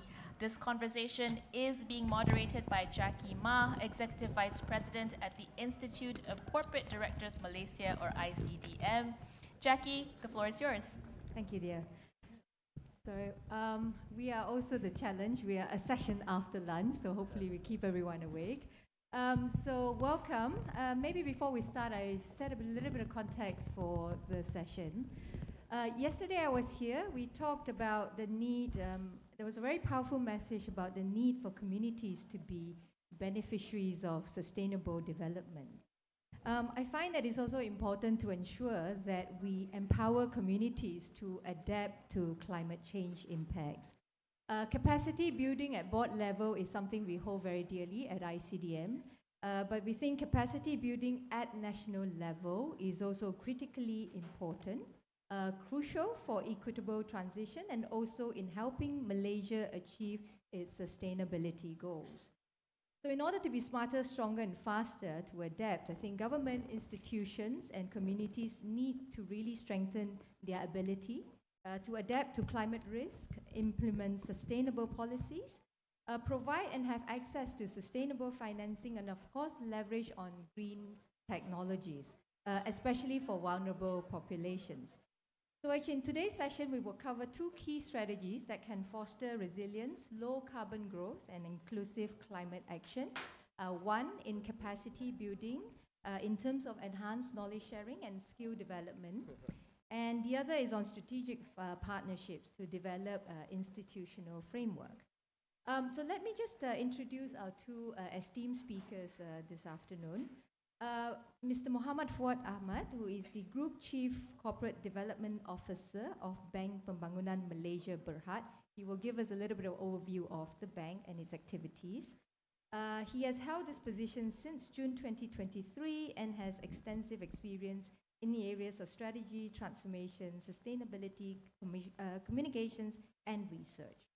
Puan Wan Faizah, an adjunct professor at UNITA International University, brings extensive leadership experience from multinationals, GLCs, and private firms, including Sevilles Malaysia, CBRE, EY, and Bursa Malaysia. He's also the founding CEO of Amanah Lestari Alam in 2020. Okay, so without further ado, maybe I'd like to invite Fuad to give an introduction of Malaysian Development Bank and the activities. Assalamualaikum. Very good afternoon. Thank you, Jackie. And thank you, my fellow colleague, Wan Faizah. Very good afternoon to everyone. Basically, it is a pleasure to be here, and I'm honored to represent Bank Pembangunan, or we call ourselves BPMB or Bank Pembangunan, as part of this important conversation. Just to put some context about who Bank Pembangunan is, because some people always say, what BPMB or Bank Pembangunan? So I think it's maybe some of you or most of you know, but for the benefit of the rest, BPMB was established by the Malaysian government over 50 years ago to serve a very specific purpose, to bridge the financing gap in areas underserved by traditional financial institutions. In particular, the bank played a key role in nurturing Bumiputra entrepreneurship, supporting the growth of new enterprises and industries during Malaysia's early development phase. Over the years, BPMB expanded its focus to include long-term financing for sectors critical to nation building, such as infrastructure, manufacturing, and other industries. These were the engines behind Malaysia's early industrialization and economic transformation. And then, as the economy matured, so too did our role. Bank Pembangunan in the 1990s were given the mandate to support nationally strategic infrastructure projects, and this marked a turning point, positioning the bank as a key enabler of major national developments. To date, BPMB has provided what we call impact capital. So we don't only say we provide financing, but we provide impact capital to more than 15,000 beneficiaries. And our portfolio ranges from homegrown names like Ramly Burger, to iconic national projects like KL Central, ERL, ETS, KL Tower, Smart Tunnel, and Malaysia's first satellite, Miasat. Today, BPMB operates at the intersection of financial and national development, and our focus on capital-intensive and high-growth sectors, including maritime, high technology, oil and gas, and other strategic industries identified by the government. And what makes Bank Pembangunan unique is that our commitment to measurable national outcomes. And with that, we have our MIND framework.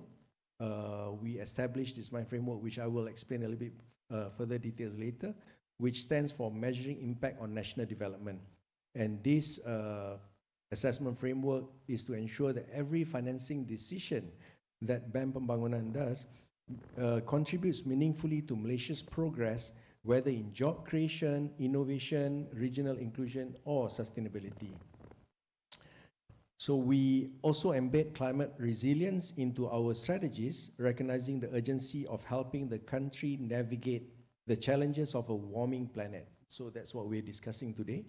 It's not just about financing projects, but it's about building capacity and systems that support a more sustainable, equitable future for all Malaysians. So to sum it up, BPMB's mission is simple but impactful, that we deliver impact capital for national development. And that's been our mantra, for quite some time. And we truly believe in this, and that's what we have embedded this mantra or motto within what we do every day in the bank. Okay, so maybe I'll pass back to Jackie. Thank you. Maybe I move on to Faiza, where BPMB provides financing support. How does Alam play their part towards nation building in terms of environmental conservation and biodiversity education? I know we spoke a little bit about your primary target audience. Maybe describe a little bit about your target audience and why are they important towards this exercise? Thank you, Jackie. Alam is Amanah Lestari Alam. We are not Academy Laut Malaysia. A lot of people, when I mention Alam, they always say, aren't you Academy Laut Malaysia in Malacca? No, we are not. We are mooted by Ministry of Finance, and we are to be spearheaded by Bank Pembangunan with the objective to create awareness and instill whistleblowing culture on environment through education with a long-term vision on mindset transformation or behavioral change. How Alam started was actually when I was still am with BPMB. That time I was head of strategy in 2019. We were launching this 2 billion fund to support businesses on the 17 SDG. On the very same day was when Sungai Kim Kim tragedy happens, where in the news there were 6,000 community were affected, of which 3,000 school children and teachers were hospitalized. And here we are going to launch at 9 a.m. with Minister of Finance coming in, and my chairman opened the star and said, hey, what's happening here? On one side, as a DFI, we are saying that we are supporting businesses to go all out to support SDG, yet the very same businesses are polluting on our environment. They think only about profit, nothing about environment. And therefore, my chairman said, hey, we cannot do this. Here we are launching this. Let's do something. As a DFI, we owe a duty to educate the businesses. And when we discussed with Ministry of Finance, they said, let's do something. And 5 years down the road, here I am today. And since then, because we were created on environment, announced by Ministry of Finance, through education, we became a multi-ministerial effort. In short, I have to say that I have to go to my dad, or rather my dad asked me to renovate my brother's house using my sister's money. So I have to go and see Ministry of Education, Ministry of Environment, Ministry of Finance, even Bernegara, because I was part of Bernegara, to actually create this. And to date, since we've been in, whilst Bank Pembangunan support the industry on the global, on the big picture basis, Alam comes in to support the community, the whole ecosystem from bottoms up. Yeah? In short, I always say that Bank Pembangunan has 4 CSR. Number 1, CSR for the staff. We do a lot of activities that is good for the staff. Number 2, CSR for the corporate, the standard KPI, what's good for the corporate, reporting, regulatory, etc. Third, CSI for business, that's where mine comes in. And fourthly, CSI for the nation, that's where Alam comes in.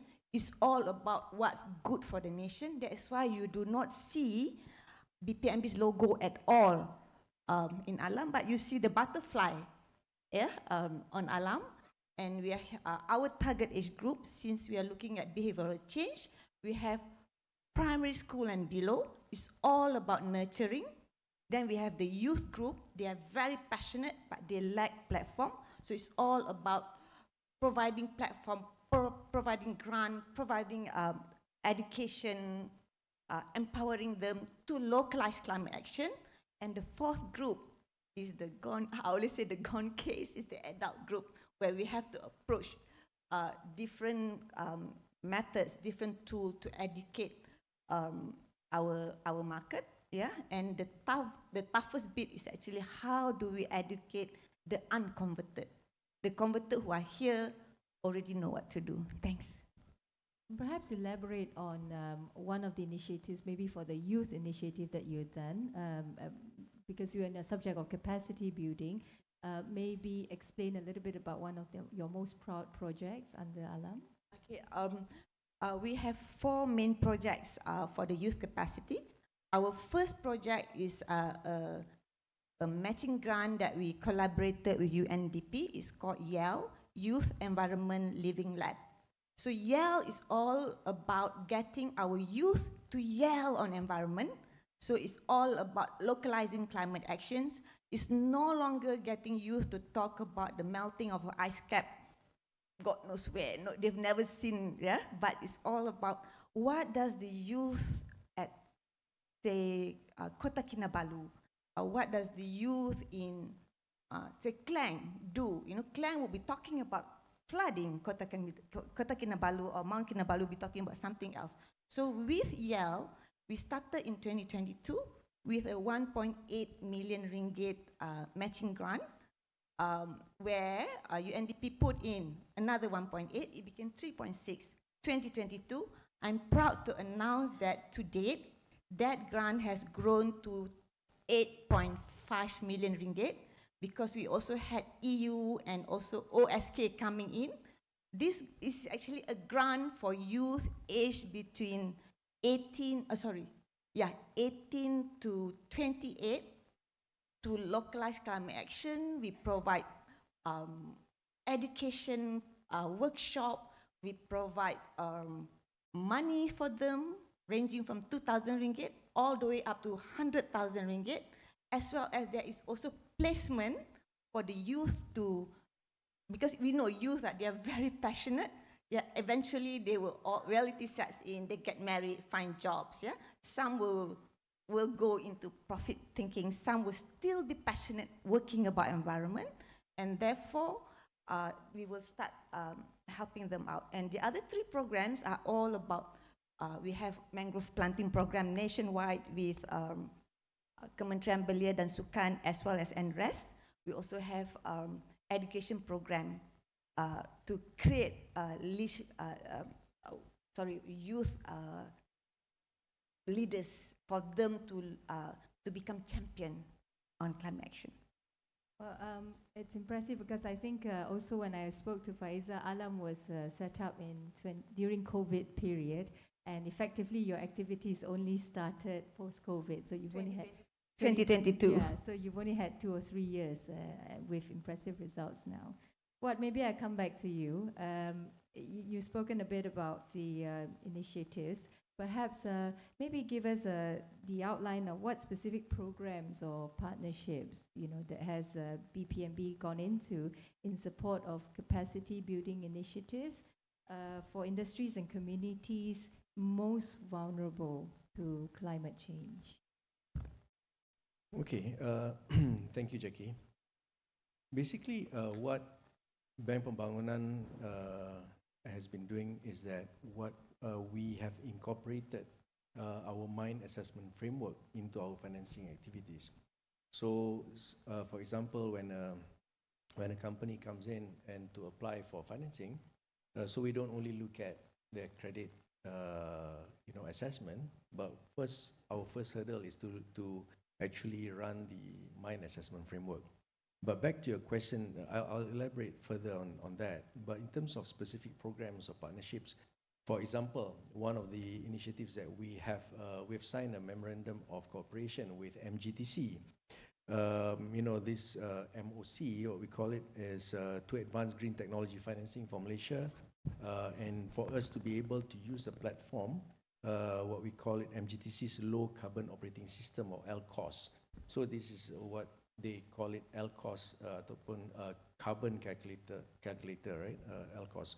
So we're working together with MGTC to help our clients, those who doesn't have any, system or technology or tools to measure their carbon emission. So for us to be able to use that platform.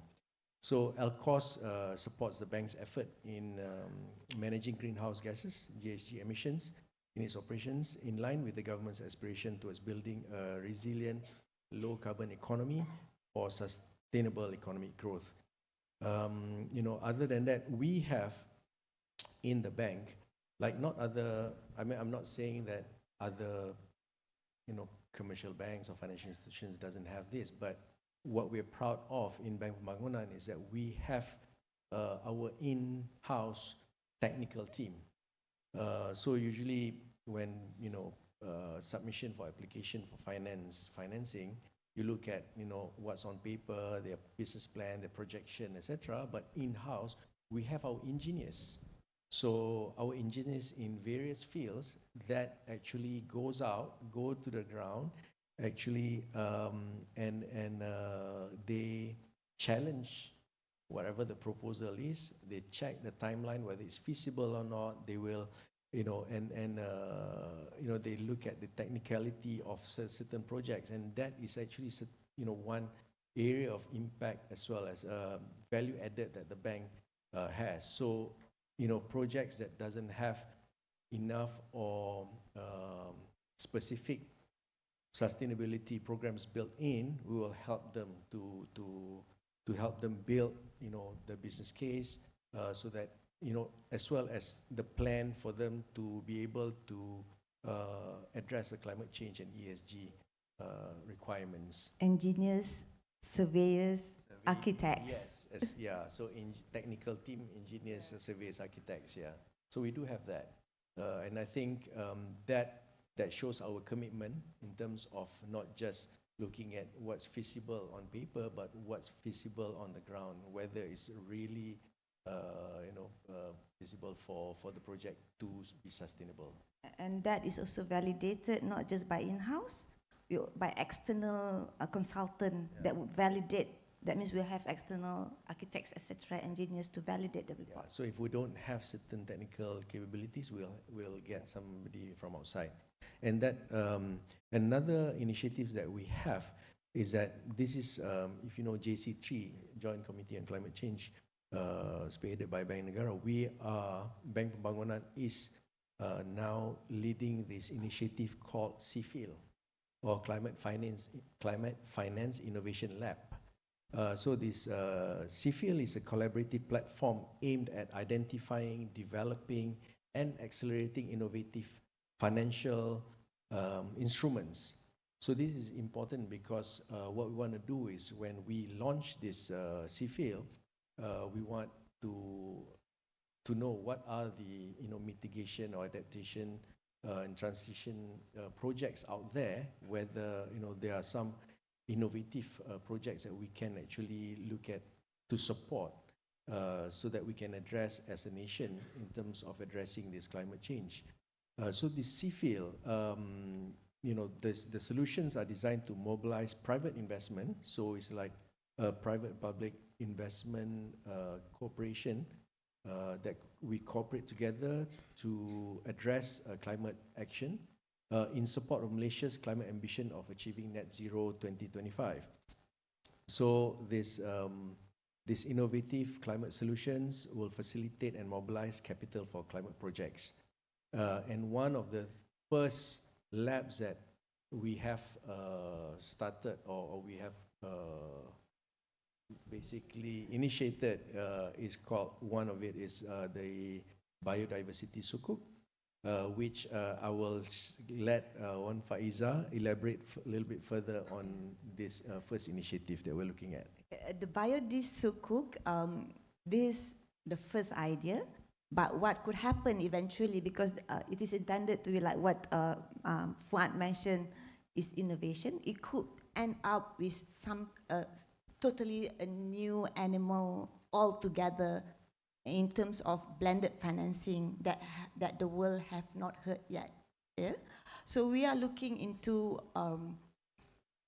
modeling after a combination of three sukuk initiative or bond initiative that's available in the market. One is based on the World Bank's Rhino Sukuk, yeah, Khazanah's SRI, and as well as the Dhamma bond in India. So the objective is all about biodiversity, and this we are looking into because of course climate change and biodiversity loss, they are two sides of the same coins. And we will be looking at three different aspects, which is planetary health, biodiversity loss, climate change, as well as pollution. So where we are working on, there would be, inshallah, because these are all planning at this stage, yeah, support from a DFI, from Ministry of Finance, as well as from UNDP, as well as Asian Development Bank, coming in to support expertise from different aspects, yeah. And Alam would come in from the community grant side to provide the whole ecosystem. And when we talk about blended finance, I attended COP, 3 COPs already. And when I attended COP, the first COP that I attended, I just go to the third world punya pavilions, right? We are all talking about the global north funding the global south, yeah. However, during the last COP I attended, I thought maybe I should go to the global north pavilion, see what they're talking. Coincidentally, the 3 global north pavilions that I attended, they were all talking about blended finance, ideas how we want to do it. Number 2, they were all talking about how do we, the global north, benefit from the global south asset, yeah? And I was so shocked. I said, why are they talking about this? And at the same time, knowing Malaysia, when we look at what we went through in the past 3 cycles of economy, we have been able to come out without any help from external to recover from the economy. Right now, how I'm seeing, yeah, this is another economic cycle that we are going through, from the commodity crash, property crash, insurance crash, now is environmental crash. And therefore, I'm very sure we have all the think tank and also the do tanks to make it happen on how Malaysia can be the champion for the global south to drive this. We do have blended finance initiative already implemented, but what we are weak at is actually how do we tell the whole world that we have this. A good example is I mentioned about Yale just now. Yeah, the funding is not just from JLC, or we also have UNDP. We have EU funding this. Yeah, we have Ministry of Finance supporting us. We have Ministry of Sports and Sports and Youth supporting us. Another project that we have is in Royal Belum.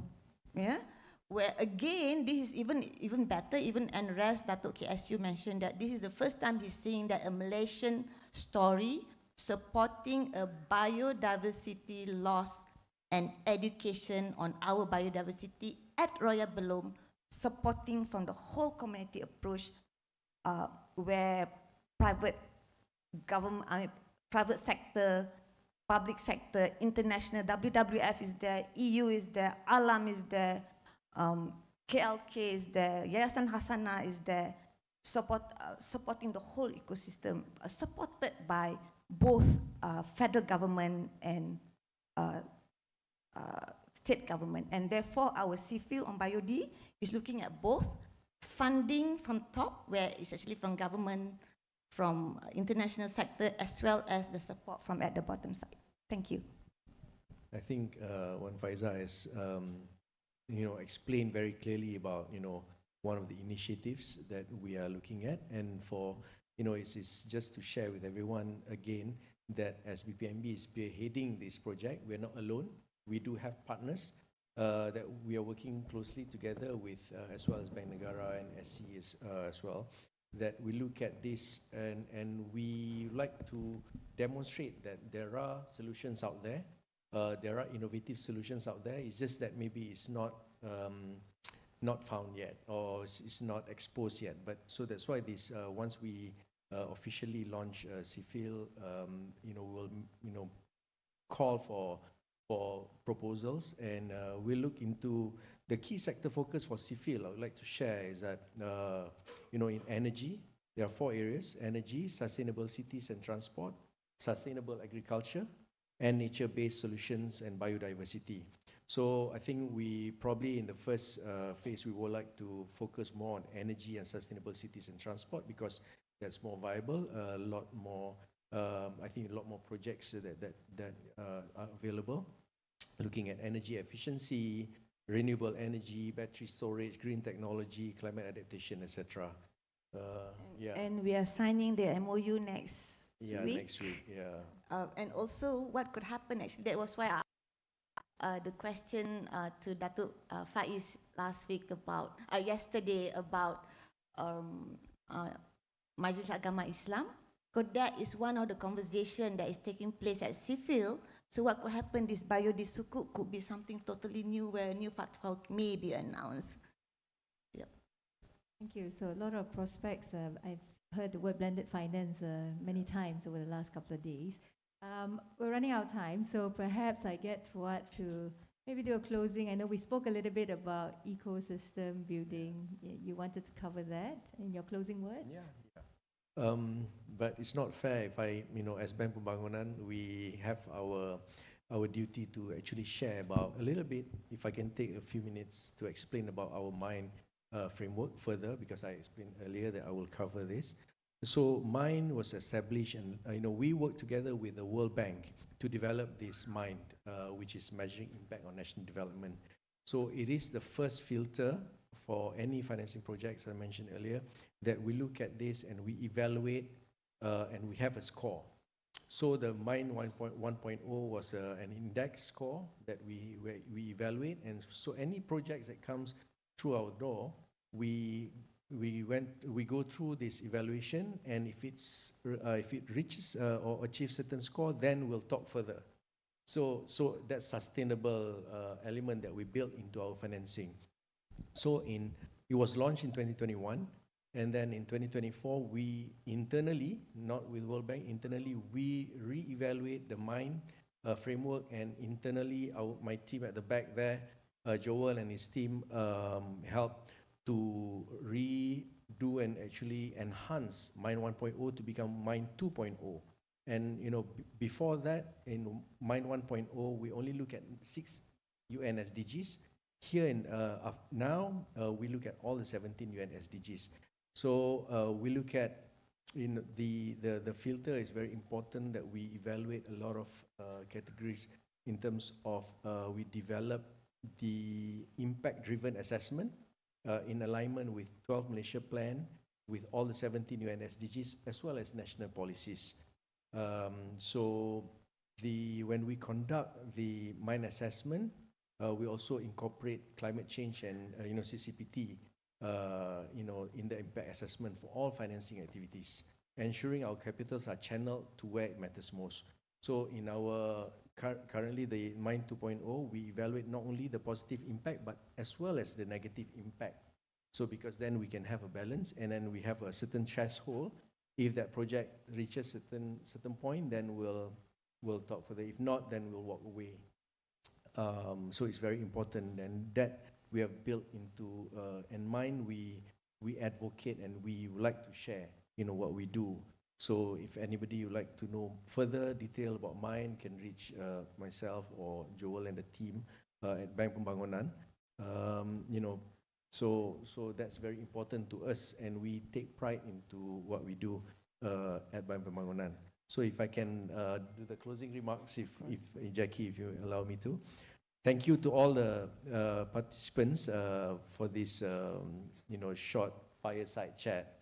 At BPMB, we believe that building national climate capacity is not just about financing. It is about foresight, partnership, and impact.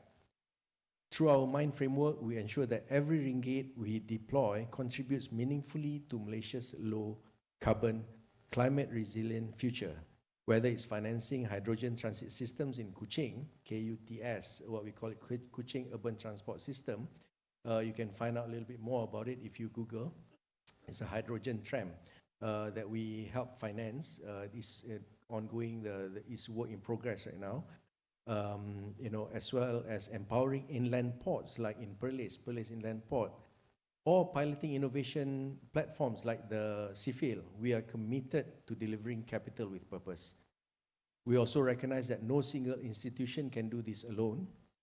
Hence, we welcome partners to join forces with us or with others to work together. And building capacity means working with our clients, our regulators, and our ecosystem partners, not just to fund projects, but to strengthen resilience, bridge knowledge gaps, and drive long-term structural change. So in closing, our transition to a warmer world must be just, inclusive, and backed by strong institutions. And Bank Pembangunan stands ready to be part of that national effort, one project, one partnership, and one impact at a time. Thank you. Thank you. And Faiza, for your last words on behavioral, I think. Fuad mentioned about unfairness. So I will also say that it will be unfair if I don't mention about how CGM has supported Alam a lot from day one throughout our journey. We are a banker, we are not in this space. I had to engage Datin Sunita, I had to engage so many partners who are in this space to help Alam craft the way forward. We are a tax-exempt company, so that also helped us a lot. Why I'm saying CGM's importance because we have been CGM's partner from day one when we were learning, and to date we are proud to say that we have been CGM's partner for NCGS since 2022, 23, 24 and 25 as your university partners. And for the university, we are not just working with CGM, we also work with various universities on this, where we are for the Ministry of Education. We did a nationwide survey in schools with working with University Malaya, UKM, UTP, and University Nottingham to look into the level of environmental education in the school syllabus, from Standard 1 all the way to Form 6, whether or not they are embedded in the school syllabus. MOE, we hope to announce something very positive by end of this year on ESD. This is actually very good news to us. Yeah. If this goes through, we hope maybe my grandchildren will be able to tell their children that this is actually the product of your grandma, late grandma many years ago. That's one. And number two, you asked about what is my conclusion remark. I've seen many corporations, many universities, a lot of partners, stakeholders doing it for the sake of KPI, yeah, ticking the box. I've attended COP where these are supposed to be the leaders, yeah, but when you open the rubbish bin of the plastic bin, you see all sorts of things. What's important is our behavior need to change. In order for behavior need to change, in order whatever that we're doing today to continue to be sustainable, you need to do it from your heart. You need to believe that this is good, not just what's in it for me, it's actually what's good for the nation, what's good for the future, what's good for the next generation. If you're doing it for the sake of KPI, for the sake of your performance, for bonus, it will not sustain. Yeah. So please do it from your heart. Your behavior need to change, and therefore, simple thing like if you're buying plastic bottles now, please stop. And if you see your friends, somebody on the street holding plastic bottle, just tell them off. People may not like you, but eventually somebody will listen to you. I'd like to share a little story, just a quick one. You know, at BPM Pembangunan, sometimes you have makan-makan, right? So people buy plastic plates, paper plates. But then our mind team actually came up with an idea to buy, those, plastic recyclable, I think is IKEA plates and fork and spoon, and so that we can use it multiple times within, the organization. And I think it's so we have to start from, we have to walk the talk, lah. Yeah. Yeah. And talk about that. You may also say, what's in it for me? Through my own practices, just little habits at home. My electricity bill, yeah, without me installing solar, yeah, have reduced from 600 ringgit a month to the latest being 175 ringgit a month. You can see me later on how I did this. Okay. Thank you very much, both. I believe we have to close. Just quickly, capacity building is not, it's important, but I think behavioral mindset as well. So a round of applause to our speakers, please. Thank you.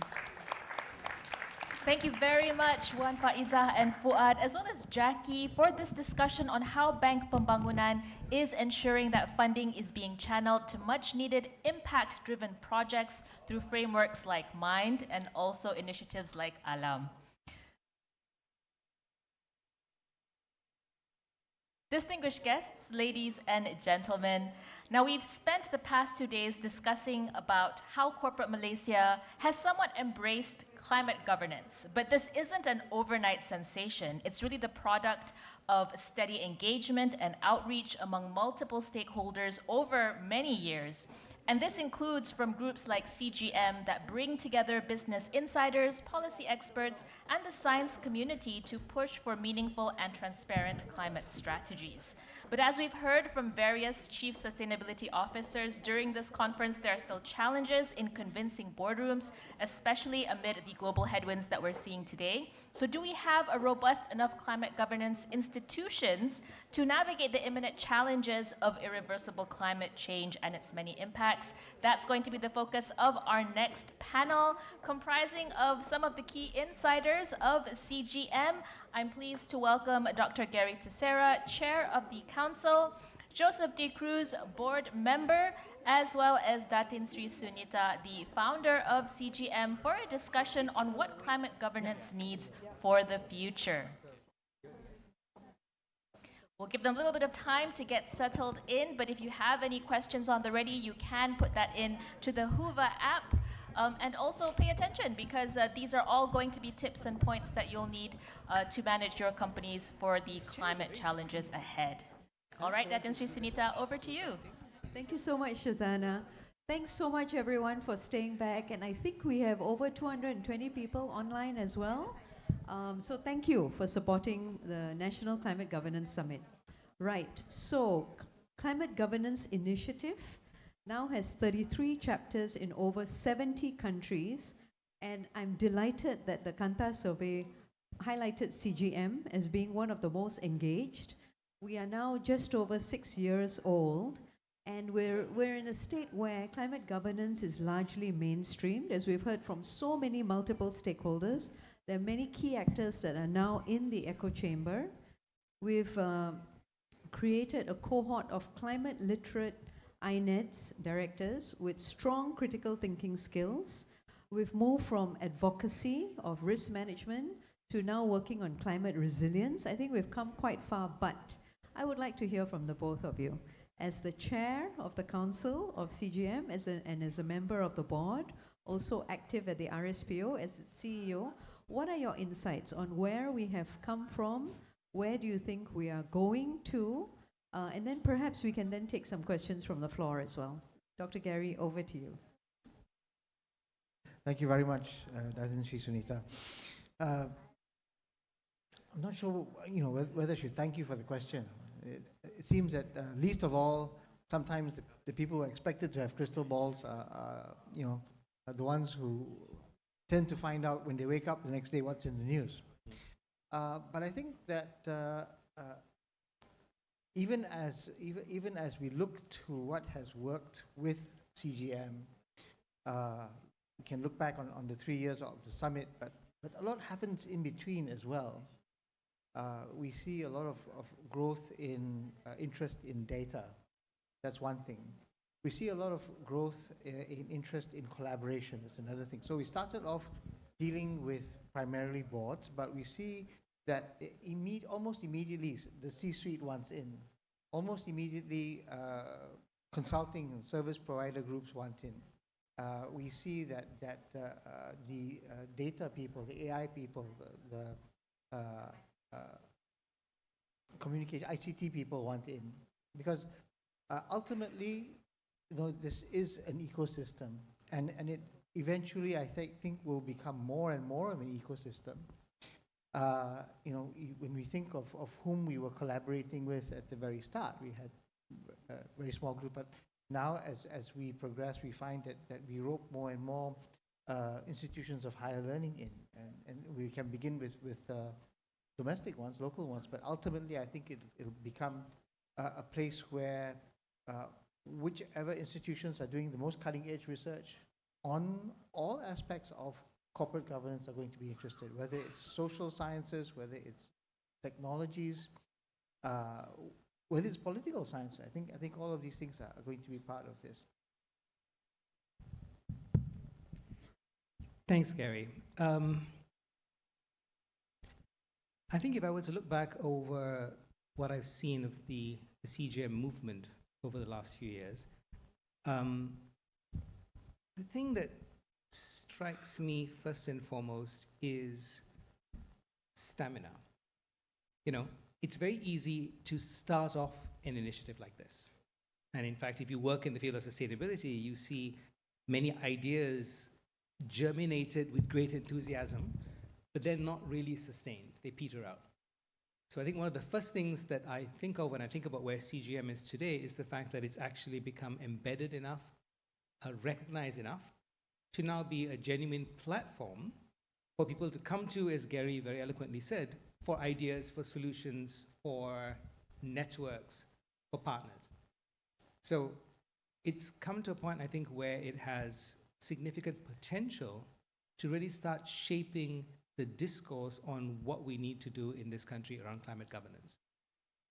Now, platforms like CGM are actually a peculiar beast, and I will use an analogy, which I think Emily will be amused by. Everybody in the world knows the WEF, the World Economic Forum. We all talk about Davos as being the place that you go to when you want to be part of the conversation that matters around these issues. But if you look at the history of the WEF, nobody ever gave the WEF permission to be the WEF. The WEF was never mandated by member states or the United Nations or anything else. It was simply created because you had a group of people who believed there was a need and had the commitment and the willingness and the stamina to create a platform that eventually came to be seen to have tremendous value. Yeah? And I think that's the kind of space more and more where real action will take place, because you have a collection of people who have decided that we need a space in Malaysia to talk about climate governance, to talk more broadly about how we respond to climate and sustainability issues, and have created it. That of itself gives it legitimacy. And so my reflection is, having now built that momentum, now built that credibility, that awareness, that interest that Gary talks about, how do we collectively use that as a way to really start moving action on the ground? I'm going to tap on these insights in a short while. We're going to take some questions from the floor now. But I'm also observing that this comes from your 20 years with the UNDP and many years in the Global Futures Council as well with the WEF. So you understand firsthand how this actually works. And of course, from Dr. Gary's point of view, many, many years walking the corridors of negotiating COP. So this is where the both of you are coming from, and so the insights are particularly pertinent. Do we have any questions from the floor for Dr. Gary or from JD? Sharifah. Thank you very much, Datin. It's not a question, it's a proposal. Okay. Because during today's or yesterday's event, the lady from WEF did mention that. Firstly, she's very happy with Datin steering the CGM here in Malaysia. But she also highlighted that the WEF is planning to have more chapters around ASEAN. So I would like to recommend that maybe CGM Malaysia, since Malaysia is the chairman of ASEAN 2025, you could be leading this initiative to get ASEAN member countries, together of course with the WEF, in coming out with these chapters with the ASEAN member countries. Thank you. Thank you so much, Sharifah. I think what she meant is that we are looking to launch other climate governance chapters in Southeast Asia. Yeah, so that's something that we are definitely working on. But in the meantime, so now I have the two of you back. You know, there are many business leaders that are seeing the transition as an opportunity to create products and solutions which have a lower environmental footprint. And many are actually ahead of policymakers and regulators. So from where you're coming from, because both of you engage with multiple industries, key stakeholders, etc., what is the single most important thing policymakers could do to support a smooth transition by industries? Single most important thing.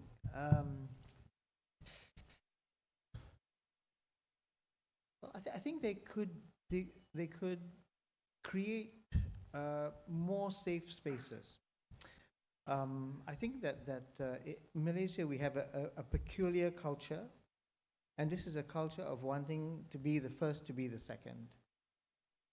And it doesn't matter if it's investors, it doesn't matter if it's industry, etc. If something new comes up, nobody wants to be the first to pilot it. They all want evidence that it's economically feasible. There are no social barriers associated with it. No tripwires that are going to interfere with your investment plans and your implementation.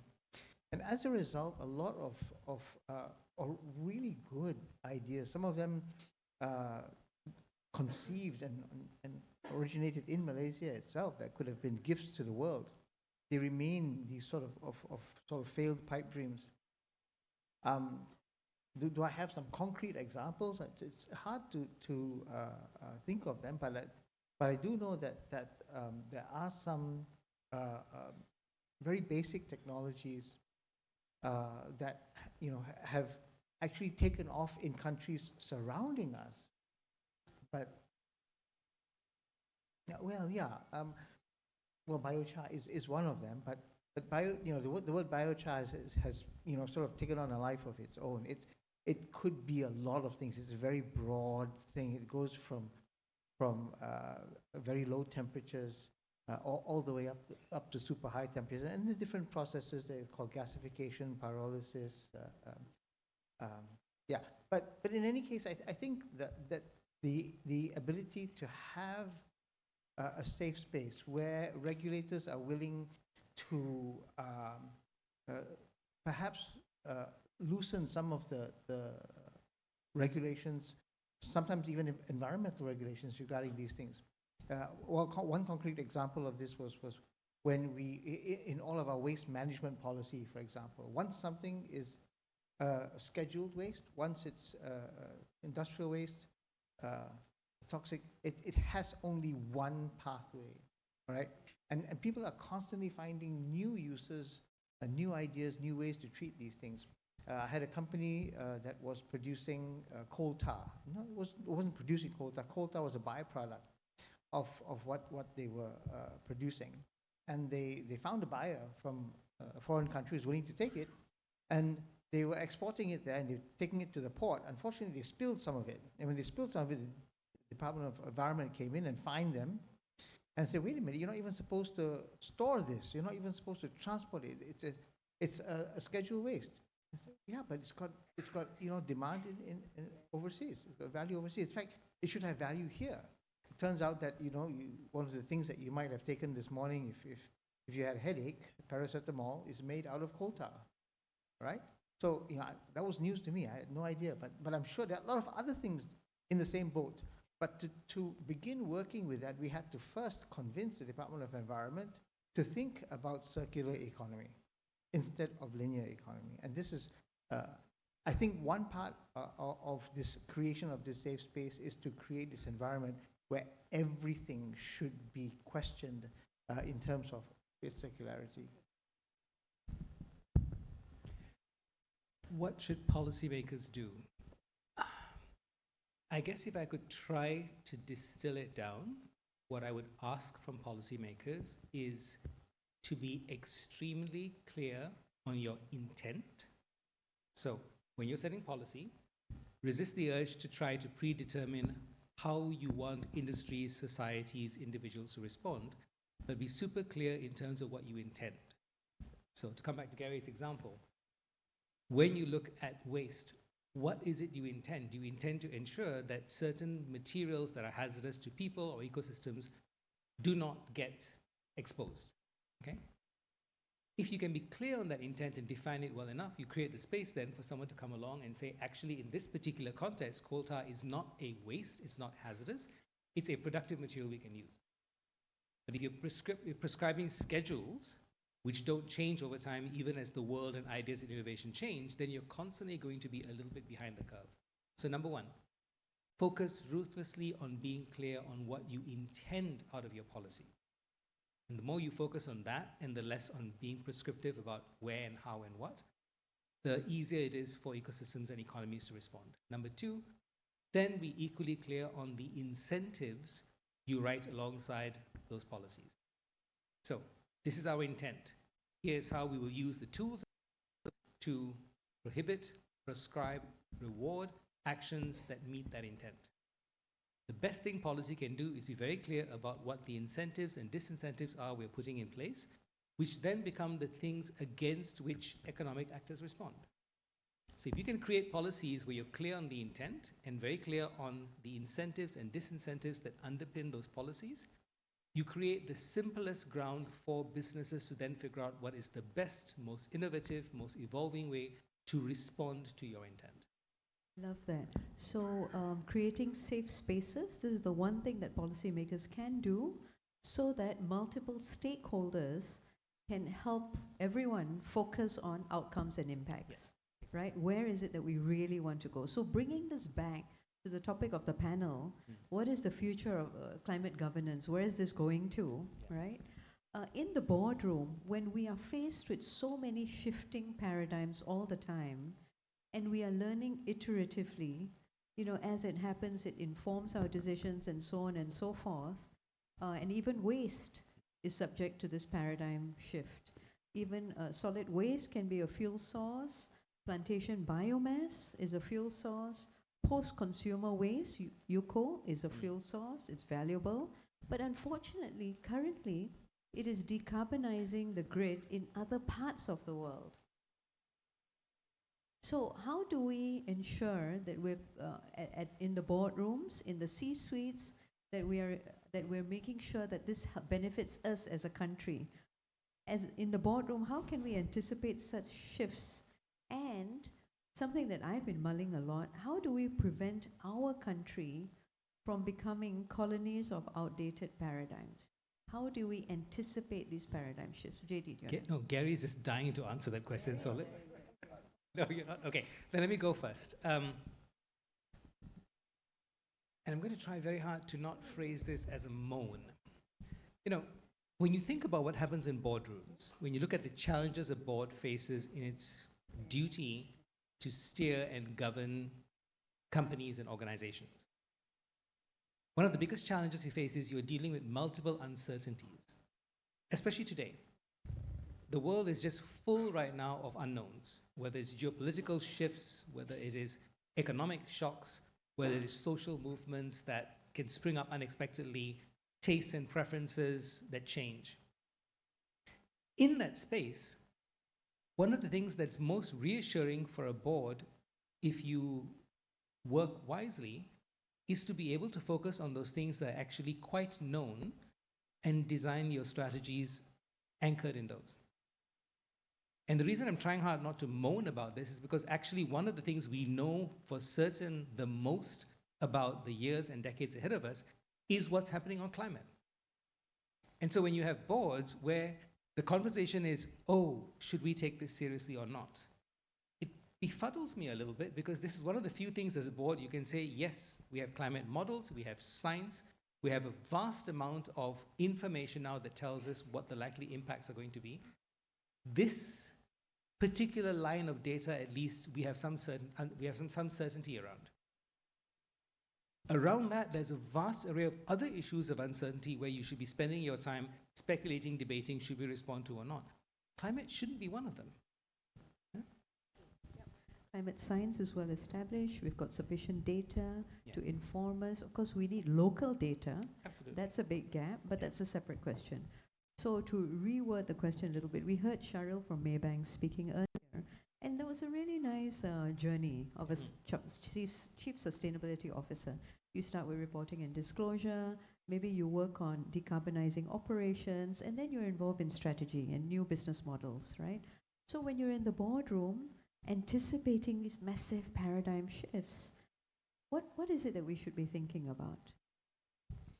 Well, just to follow on from where JD is coming from, I think that in the same way that there are some things that I don't want to use the word immutable, but I do want to use the word that Sunita uses, which is foreseeable, right?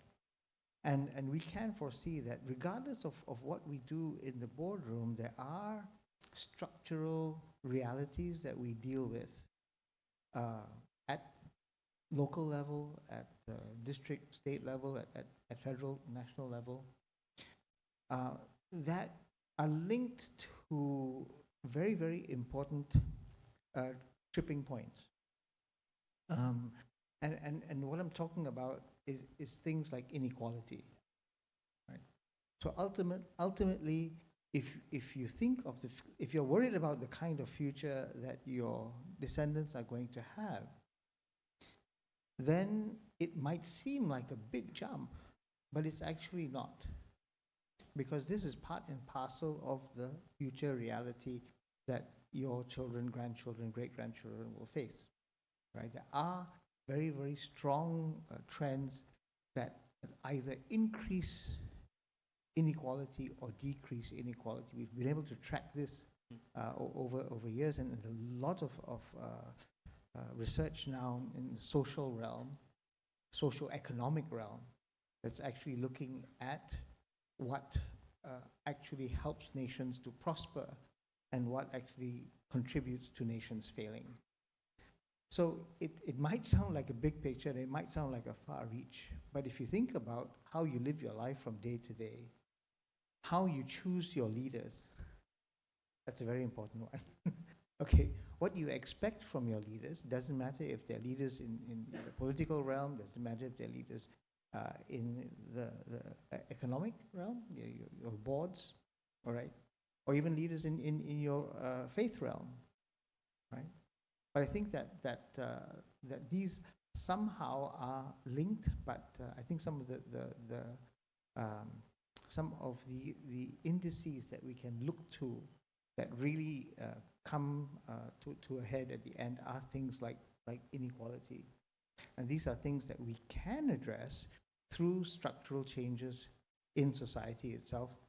And this is where the link to the circular economy comes in. I think when we think of what we've become as a society, we want things that are ready to use, ready to eat, ready to wear, ready. And then when they've reached the end of their useful life, we want them to disappear, right? But this pair of shoes I'm wearing is on the 4th set of soles. So you can actually plan these things out in ways with your choices, your daily choices, your everyday choices, that actually turn your world very, very circular. And every individual that actually adopts this circular lifestyle is actually, you have to remember, or you have to remind yourself that the impact that you are creating is far greater than you yourself could imagine, right? Yeah. Let me come back to the question you asked at the beginning, because I'm old now in my memory phase. You asked me about... If I can just interject, I Yes. loved what you said about foreseeability. Yeah. You know, because there's so much more certainty about climate science than there is about foreign exchange, inflation, tariffs, Absolutely. economic growth. There's so much more certainty, right? And yet... So, come back to the question you asked, then what, in my very devalued 2 cents worth, what is my view of what the future of climate governance is?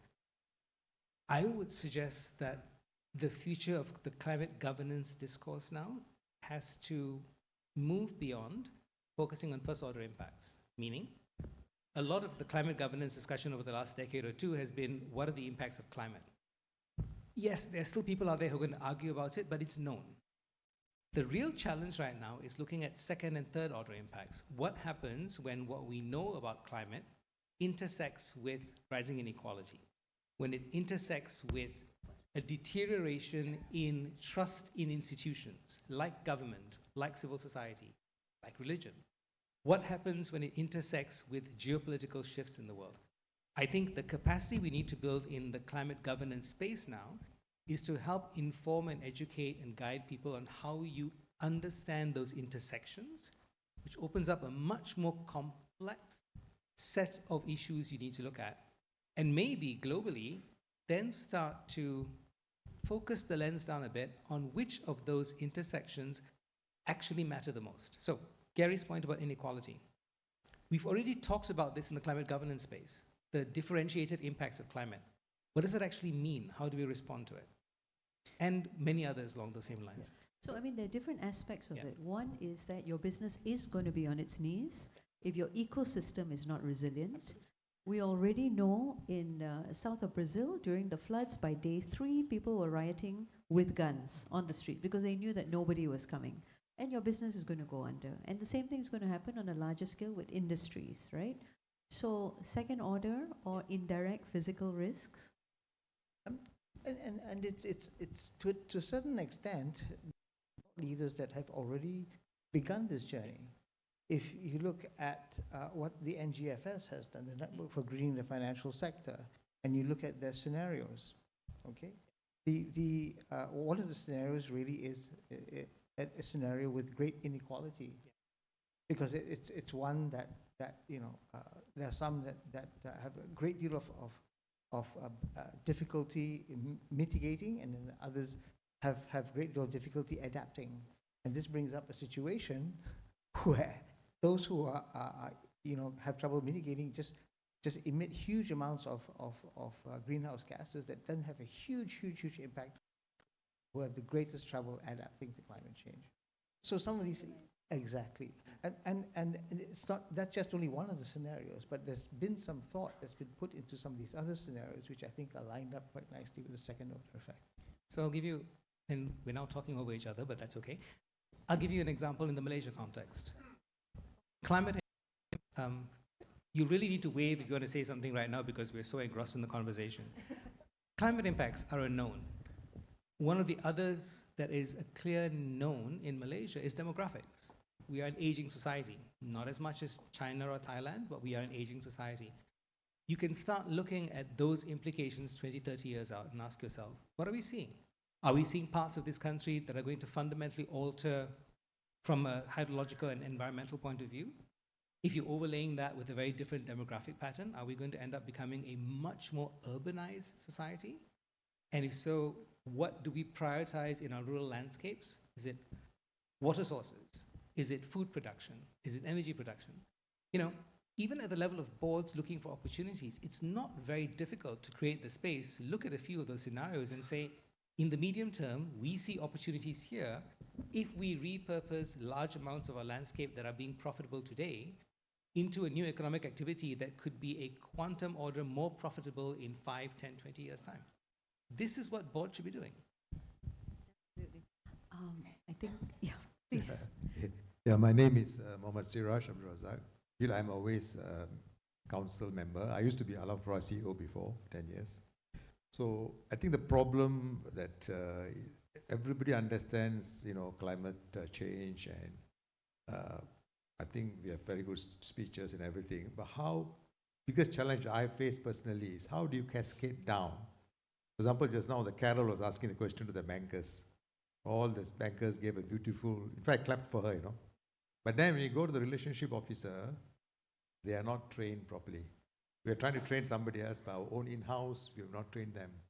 So to me, the biggest challenge is how we must cascade down, and this is a long journey, because I've done it in Al-Afra, It's a long journey to get the worker, 5,000 workers, to make sure after they collect, they close the door for the bin, and they don't squeeze the thing in front of the house. It's a long training process, It took us about 5 years to train them in batches to do that. So that is number one. So how do you cascade down? Before you try to teach everybody else, I think all of us in-house, we must train our own people. It must go down to the lowest level, to the office boy level, They must all understand. So it must be like a part of a DNA. Just like quality as well. When quality started, quality was a department. Yeah. And a huge department rejecting the products. Then everybody realized, hey, rejecting products, my bottom line is going. Yeah. So quality was embedded into the production. So then the quality become just a QA department, just surveillance really, keeping an eye and reporting. So sustainability, and also another example I give you, because I'm from the oil and gas industry before I joined the waste management. Normally when we do the board meeting, the first thing we report is safety, HSC numbers. Then only we look at the numbers and the operations. So when in Al-Afra, I started the same way. Safety first, then only we report others. So maybe all the boards, they should report sustainability first, because then only you need to embed into the people.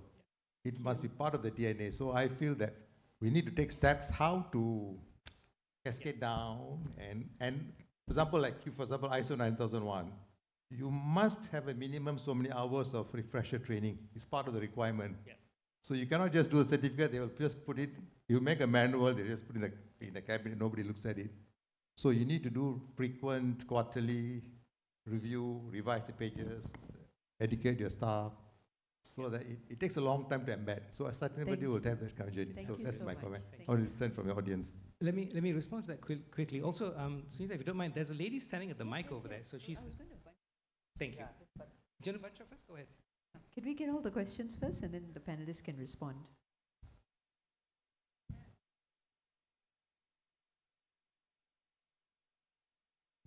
Is this on? Yes, it is. Okay. So I'm actually coming here not representing anybody, just myself. Kind of like a civic duty type of thing. I'm a fresh grad and I'm doing a lot of volunteering and with a lot of grassroots type of organization. And I was just wondering, how does how do grassroots play a role in CGM, or rather the other way around? Because you have people who are leading their own initiatives to do the thing right away. So river restoration, but river restoration is difficult to do right now because first thing you need to do is clean up, and we don't have a culture of, we have a culture of littering and etc. So just trying to think about how do we really utilize the grassroots that we have, because a lot of them are undermanned, underfunded, but they're still doing the work. Yeah. Thank you. Oh, sorry. Yes, good afternoon to a distinguished panel and the moderator. My name is Joseph. Yes, the question I wish to pose, is there a climate change bill? I think it was upcoming. Whether has it been passed? Are you all part of the bill, in terms of course, the enforcement comes to the authorities. Are you all part of the bill in terms of suggestions to the policymakers on the scope of the bill?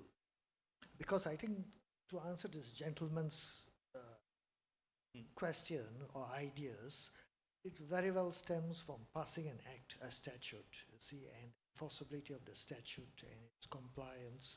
I think it serves very well. What is your view to that? Thank you. So Rang Undang-Undang Perubahan Iklim Negara was open for consultation last year.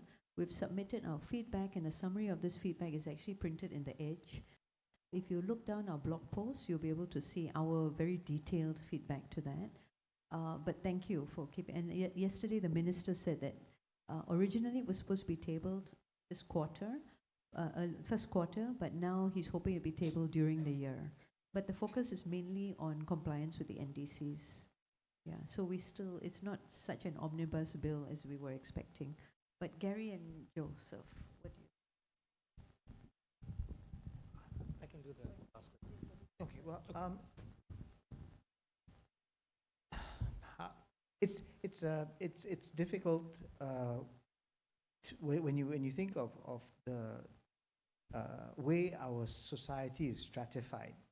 Okay, how many of you have gone over to your assembly person's office to talk to them, or your parliamentarian's office to talk to them? Don't you don't count. No. Okay, point taken. Right. We tend to be very vocal when we don't like what our representatives, the people who are supposed to speak on our behalf, and we don't like what they're doing. We're very vocal about it, but we're not vocal to them necessarily. All right. But by the same token, I think what we're even more guilty of is actually not encouraging them and affirming them when they do the right thing. Because when somebody is told that they do the right thing, it actually has a much greater impact. Because then they're already said, they know what to do. If they're doing something wrong and they say, hey, this is wrong, they don't know they don't know what to do next. They didn't know they can't do that, but they don't know what to do. All right? So and you combine that with the way in which our society is stratified. The lawmakers seem so out of reach. As a civil servant, it was nice when Parliament was in session, you could actually go in and meet with them. But if you see them, by all means, please, when you have the opportunity, go and see your local assembly person. Just drop by to chat. If you have a small problem, as long as it's relevant and material, you go and talk to them. Be very happy to see you. In fact, they want guidance. They want guidance because then they can add it to their statistics and say this is what they did, such. But I think that is a huge thing that we can actually do, and that will actually go a much greater way to making sure that the kinds of legislation we get are the ones that we actually want. Yeah. Thanks. I see the big red time's up sign. Yeah, So, but I think to your question, sir, two short answers. I love the analogy with quality management because, as you know, any person who's been trained in management knows, we went from quality control, rejecting things that don't work, to quality assurance, which is ensuring it's done right the first time, to total quality management, which is embedding quality into every system, every process in the way in which your staff think about and do their work. And that journey is a little bit, I think, analogous to what we need to do with climate, which is moving from climate being an issue that people talk about to what do we do, maybe this is where we are today, what do we do to mitigate our impacts, to actually recognizing that our teams, our staff, our leaders need to be climate literate enough that they're automatically taking climate factors into account in all the other day-to-day decision making.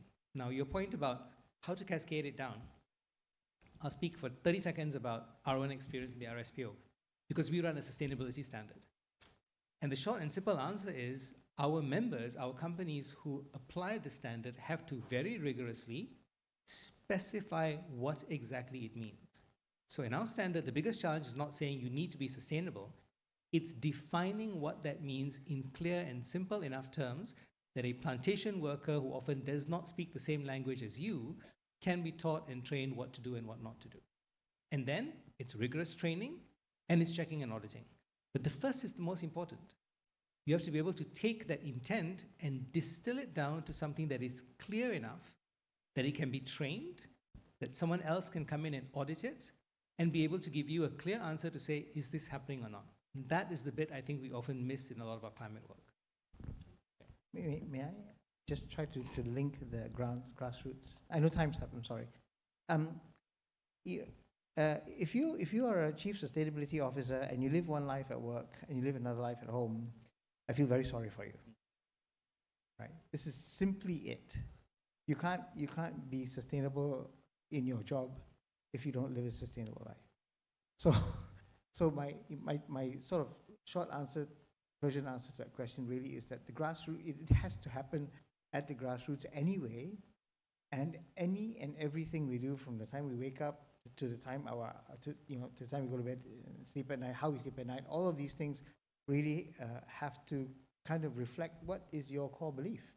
And if it's not part of your core belief, then you're trying to live several lives, and you're not going to last long. so take a chill pill and think about how the way you live your life from second to second, from day to day, actually is either making the world a better place for your grandchildren or making the world a worse place. Because there's no sitting on the fence. None, zero. Get used to it. Thank you so much, Gary, JD. A big round of applause for them. Thank you very much to Dr. Gary, to JD, and Datin Sri Sunita for those honest reflections on what it takes to maintain momentum in climate governance advocacy. So there have been a lot of allusions to running during this conference that I've picked up on. We had Dr. Gary referencing the Red Queen and Alice running in place. Yesterday, Mei Ling from the World Bank talked about climate action being both a marathon and a sprint. And JD just now spoke also about stamina needed to keep up the fight. So it's going to be a generational effort to ensure that climate action is maintained. Therefore, it's timely that Climate Governance Malaysia will be launching the CGM Academy for Youth in collaboration with Pepper Labs, which is a social enterprise dedicated to driving social transformation through sustainable and inclusive growth. CGM Academy for Youth is an online learning course designed for young professionals at the start of their sustainability journey. This program is going to provide a strong foundation in climate governance and sustainable action, and it will equip participants with the knowledge to create real impact. So CGM will be announcing the launch sometime in the second quarter of this year, should be in the next couple of months. So do stay tuned and follow Climate Governance Malaysia and also Pepper Labs on social media for all the updates. I do hope you've keyed that in. You can start adding them on your social media of choice right now. Distinguished guests, ladies and gentlemen, it's been repeatedly said by various speakers during this conference that change is difficult to initiate and navigate, but it is a necessary element of adapting to climate change realities. We heard Datin Sri Sunita mention paradigm shift. That's what all industries need to navigate. And we also heard from the banking, insurance, shipping, palm oil, and oil and gas industries on how they're navigating those fundamental changes in their sector. For the next panel, we're going to continue the sectoral exploration of paradigm shifts needed to transform in the face of climate change risks. I'm pleased to welcome to the stage Dato N.K. Tong, co-founder and group managing director of Bukit Kiara Capital, Liu Tian Wei, chairperson of the Green Council Eco World Development Group, as well as Vinesh Sinha, founder and chief executive officer of Fat Hopes Energy. This session is being moderated by Sujata Sekarnai, chairman of the Malaysian Institute of Corporate Governance, or MICG. Sujata, I'm pleased to hand over the floor to you.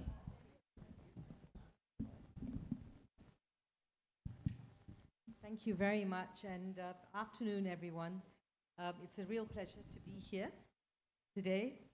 You know, as the world hurtles, or crawls, if you like, depending on your point of view, toward a more connected, climate-conscious future, we stand at a defining moment in the energy transition. It's not just about shifting from fossil fuels to renewables. It's about a complete reimagining of how energy is produced, consumed, valued. The old model is centralized, top-down, carbon-heavy and extractive, right? The emerging paradigm is decentralized, smart, inclusive, and clean. Malaysia, like many nations, face a dual challenge: meeting rising energy demand while urgently decarbonizing. From sustainable building designs to supply chain innovation, the pathways are diverse, but they all require courage, collaboration, and clarity.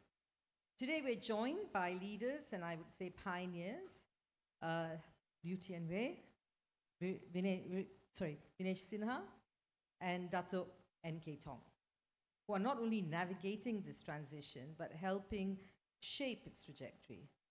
Lots to cover, very little time, so let's begin with our first question. Tian Wei, if I can start with you. Let's begin with the development sector. As urbanization accelerates, land becomes scarcer, the tension between housing demand and environmental conservation grows. How can urban developers balance the demand for housing with the imperative of preserving green spaces and biodiversity? And how important is design in ensuring minimal wastage, circularity, and renewable energy integration in the future of sustainable building designs? Could you perhaps speak a bit on this and give us some examples? Yeah, sure. Firstly, thank you. Thank you for having me today. I'll try my best to answer the questions. I think in terms of the demand for housing relative to biodiversity and, what was the second part? Design, sorry. Actually, currently, when we do developments, I think the regulations is such that we need at least a 10% of the total land size dedicated to landscaping or greenery. So that's already a very good start. For us at Equal, what we have done through our DNA process is to, how do we encourage even more? How do we do not just 10%, but do more? If you see all our developments, there's a very heavy emphasis on landscaping, greenery. This has been there since the very first project that we ever did. And why is that so? It's because that is what we believe. All of our projects actually have about, I think, 15% at the bare minimum as an internal KPI to satisfy for every development that we do in terms of open spaces, open green spaces, landscaping, edible gardens. We try to mix up the landscaping styles so that it addresses the different activities, whether it's gardening or playing around with kids and all. So that is what we really focus on. And we've achieved that for every single project that we have done. On the side of design, I think the design of homes, it's a bit bigger in its scope because the property industry is a very resource-intensive industry. And because of that, how the developer maximizes the biodiversity landscaping in a project is very important, at least to minimize the best that we can on the impacts. Housing definitely is something that everybody needs. But how do we balance that is important. I think the way we need to do it now, if you see the market, every developer is doing a lot when it comes to sustainability, whether it's solarizing their products, whether it's landscaping, biodiversity. I think one developer actually is doing batteries within the homes as well. But every developer, including ourselves, we talk about sustainability as an add-on. You're buying this home and you get this. And the problem with that is, from a buyer's perspective, they don't fully grasp the benefits of having homes that are designed in this style. And by doing that, it becomes a price sensitive. Houses are already very price sensitive. But if we do not educate or explain the benefits of what you're getting, it becomes a lot harder to see why should you pay that green premium that it's in the market in every product that you have today.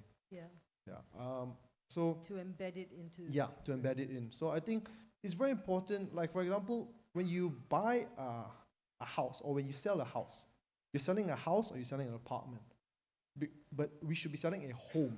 What is a home? A home is somewhere that you grow with your families. You live there for the next 15, 20, 30. Even for me, I've been living in the same house I have since I was born. So that's about that's 30 So there has years. to be a community Yes. kind of focus. Yeah. So how do we explain to or educate purchasers the benefits of living in a sustainable home? Don't sell a house in the traditional way of doing it. Bring in your landscaping designers, bring in your marketeers. Have, I think, from the previous session, the intention. What is the intent of this sustainable home? The intent of this sustainable home is for the family to grow, the family to live in a healthy ecosystem, because we do get the benefits. So that is very important. So from day one, bring everybody in the same space together, not just your designers or your contractors, but extend out to your marketers. So from that perspective, and I mean, I can see that really working. It probably works in the consumer group that you deal with. But I can see the cost factors then not making it so accessible to the lower end, of affordability. And I'm presuming this is where government, local authorities, and all the stakeholders have to step in to support. I would like to stay on that, but I want to touch on EcoWorld's climate change policy, in this context. You commit to achieving carbon neutrality, a net zero carbon footprint by 2050, right? It's a laudable commitment. I put this question to you somewhat as a representative also for the industry leaders, other industry leaders who've made the same kind of commitment. And indeed, in terms of the national policy that sets the target. How realistically achievable is this target? I know, you'll be taking a phased approach in your roadmap. Could you share the strategies and measures that will help you overcome the challenges to get there? Because I'm sure many are in the same place. Sure. My panelists, please do join in whenever you guys want. But anyway, I think from EcoWorld, yes, we have committed ourselves to achieving net zero by 2050. Definitely, this is not an easy task.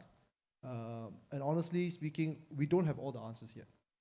But it's something that I think throughout this whole week, throughout this whole week, as well as the science has shown that it is something that we must do. It's not a choice anymore. It's something that we must do. So how we broke down our net zero goal, we have short-term, medium-term, and long-term targets to really see how can we, I think that the nearest thing that we must do is to understand where we are today.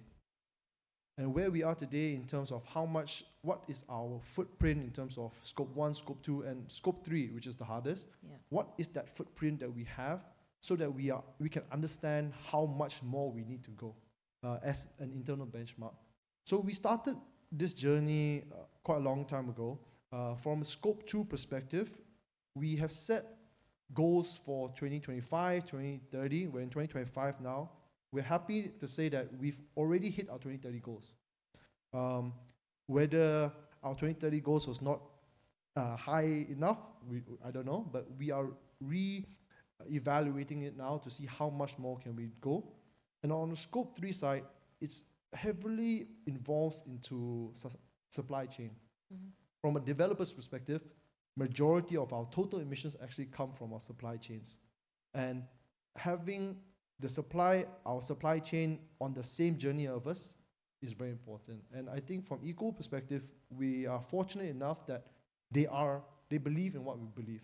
So we started a supply chain sustainability workshops last year, whereby we re-emphasized the importance of what we wanted to achieve in terms of net zero, but we also don't expect our supply chain partners to do it all by themselves. Right. We will do it together with them. Because I think the current understanding of sustainability is there's so many things to focus on. Mm-hmm.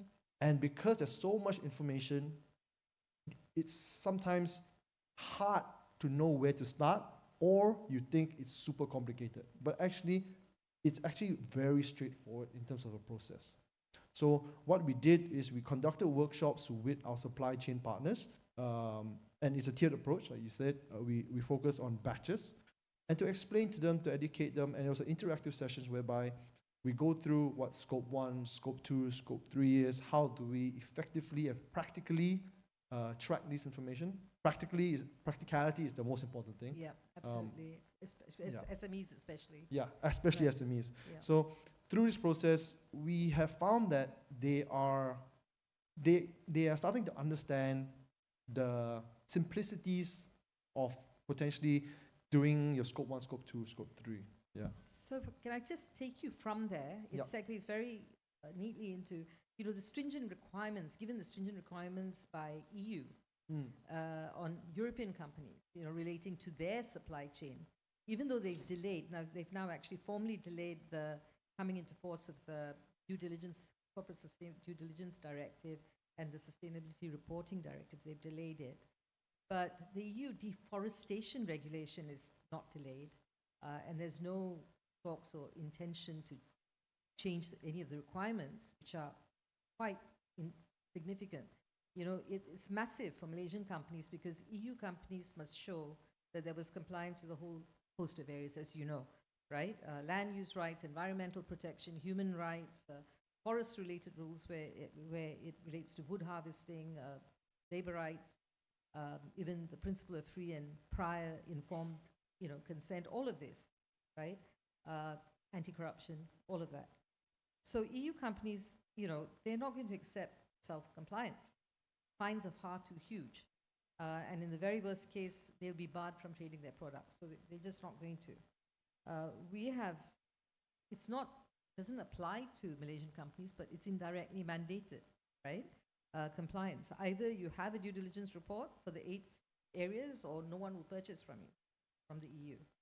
So, for example, just to give some context, if you're in the chemical industry and your product contains palm oil, let's say, which in most supermarkets is up to 80% of our oils there. It turns out that you imported to EU without complying with the reg. In the worst case scenario, you can no longer sell your products, right? So the same principles would apply if we sell to China, and China sells to Europe. If they will be required to demonstrate that the supply chain is there. So let's focus. I know it's a very wide area for the purpose of this question. How companies, and I'll come to both of you, pitch in on this as well. How companies need to work with their supply chain, and you've already touched on some of this to avoid very costly missteps. So could you share more on the work with and the support you give your supply chain in meeting these requirements? How do you measure, maintain accountability across your supply chain beyond the workshops? Okay. So what we did with our workshops, with our supply chain is we have milestones to actually achieve post the workshop. This is how we are able to make sure that they don't just come for a 2-hour session and go home and nothing happens. We created milestones for them to then also feed back to us to make sure that your policies are in place. Your scope 1 is calculated, scope 2 is calculated, scope 3 eventually is calculated. So we broke it down to easily understandable actions, and we gave them a timeline whereby on each month we might drop you a message to see what's happening, and it's like a checklist, a simple checklist, whether some are quantitative, some are qualitative, to basically feed back the information to us so that we know that you are also on the same track. And if you have any questions, we can also then go through it with you guys. So that by doing that, then it becomes something that's more actionable, something that we also continuously make sure that they are there. It keeps both of us, in a way, accountable on what we have set out ourselves to do. That's excellent, really inspiring, I hope, for others as well, because I think it's going to be integral to our being able to go forward. Perhaps Vinesh and MK, if you would like to, you may want to add to this. Vinesh, from the biofuel and palm oil perspective, would be very relevant. Yeah, just contextually, the business was started as a biofuels business 18 years ago when sustainability was not a thing. Startup was not a thing, right? So I think there was a comment made earlier of how is it that we do things because we have to do it, or do we do things for the sake of compliance, which is getting to your point. The approach we take is very different, right? For us, we believe that consumers should have a choice to decide on what's best for them. And I think over the long term, that equilibrium, whether it's a cost equilibrium, a carbon equilibrium, will find its balance if there's data out there. There's today in the market, we either have what you should have or what you are using today. It's an alternative. But as you look out into the future, I think the diversification of options, and for us to be able to present as enterprises the various different options that are available out there and what the impacts are. And consumers slowly could take charge of their choices and move in that particular direction.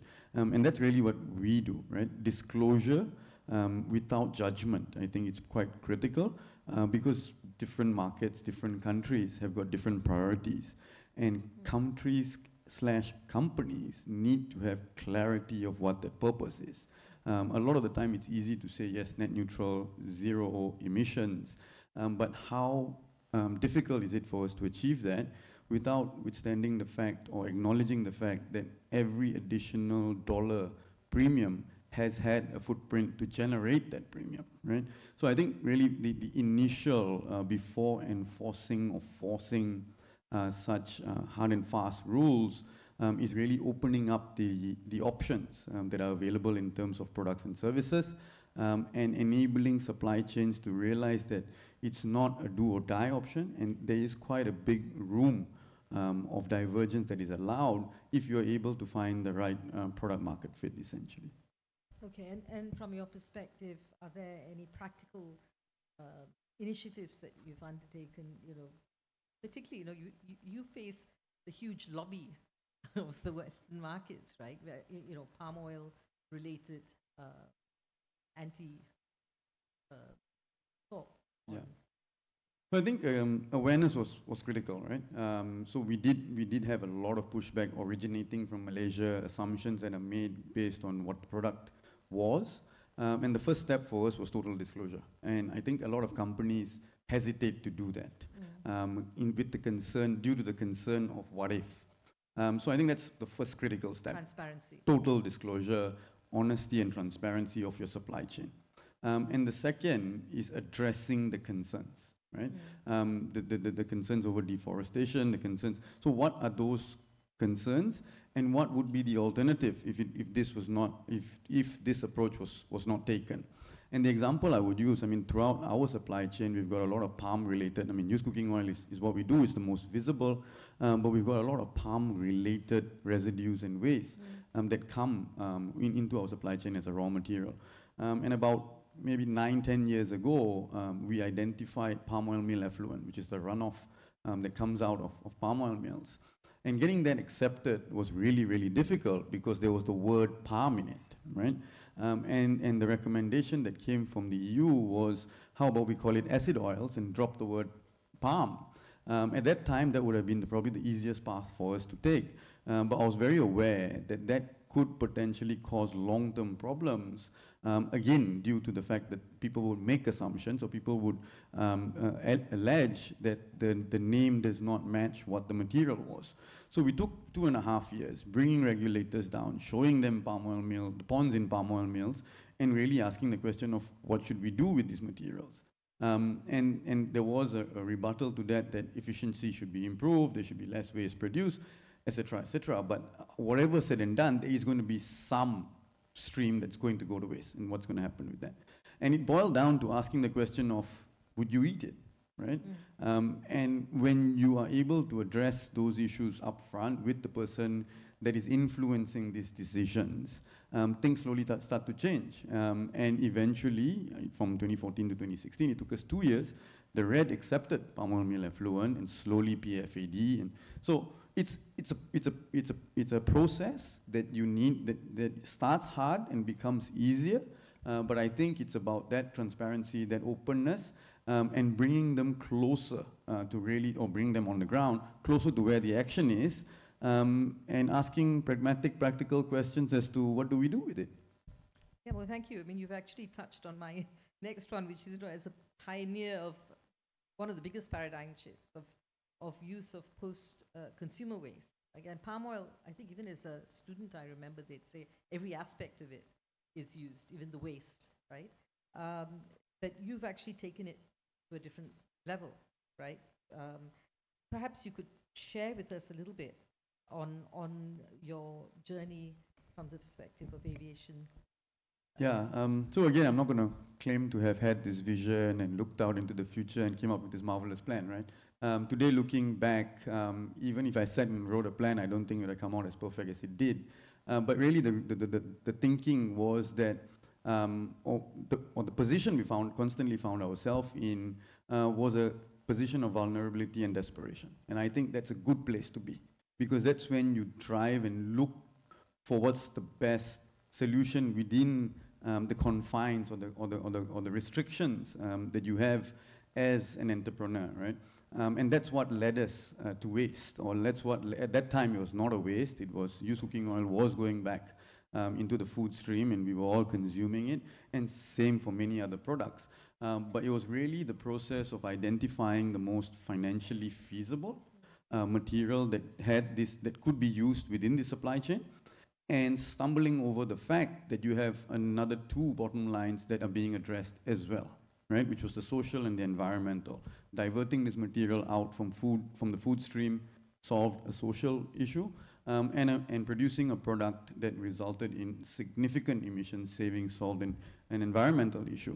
So I've always said, I always believe that environmental solutions need to be profitable, because that's when you have an innate motivation to want to push the envelope further and further, for us to be able to clean up our act, one, but to also create innovative products that can meet the current need.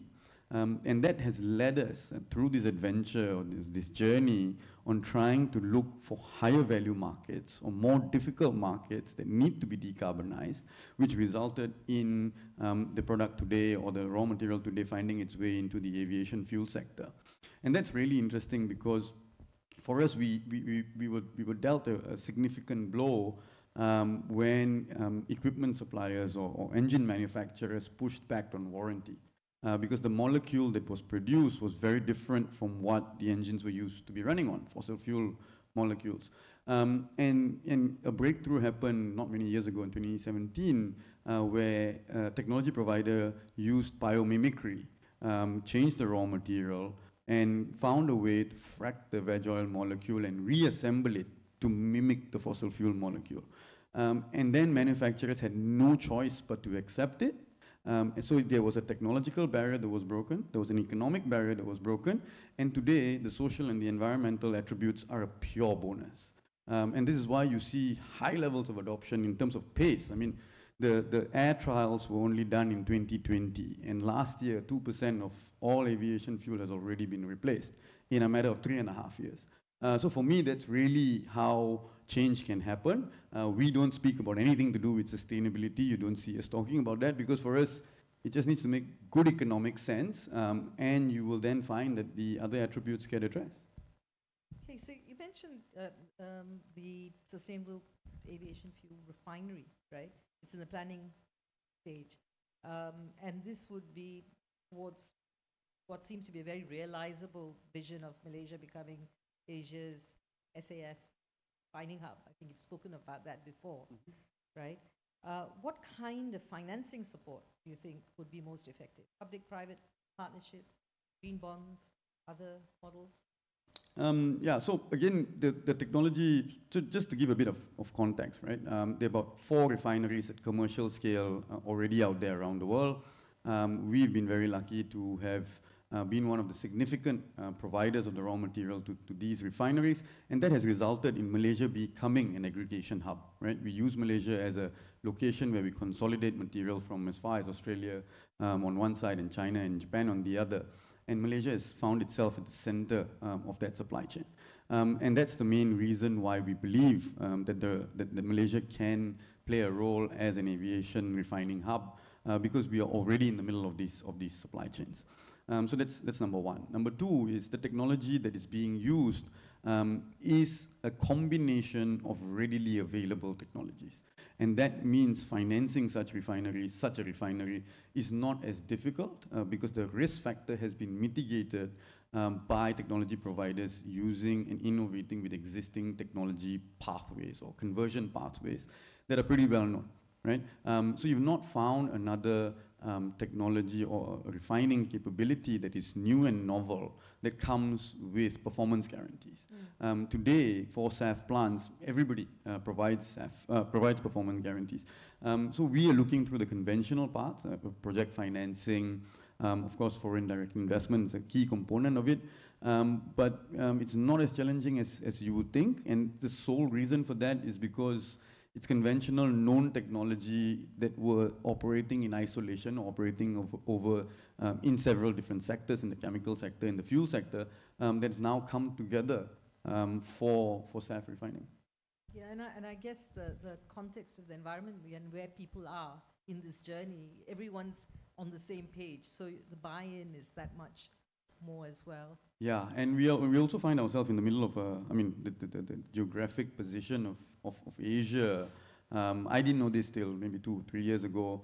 Not more than 10% of people in India and China have gotten an aircraft. So we're going to see a big growth here. And if that growth could be powered by domestic or by product, by material originating from the country that this demand is going to come from, and refining capability and capacity in your neighboring region, energy security and availability could be addressed quite neatly as well. So it puts us in a pretty good position, I think, right? I think we've got what it takes and we've not capitalized on it enough. If you look at the palm oil sector, for a very long time, we were the refining hub, right? And I think it's very similar paths that we can take, but we forget what's happened in the 90s and early 2000s.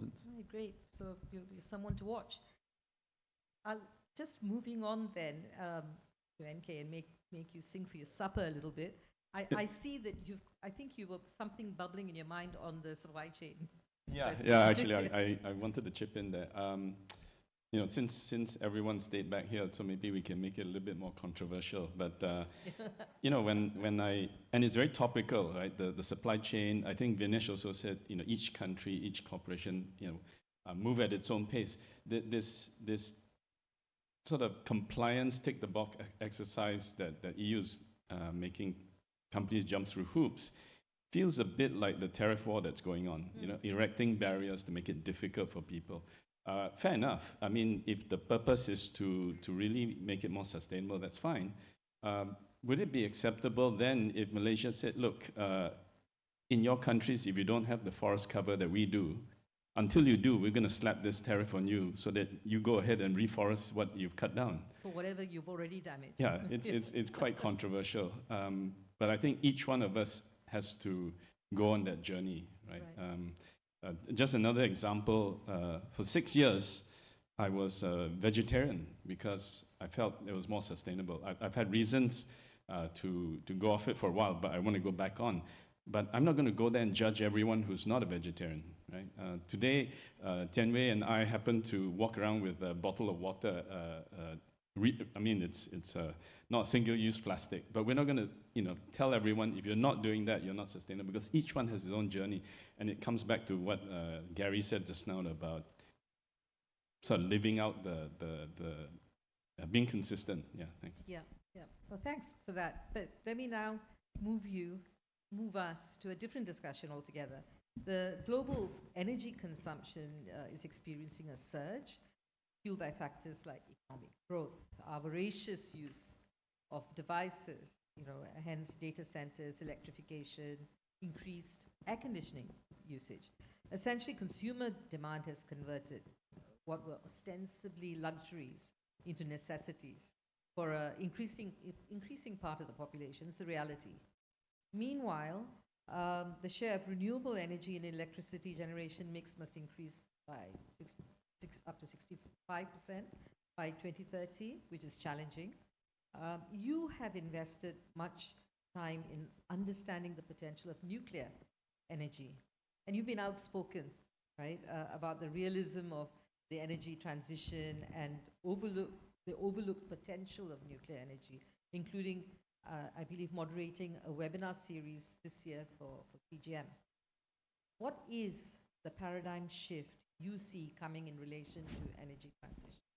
Thank you. So we won't be able to boil the ocean in the next couple of minutes, so I would encourage you to search Climate Governance Malaysia, Nuclear, and watch the 2 webinars that CGM put on. And secondly, these opinions are my own, but it is, okay, so you started by saying we have to reimagine.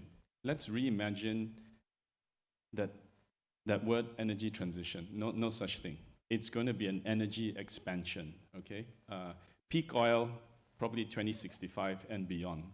We will continue to need fossil fuel. 2 billion people do not have consistent electricity. They're not about to do the European thing and go spend more money when they can't even afford it now. The other thing is a whole series of bad policies we don't have time to go into, which will exacerbate the need for electricity and not necessarily make it green. You're going to get me in trouble here. But full EVs being one, even plug-in EVs, I just say go with the conventional hybrid non-plug-in version. You get to decarbonization a lot faster. Western countries moving from gas boilers to heat pumps, also a huge problem. Coming back to Malaysian context, the whole idea of 65% renewables is not going to work. The grid instability and or the cost to the country for backup is just going to be too big. So I think that's where nuclear energy comes in. It's clean, safe, and affordable. And you could argue one of the cleanest, one of the safest, and one of the most affordable. If I could, I think I'll just delve into 2 things. One is the safety aspect. Yesterday, I think someone mentioned, if we can't even manage gas pipes, how are we going to, keep nuclear plants safe? Well, my reply to that is we have 3 airlines and we still fly them, right? It's much harder to keep a plane in the sky. The regulations around the airline industry and the regulations around the nuclear industry Unfortunately, for that gas pipe incident, I don't know who actually regulates, who actually checks it. So here's a paradigm shift we have to get our heads around. The more risky something is, the safer it becomes. So that's one thing. Deaths per terawatt hour. And by the way, we are all entitled to our own opinions. But we're not entitled to our own facts. Okay? So the US Department of Energy, and again, I refer you to that research. Julie Kozaraki. Yeah, so the Department of Energy came out with the advanced liftoff, the commercial liftoff for advanced nuclear. So you Google US Department of Energy, commercial liftoff for advanced nuclear, you got the whole paper there. They showed deaths from different sources of energy per terawatt hour. I'm just going to have to refer to the statistics. But you got solar, nuclear, wind at 0.02 per terawatt hour. And that you have to put into context against hydropower, which is the next safest, 1.3 per terawatt hour. 43 times more deaths with hydro. You don't know about the dam collapses that happen around the world, and that will happen coming to a place near you because of the age of these things and the maintenance. Gas, 2.82, is 95 times more dangerous than nuclear. Biomass, 4.63, 155 times. Of course, oil, 615 times. Coal takes the cake, 820 to 1,090 times more deaths. Okay, so that safety is that issue. By the way, so solar is 0.02 versus 0.03 for nuclear. But I think a lot of times when you make a police report and said someone died falling off the roof, they forgot to say while installing solar, right? What was the other one? Affordability. I think we need to look at affordability. So again, from the same report, and you know, you can't beat some of the fossil fuel costs. Right? Some of them are really cheap. But if there is a desire to decarbonize, then you have to up your game a little bit. So you will spend a bit more. Everyone talks about, you know, wind and solar being very cheap. Not so cheap when you look at it from a system-wide perspective. So again, from the Department of Energy, they said in their conclusion, including nuclear with renewables and storage, decreases the cost of decarbonization. Sorry, step back again. So on the one hand, you got Australia's National Science Agency, CSIRO, just came out a report that says it takes too long and it's too expensive. Nuclear. They can be selective about their data points, but would I trust a country that has one experimental plant, or across the pond, a country with 94 active nuclear plants for the last 50 years? So back to this report, they say generation and transmission system costs with and without nuclear. So without nuclear, renewables and storage only, because you have to consider storage. You can't just say, oh, when the sun's shining, we'll measure the cost. Because when the sun's not shining, you're either burning gas or you are storing and releasing the energy from the batteries. So renewables and storage only is $129 to $150 per megawatt hour. If you put nuclear into the mix, renewables and storage with nuclear, the cost comes down about 37% to $80 to $94 per megawatt hour. So when people say nuclear is too expensive compared to solar, I don't know how that works, because when you introduce nuclear, costs come down by 37%.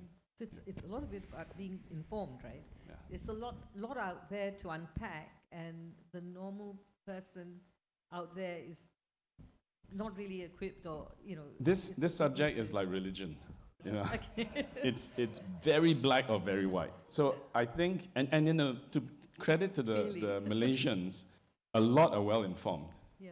And when they hear about it, say, oh yeah, I've always believed it, and they tell me exactly why it works. Right. There are others who will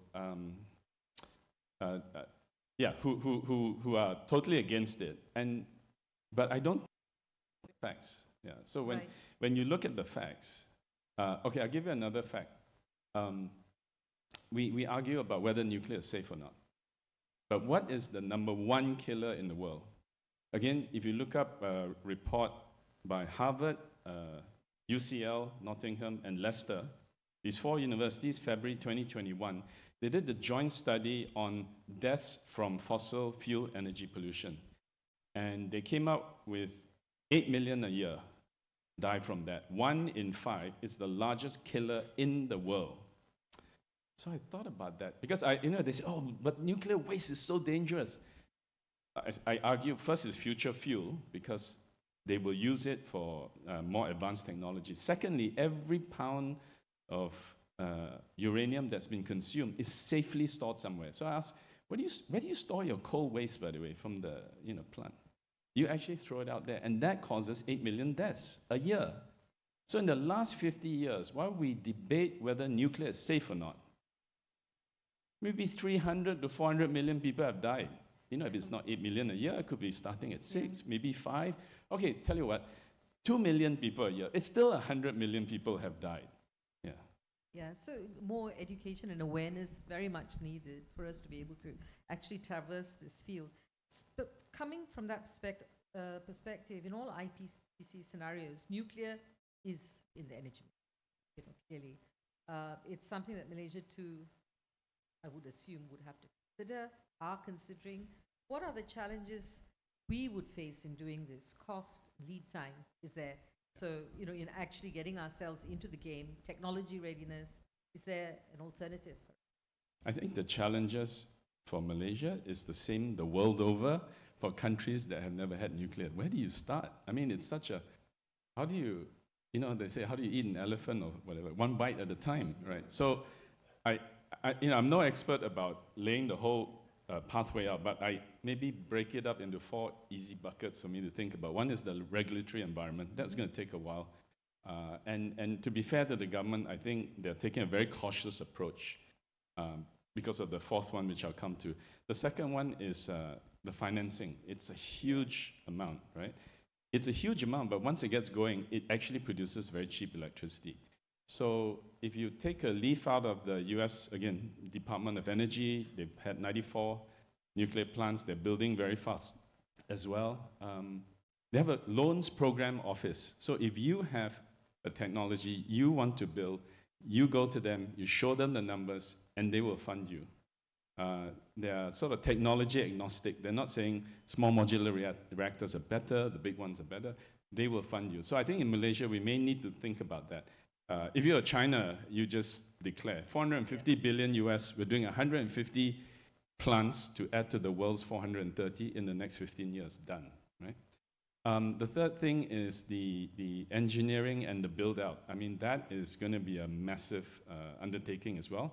But we're not alone. There'll be technology transfer from IPCs who come in, EPCs, sorry, they come in to build and then to hand over.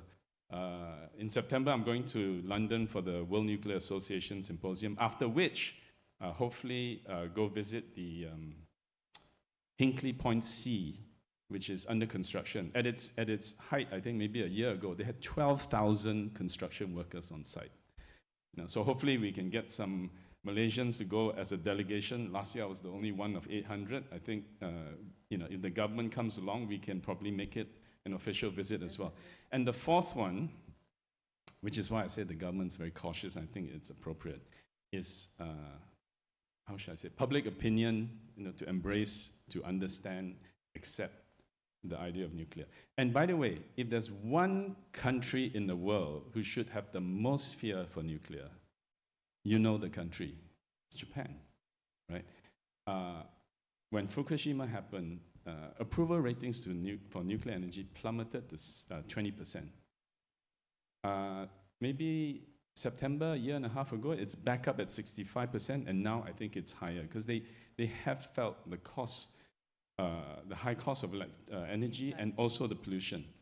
And I mean, I think at the back of their minds, the psyche was also the 2 bombs that dropped. So a lot of people conflate nuclear energy with nuclear bombs. Well, one is 3 to 5% enrichment, the other one is 90%, An electric chair kills, we don't stop using electricity. A good comparison there. In the meantime, while we're on this journey for nuclear energy, for clean energy, our fossil fuel based on what you've said, consumption would be on the increase. So, okay, in this context, let me put this out there. Should the energy provider dynamic change from the current position, which is essentially a single provider, very monopolistic, almost feudal approach in sharing? I'm being controversial.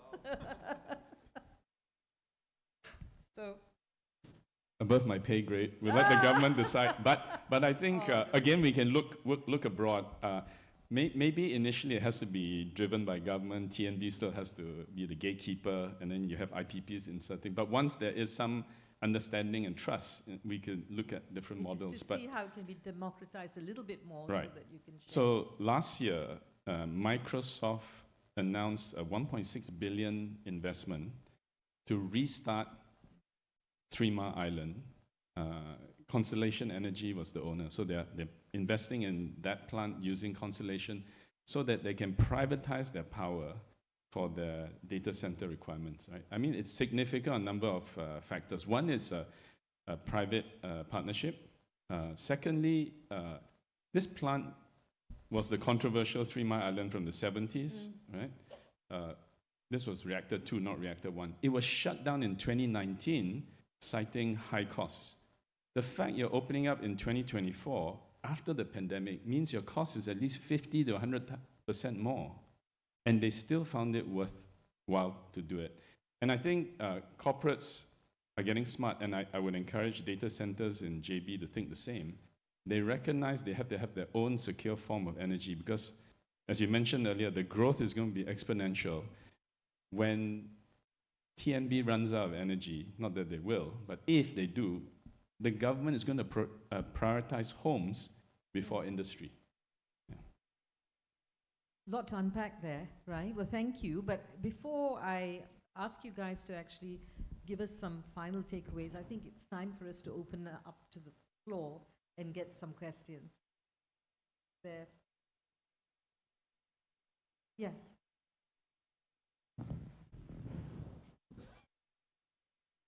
Hi, my name is Siraj. Dato, I think I go along with you because I was in the Idris Jala lab 2010. We proposed nuclear. Only one problem only I face. Where is the final graveyard for the final waste? Because the radioactivity is going to be very long because they tried under the ocean, this and that. But nobody can guarantee the storage for a couple of 100 years, you know. Other than that, everything else, nuclear power plant meets all the criteria. The latest generation nuclear power plants, you can even withstand a jet crashing in the, you know, you can withstand a jet, a Boeing or whatever crashing. And even the transportation of the raw material, actually the amount of fuel use is only 1 container per year. And even the transportation is so safe, it's such a safe, even if the train crashes, the container is intact. So that is the kind of safety that we attain now, because Fukushima is a very bad example, because the 2nd generation new power, but nowadays it's I think 6th or 7th generation, very, very safe, so many levels of security. But my only question which lingers in my thing is, where is your final graveyard? If that can be solved, I think I'm 100% for nuclear power plant. Thank you. So when it comes to the whole energy debate anyway, or the whole, 17 SDGs, 3 ESG, and then, people dying on the altar of carbon, there are no perfect solutions, only trade-offs. So safety has always been the issue. Radioactivity lasts for thousands of years, fine. We worry about where to store this stuff. So we don't do nuclear. In the meantime, in 100 years, the coal that we're burning will burn up all of us anyway, right? So that's one problem. The other thing is, they do store everything in a secure location, and it becomes future fuel, so they will not want to throw it away. Thinking about digging deep into the mountains and putting that, I personally don't think, just leave it there in these very secure casts. They show trains wrecking it. You Google the videos, they try and blow it up. It's like it's like a young boy's fantasy, just whacking it. There are 3 accidents in the past, right? 3 Mile Island, Chernobyl, and Fukushima. The only fatalities were in Chernobyl. And they didn't have blast walls to contain this design. Since then, all Russian nuclear plants have been upgraded. How do we know? We know from the Ukraine war.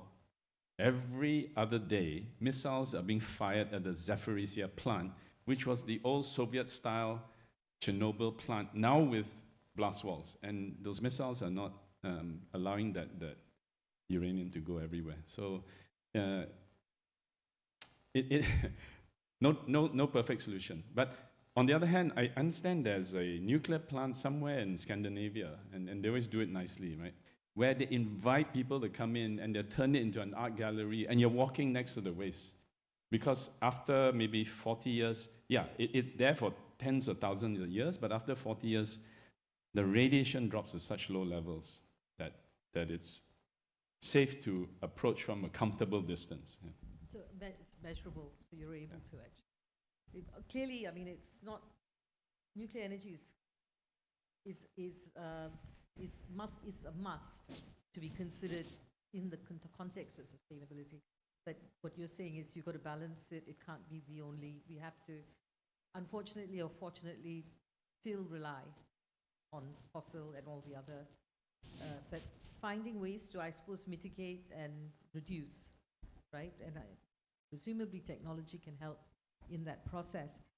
So, anyone else? Yes. Hi, thank you, Dato and Kay, for your introduction and view of the nuclear power. I'm actually a consultant on innovation and nuclear power. I'd just like to share that in Malaysia, we had 3 events that triggered Malaysia to consider nuclear power. In the 1970s, when the oil crisis was taken place, where the cost of oil quadrupled, Malaysia had considered nuclear. However, we found gas and oil in Terengganu, so we forgot about it because we have sufficient energy. The second one was triggered when we had the financial crisis and our GDP was minus, and that's when Dato Sri Najib had the Economic Transformation Program. And I'm very pleased to share that my husband, who was the nuclear engineer from King's College, he was part of the team at the ETP to introduce 2 nuclear power plants, each 1 gigawatt. At that time, it was only large nuclear reactors. However, during Tun's second premiership, they shut the whole program down. And now the third event is the climate crisis. So Malaysia had actually been interested, considered nuclear, but because of different situation, it has changed.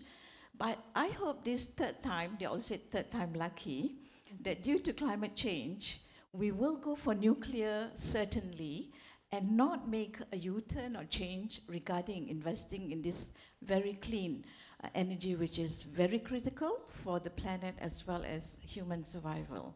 Thank you. Sounds like it was an expensive journey, right?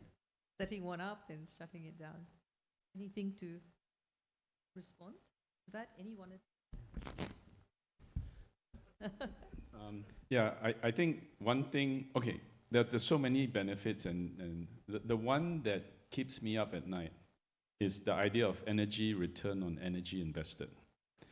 And up to maybe 200-300 years ago, your primary form of energy was going and chopping wood and burning it. For every unit of energy you expense to chop the wood, you would get 10 back from burning it. So that is a EROEI of 10. Then we discovered coal, and then oil, and then gas. So fossil fuels have an EROEI of 20 to 30 times. This is what allows us to walk around with handphones and have TV sets. You need a certain threshold of energy to have human flourishing to this standard. If we are quite happy with oil lamps and steam locomotives, yeah, we can go back to chopping wood. Hydro and geothermal are better, EROEI of 45 to 50, maybe 60 times. Nuclear, depending on technology, 80 to 150 times, very dense. There are very different reports, the way they look at it. From what I've seen so far, wind is 5 to 8 times, and solar is 2 to 3 times. So if this world ran exclusively on wind and solar, assuming there was intermittency was being matched everywhere, you wouldn't be able to have this. It'd be worse than going back to chopping wood and burning it. So it's like, I go to a campsite, I go buy some wood, I throw it on the fire. Well, instead of doing that, why don't I just throw the money on the fire? You're burning very low density energy, and it's not a very smart thing to do. So there are times when you do need that form of renewables in very remote locations. It'll be too expensive to bring the grid there. You know, a lot of places in Australia, in the middle of nowhere, have your solar panels and have your backup battery. Yeah. A lot to think about there. In fact, very practical approach to discussing nuclear energy and its applications. Anyone else on any of the other areas that we've covered? No?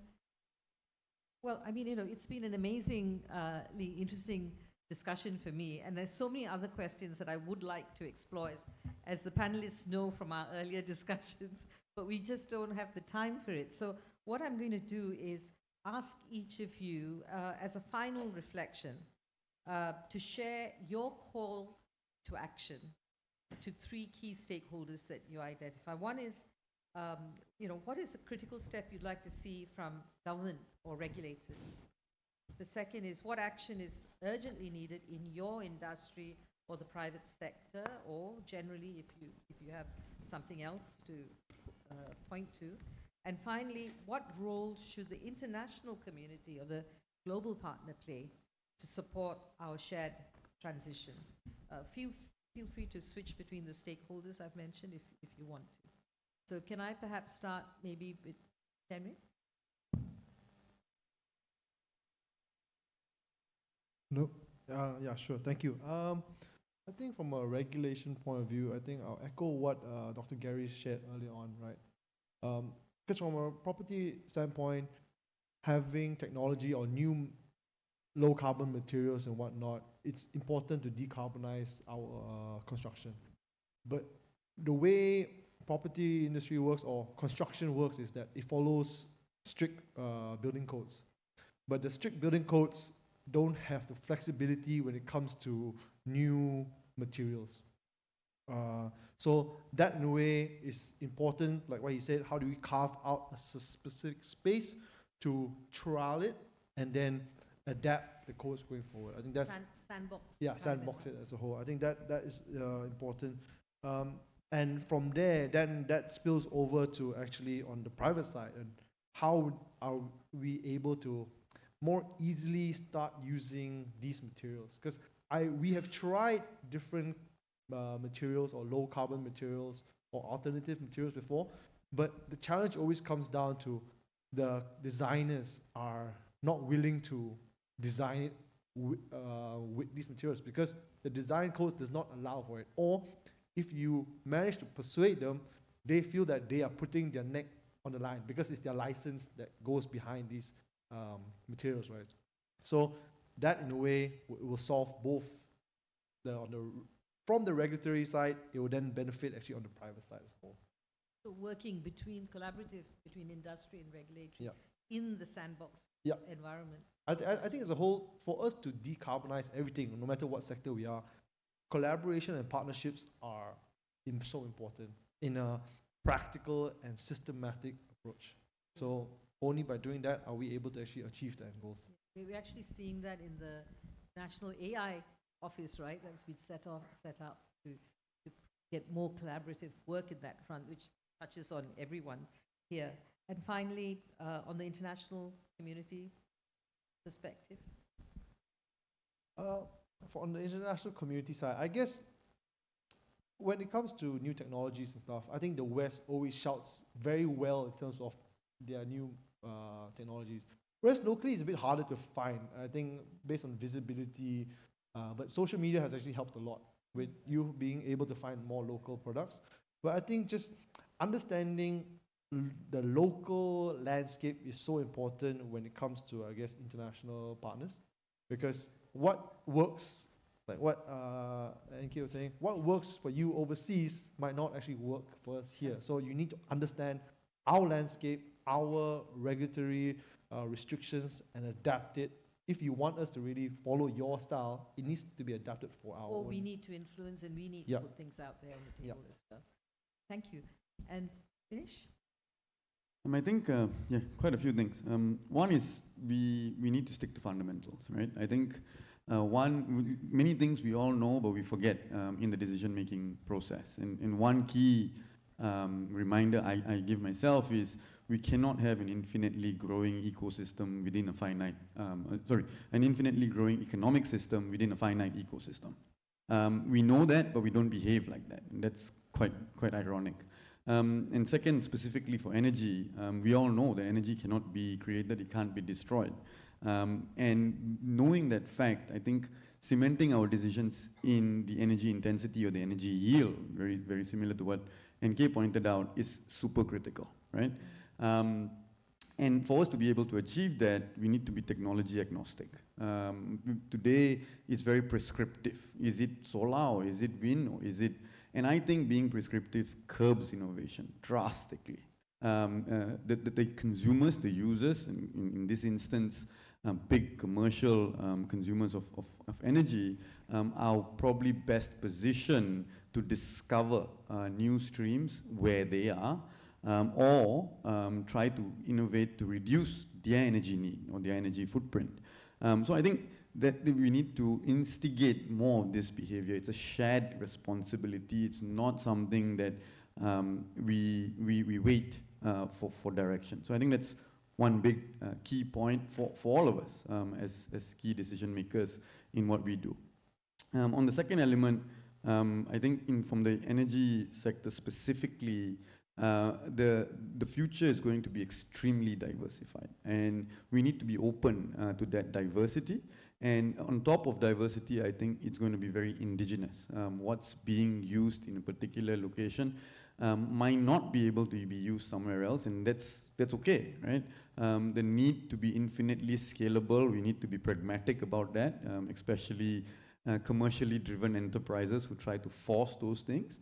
But we should be open to unique solutions in unique places. I mean, Malaysia is very different between Peninsula and East Malaysia for that matter. But trying to use a one-size-fit-all across the geography will probably bring us more detriment than it would give us benefits. So yeah, that's probably the second broad idea. And finally, I think it's key that we look at our choices, right? Personally, because if we are a little bit more enthusiastic or adventurous to try different ways to achieve the same tasks for our day-to-day life, that level of awareness will automatically increase, right? Today, we don't even think of looking for another way. I refrain from using the word alternative because it's then thought of as low carbon, but really other ways to achieve the same tasks and questioning whether we even need to do it at all. So, I mean, basically to be a bit more open, pragmatic in how we, look at things and not put imagine guardrails around ourselves in what we want to explore. A lot of us don't realize how powerful our decisions are, right? Yeah. And they think we don't embark on that thought process because we think that we can't influence much, we can't change much, and somebody else can do it, not me. I'll stand here in front of you and say that's totally untrue. NK. Yeah, I'm going to ask for indulgence of our moderator and the audience to go off script. So I won't answer those three questions, but I have a summary which actually ties in quite nicely with the three topics we discussed. So as I mentioned earlier, there are no solutions, only trade-offs. We're 8 billion going to 10. We're all concerned as we are sitting here about climate and the future of the planet. We have a choice. Do we take a Malthusian view and introduce population control, or do we find other ways to cope with the growth in population? And the common thread running through this is density. We need more density. When it comes to property development, do you want to be Hong Kong or do you want to be LA? right? Explain that. Yeah, so when you say Hong Kong, oh my goodness, it's so dense, it's so concrete jungle. Actually, no. Later, after you go out there, take out your phones, Google Map Hong Kong Island, put satellite view, and you'll see the island is 75% green. I think it's the world's only profitable public transportation. You know you can get from A to B in a certain period. Now, you don't want to be fully Hong Kong. You don't need to be so high-rise. But by some quirk of nature, because of the mountainous areas, they can't build on it. Maybe you want to be Hong Kong and LA, but LA, no public transport, flooding, fires, everything, the whole climate screw up. Come to palm oil. I think the world's edible oils, 35%, grown on 10% of the land. So actually, if you think about it logically, we should triple palm oil, increase the agricultural land by 30%, and the other 70% of less dense oils, just go reforest, right? It's a bit like I was being facetious when I said everyone should reforest and have forest cover before they come and talk to us. And the third one is energy. Do you want to have more 65% solar panels? I'm not sure, renewables, solar in Malaysia. I'm not sure if someone's worked, actually, Gary has worked it out, how much forest you need to clear to be able to get to 65%. And do we really want to do that? So, anecdotally, again, talking about cost, UAE has just switched on 4 plants in Barakah. 1.4 gigawatts each, 5.6 gigawatts in total, 25% of their electricity requirements. In the middle of the desert, if you were ever going to do solar panels, do it there, in the middle of the desert, plenty of desert. They chose to do nuclear. So I think when we think about how this world is going to move forward in a sustainable way, bottom line for whatever we look at, density. We have to make it either that, or we have to do population control. Yeah. Yeah, that's actually a very interesting way, and unfortunately, we will have to end on that note. But I think just to sum it up, we need to not be too manic and overwhelmed by the journey, but to break it down and work out a phase considered, informed approach that with open minds and not guardrail ourselves too much into the options we have there, to look into it more. Thank you very much to our wonderful panel. I'm sorry I harassed you guys so much over the last day or two. And thank you all for listening to us. Thank you very much to Dato NK, Tianwei, and Videsh, as well as to Sujata for that fascinating conversation on perspectives on how paradigms were shifted or can be shifted or need to be shifted in your respective industries across the property, biofuel, and nuclear sectors. Can we get a round of applause for our panel, please, for the very many interesting anecdotes and new thoughts, I think. There's a lot to ponder on from the discussion.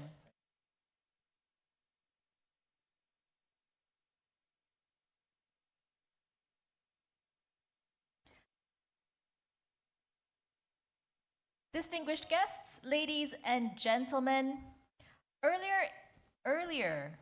yesterday, I believe. Well, earlier today, sorry, it's been a long 2 days.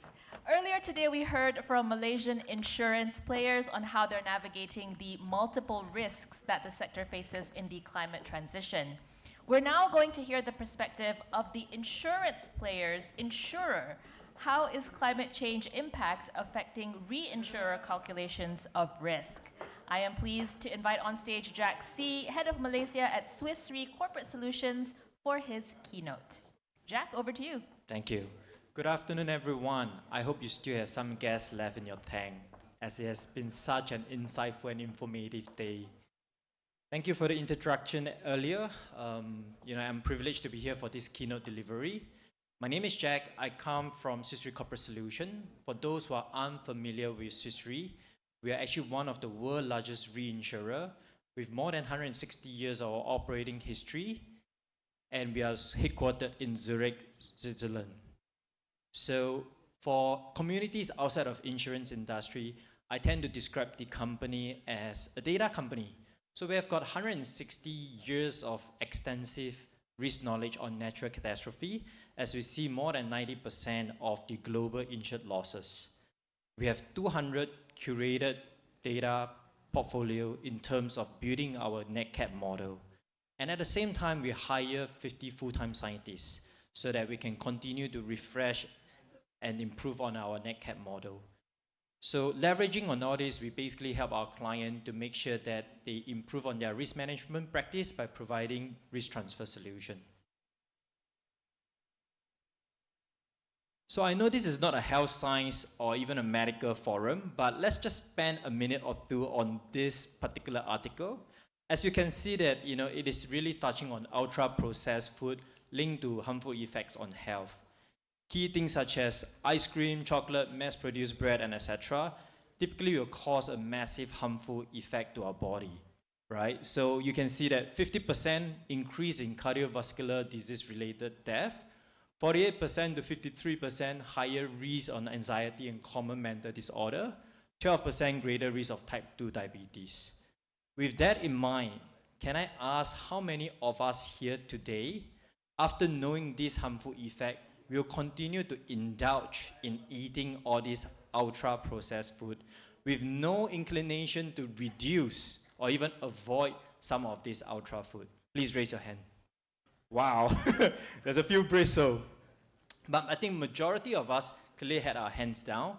And the reason why I have highlighted this is because, keeping this in mind, let's now switch lens to climate risk exposure. How quick are we taking measures to really tackle this situation? So what we have here is actually a 30 years data compiled by Swiss Re Institute. It actually shows the global insured loss resulting from natural catastrophe.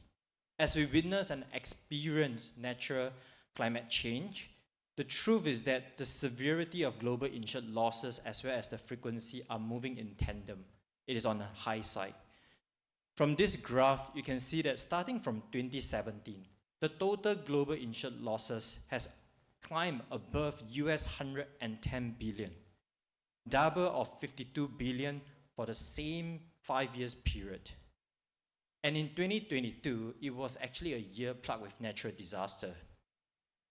The total estimated financial impact comes up to US 275 billion, and of which only 125 billion were insured. That left us with an alarming gap of US 150 billion. Hurricane Ian, a Cat 4 hurricane, was sweeping past western Cuba and southeast part of US, leaving widespread of damages, leaving 40,000 people homeless. Hurricane Fiona was also hitting Caribbean as well as Canada. In Europe, the summer drought was seen and observed as one of the worst droughts in 500 years of history, creating shortage in food and energy production. And coming to Asia, southern part of China experienced the worst rainfall. Alongside, in the same year, it also experienced the worst drought with extreme weather lasting for more than 70 days. There was also flood in Eastern Australia, Pakistan, and some parts of South Africa. If you have not realized, in fact, the nature disaster has hit every single region of the world. So what does that actually mean? The truth is that with rising temperature, it is clear from scientific research and studies to show that the severity as well as frequency of natural catastrophe will continue to increase. If we choose to procrastinate or move slowly, you should not be surprised that the insured losses that are seen above the graph will be much more benign as per years later. It will be far more significant. So historically, when a natural catastrophic event happens, we will find fresh capital influx to reinsurer. However, we have not seen this post-Hurricane Ian. In fact, both traditional as well as alternative capital had seen a massive decline between 20 to 25%. And when that happened, it means in the world of insurance, you find higher risk exposure, shrinking risk appetite, that will lead to the price going up, as well as tighter terms and conditions. with higher retention. This becomes a real pressing issue if the expected premium exceeds what a person or a company can pay. Essentially, the risk becomes uninsurable.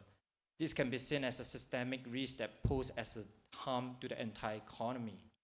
So imagine there's no insurance, there's a lack of insurance leading to the fact that you can't find financial services supporting housing, agriculture, or even infrastructure support. This typically will be seen as a climate-induced credit crisis. So now knowing what is going to impact us, as well as the repercussion, what can we do? So be it public sector, private sector, as well as NGO, we could hold some form of data.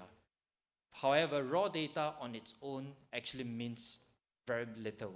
Having a 30 years of precipitation data does not give you any insights. It only shows the amount of rainfall. It is as good as having the freshest raw ingredient, doesn't necessarily constitute a Michelin award-winning dish. What you actually need is a chef who truly understands the ingredient and the cooking technique so that we can bring up the optimal flavor in a dish that we are all hooked on. So in the world of reinsurance, in fact, data is seen as a critical ingredient to manage our own risk exposure as well as to help our clients to build climate change risk resilience. In fact, with data, we can build and develop risk model that looks into single location or portfolio to identify risks. What I mean by that is a risk model will be able to tell if your physical asset is exposed to any climate risk and how are they being exposed. The model can also provide insights with regards to the effect of natural catastrophic events based on current climate conditions such as drought, flood, wildfire, hailstorm, all this as well as the future climate risk conditions. Aside from the effect of both current and future climate risk exposure, what the model aims to address is also nature risks. We are also taking nature risks such as biodiversity, ecosystem services, such as air quality, the water security, as well as soil fertility into consideration as we assess this exposure.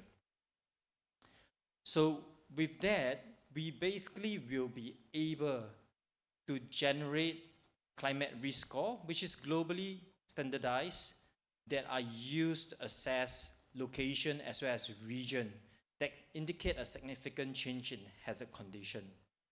So knowing the risk exposure and identifying it, what we then do is to leverage on risk model to in fact project climate change risk into financial terms, be it business interruption or expected loss. This will give us a long-term view on the development of modeled losses due to a changing climate. So with all these things in place, eventually what we aim to do is to create a climate risk adaptation plan for our client that looks into disaster management, and at the same time, we are also helping them to build a long-term climate risk strategy.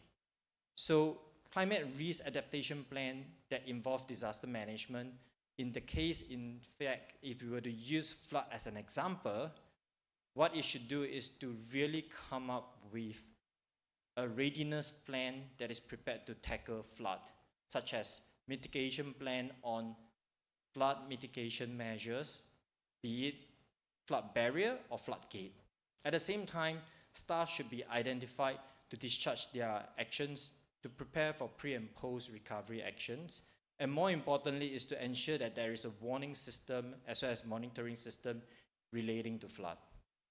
So fundamentally, what we aim to do is to ensure that these plans are built in accordance to what we have recognized as climate risk exposure for our client. So climate change is real, right? I think it is happening as we speak, and we, be it you and I, we need to come together to tackle this situation. It is really pressing. I think is not about who owns the data, who should do what, but collectively as a community, we should all come in and to prepare ourselves and build up more climate risk resilience. So with that, I'll leave you for some food for thoughts in terms of what should you do as the next course of action. And I wish you all a successful summit for the rest of the week. Thank you. Jack, thank you so much for that dynamic presentation and for helping us to better understand the precarious house of cards that we stand on and the real need to take action now in order to ensure resilience for the future. Distinguished guests, ladies and gentlemen, we've reached the penultimate session of NCGS Day 2, and we're capping our discussions today with a key global player in the climate arena. Brazil will host the UN Climate Change Conference, the COP30 in Belém this November, the first COP to be hosted in the Amazon. As the steward of 60% of the Amazon rainforest, Brazil is at the forefront of an innovative financing mechanism to protect natural biodiversity, which will take center stage at COP30. So for a preview of the transformative agenda of COP30, we'll now hear from Andre Aquino, head of the Economics and Environment Office at the Ministry of Environmental and Climate Change, Brazil. He was unable to join us in person, but he did record a fireside chat with Datin Sri Sudita Rajkumar of CGM. So please pay your attention to the video. Welcome, Andre Aquino. We're delighted to have you here. You are the head of the Economics Environment Department of the Ministry of Environment and Climate Change in Brazil. And as everybody in the world knows, Brazil is hosting COP30 this year. We're delighted to have you join us. Thank you so much for your time, Andre. Tell us about Brazil's COP30 plans from your perspective. Thank you so much. It's a delight to be here virtually and to greet you all in Malaysia, in Southeast Asia. I myself lived in Indonesia until 2 years ago before I came back to Brazil to join the ministry. So it's a great pleasure to be talking to you all. Our plans for COP30. Well, first is that we are really looking forward to welcoming people to what is the first COP in the Amazon forest. So it's a very symbolic moment that we convene the world in Belém, Pará, right? I think a big important point of the COP that has just been made even more important in the face of what's happening in the world today is restoring faith in multilateralism, right? So the climate issue is a defining issue of our time, and we know that dealing with it will require collaboration at all levels, including across nations. So we are really hoping that the COP30, we can bring that spirit back because it is much needed for us to find solutions. One other aspect of this COP that we are emphasizing is a focus on implementation. So it's less of a COP on negotiations because a lot has been achieved, including the past 3 COPs, right? And we want to emphasize the implementation of the pledges, of the commitments, of the ambitious plans that countries have put forward. So our emphasis is in transforming action on mitigation and adaptation in reality. And for that, several ingredients are needed: capacity, technical capacity, technology, and of course, finance, right? So the issue of finance that has been debated in all the COPs will be back here. And one specific area where we are hoping to have results and to present innovations and push, let's say, the dialogue and again implementation forward is on financing for forests, particularly, right? I mean, as we know, forests, tropical forests in general, they play a key role in the climate regime. They are important carbon sinks. They are the most important carbon sinks, terrestrial carbon sinks. They absorb carbon, so they can also act as, they sequester, right? They absorb carbon, so they are an important element of taking carbon out of the atmosphere. And they are much more than this. They are home to several different types of people whose livelihoods depend on that. They produce rain. I mean, this is something that here in my country, in Brazil, we talk a lot about the hydrological functions of forests, and they're home to our biodiversity. Like in Malaysia, this unique and irreplaceable biodiversity you have that live in your forest. We have the same in the Amazon, Africa, and so on. So a lot of hopes for the COP, and we look forward to having you and working together. Thank you so much, Andre. Of course, everybody recognizes that the Amazon is one of the most significant ecological systems that the whole world benefits from.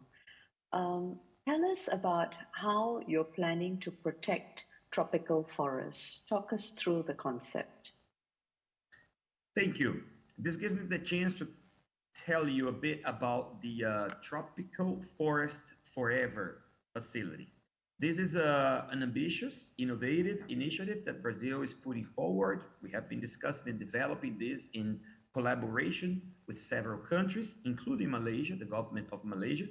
And I will tell you a little bit about how this would work. The TFFF is an initiative to remunerate tropical forest countries for their standing forests. So countries have tropical forests that provide services to themselves and to the world, and the TFFF seeks to pay a fixed price per hectare of existing forests for countries that report on these forests using mostly satellite images, following strict technical protocols that will be agreed among the countries. So this will be a mechanism, a global mechanism, paying per result as in conserved forests, annually and over a long period of time. It's a long-term investment fund. We say long-term because the financial structure is similar to an endowment fund. The idea is to raise a significant amount of funding and then to use this pool of resources, invest this in markets, and the revenue generated in the financial markets is what would be distributed across tropical forest countries based on the number of hectares of tropical forest that they have. So here on this map, you see the eligible countries. It's the tropical belt, right? The tropical forest belt. And each of these countries then would agree to a number of criteria to join the facility. One important element. So the idea of the TFFF is to provide significant long-term incentives for maintaining forests, but it would also disincentivize deforestation. So the idea is that for every hectare of forest that a country loses, they would lose 200 to 100 times the amount that they would get paid. So a strong disincentive to lose forests. One important thing is that we place significant emphasis on ensuring that these funds will reach those actors on the ground. So the current proposal is that at least 20% of the funds to remunerate a country would reach indigenous people and local communities. So that's the current idea. And one last thing, how do we know how many hectares of forest? This would be based on the use of satellite images. I mean, we have very good data on this, right, these days. And the TFF would like countries to use their own systems, right, to calculate their force. So the idea is that as long as these systems, they meet certain criteria, they would be eligible, and this is the data source for the payments. These systems will not be similar to the carbon credit system, is it? Thank you for this question, right? So the TFFF has fundamental differences to carbon credit. So initially, well, the first thing is the payments are not based on carbon. They will be based on hectares of forest. Second, those that invest in this, they will not get carbon credits or biodiversity credits. They will be remunerated through a market transaction. I can say this a little bit more. I think it's the financial structure. And in this case, then, I mean, there will not be carbon rights being generated.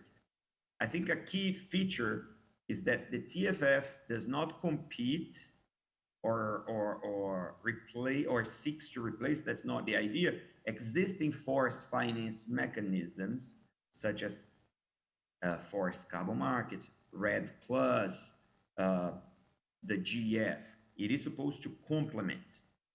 I think there is one element that I failed to mention, is that there will be minimum rate of deforestation, a maximum rate of deforestation that countries can join. So the idea of the TFFF is to remunerate those countries that have been conserving their forests. So it's not about reducing deforestation like RED Plus, but remunerating conserved forests. So we look, I mean, from a COP perspective, we are trying to leverage the different sources of financing, climate financing, biodiversity financing for forests. And the TFF is one tool among many others that need to come to this very big task of conserving our forests. Okay, very good. Could you give us a little bit more color around the financing model?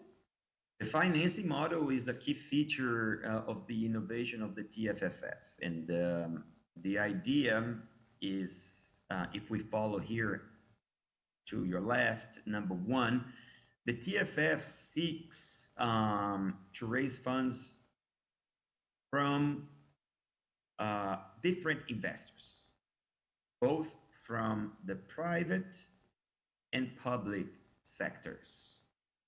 The idea, and here I can give you more nuances. So today the idea is that the fund can raise $125 billion. How? That sounds like a really large amount, and it is. So the idea is that the fund, the facility, would raise 25 billion from sovereign investors. So, or philanthropies, but mostly sovereign investors. This would be countries that are willing to lend or provide grant financing for low returns to the junior tranche of the facility. They would get a return, but a low return, and they would be in the junior tranche, right? So they would take more risks. This 25 would help leverage $100 billion in the bonds market. So the key structure here is the idea that a multilateral development bank managing this facility and the fund would issue hopefully triple A bonds, so with low risks, right, and lower return, and then this would allow the fund to raise approximately 100 billion in the market. So this 125 billion then or part of that would be used to invest in the capital markets. That's number two here, the diversified investment portfolio. So this investment fund reinvests the capital in a diversified portfolio that generates higher return. And that surplus is what is used to pay the tropical forest countries. So as you can see, it's a structure that resembles an endowment fund. What is very different is that many endowment funds, right, they have grants or other ways of raising the funds. Here we are looking for sovereign investors and bond issuance, right? And just to complete this, then the surplus gets the tropical forest nations, they provide information on the forest cover using internationally recognized methodologies. And then based on that amount of forest, minus the deduction from deforestation, gives them the amount to be paid. So that's the idea. One thing, just to complete this, well, but then, I mean, who would be buying these bonds, right? We have been talking to the private sector that have, groups of private sector entities that invest in these types of markets, and they have expressed interest. Sovereign wealth funds, pension funds, institutional investors, many of whom have commitments, right, of purchasing a certain portion of their portfolios in low risk debt. So that's the segment that we are a bit targeting at. So that's a bit our financial structure. Thank you so much, Andre. Moving to the next question. We've seen recent scandals in the carbon credit accreditation system. How are you planning to monitor this to ensure that the system is not abused? What are you thinking of? Now, good point, right? So one key element of the TFF, we want to keep it simple. Right? We believe that simplicity allows for that type of integrity. So as you can see, it's a per hectare payment. So the question is, how do I know the amount of forest in that country and what has been lost? Because we need to know that to deduct the 100 to 200. And for that, we have very good technology these days, right? Satellite images with very high resolution. So we have a group, a very senior group of people that have been developing the minimum technical recommendations of how to report on forests and on deforestation. And then transparency. I mean, all this data would be made publicly available, and there would be a mechanism of a grievance redress mechanism whereby civil society stakeholders can contest the data that has been provided, and there would be a process then of dealing with this type of disputes, again, in a transparent manner with of full communication and so on. So I guess simplicity, transparency, and communication. And I believe you're planning to use satellite imagery as well? Yeah, the simplicity is the use of remote sensing, satellite images to report on the forest area and the forest area that has been lost, deforestation. Brilliant.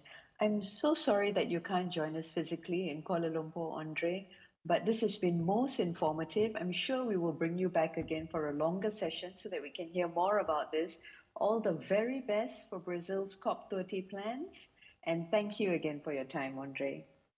Terima kasih. Thank you so much. And have a great, wonderful conference. Thank you.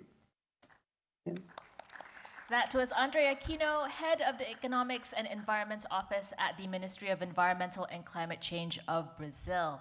Mr. Aquino has kindly made available the slides that he presented during the chat. You can find the full deck on Whova. And as mentioned in the conversation, given that what was spoken about today merely scratched the surface of expectations for COP30 and biodiversity financing, CGM will try to bring Mr. Aquino back for a webinar for more in-depth exchanges. Watch this space. Distinguished guests, ladies and gentlemen, we've come to the end of our program for day 2 of the NCGS 2025. Thank you to everyone who has stayed in the auditorium or followed the proceedings online. I hope that the past 2 days have been enriching and that you found ideas or connections that will help in your climate and sustainability work moving forward. We do have some final housekeeping announcements, but first, I'm pleased to invite Dr. Hezri Adnan, Director of Group Sustainability at Bursa Malaysia and Council Member of CGM, to deliver the closing remarks. Thank you, Shazana. Distinguished speakers, esteemed guests. What a privilege it has been to spend the day among such insightful minds and committed change makers. Today is a valuable checkpoint on how far we've come in aligning climate ambition with the financial systems needed to deliver it. The grounded conversations we've had have sharpened our perspective for what must shift next. Let me offer you 4 takeaways, 4 C's, if you allow me. This is not a new K-pop band or a 90s band boy trying to make a comeback. The 4 C's stand for clarity, capital, collaboration, and credibility. First, clarity. We began the day with a wide-angle view of climate risk and the energy transition. We heard about the inconvenient truth. The scale of change is vast. The timelines are not forgiving, but the conversations were pragmatic, grounded in the realities of corporate transformation and informed by the voices of finance, industry, and regulators. Clarity emerged not just in the challenges, but in the direction that we must head. Second C, capital. The transition will not happen without capital, mobilized at scale and channeled with purpose, whether through blended finance, nature-based investments, or carbon markets. Today's sessions made clear that innovation in finance is not a luxury, it is a necessity. Yet we also heard that the Asia-Pacific region needs about over 1 trillion annually to stay aligned with the 1.5-degree pathway. And at present, we are meeting less than a third of that. So bridging this gap must be our collective priority. Third, collaboration. No single actor, government, bank, or boardroom can navigate this alone. We must build a new compact between financial institutions, corporations, regulators, and civil society. Whether it is de-risking the investment environment or aligning transition plan with national development, today underscored the value of strategic partnership. And mind you, it's not about more talk, it is about better alignment. And finally, credibility. This is where ambition meets accountability. We have the tools, the frameworks, and the talent, but what matters now is execution. Turning net zero pledges into measurable progress, turning disclosure into decision making, and ensuring that ESG is not just a mere label, but a lever for systemic change. I don't know whether I'm getting old and sentimental, but there was poetry, a lot of poetry in today's dialogue, the kind that leaves you thinking long after the last word. And on that, I would like to leave you with some words from the literary figure Arundhati Roy, also an activist, from her essay War Talk. And she said, "Another world is not only possible, she is on her way. On a quiet day, I can hear her breathing." That is the spirit of climate governance, listening, aligning, and leading, not from fear, but from collective responsibility. On that note, Climate Governance Malaysia would like to thank you for your insights, your energy, and your commitment. Let us carry forward this momentum with clarity, with capital, with collaboration and credibility to build a transition economy that our future demands. Terima kasih. Dr. Hezri, thank you very much for those remarks. And with that, that brings the end to day 2 of the NCGS 2025. Before we end for the day, please take a few moments to share your thoughts, through our feedback survey. The QR code is on screen. We want to hear from you and your feedback on what would be most helpful in shaping future initiatives. Do note there is a separate QR code for those applying for SIDC CPE points. This is the final step to secure those 10 points for today. A reminder that the NCGS doesn't end here. There are workshops and masterclasses scheduled for the remainder of the week, which are free of charge and open to all to attend. Please browse Hoover for full details on the workshop and masterclass series, and also to register your participation. We hope to see you again this week and beyond. Everyone, have a good evening.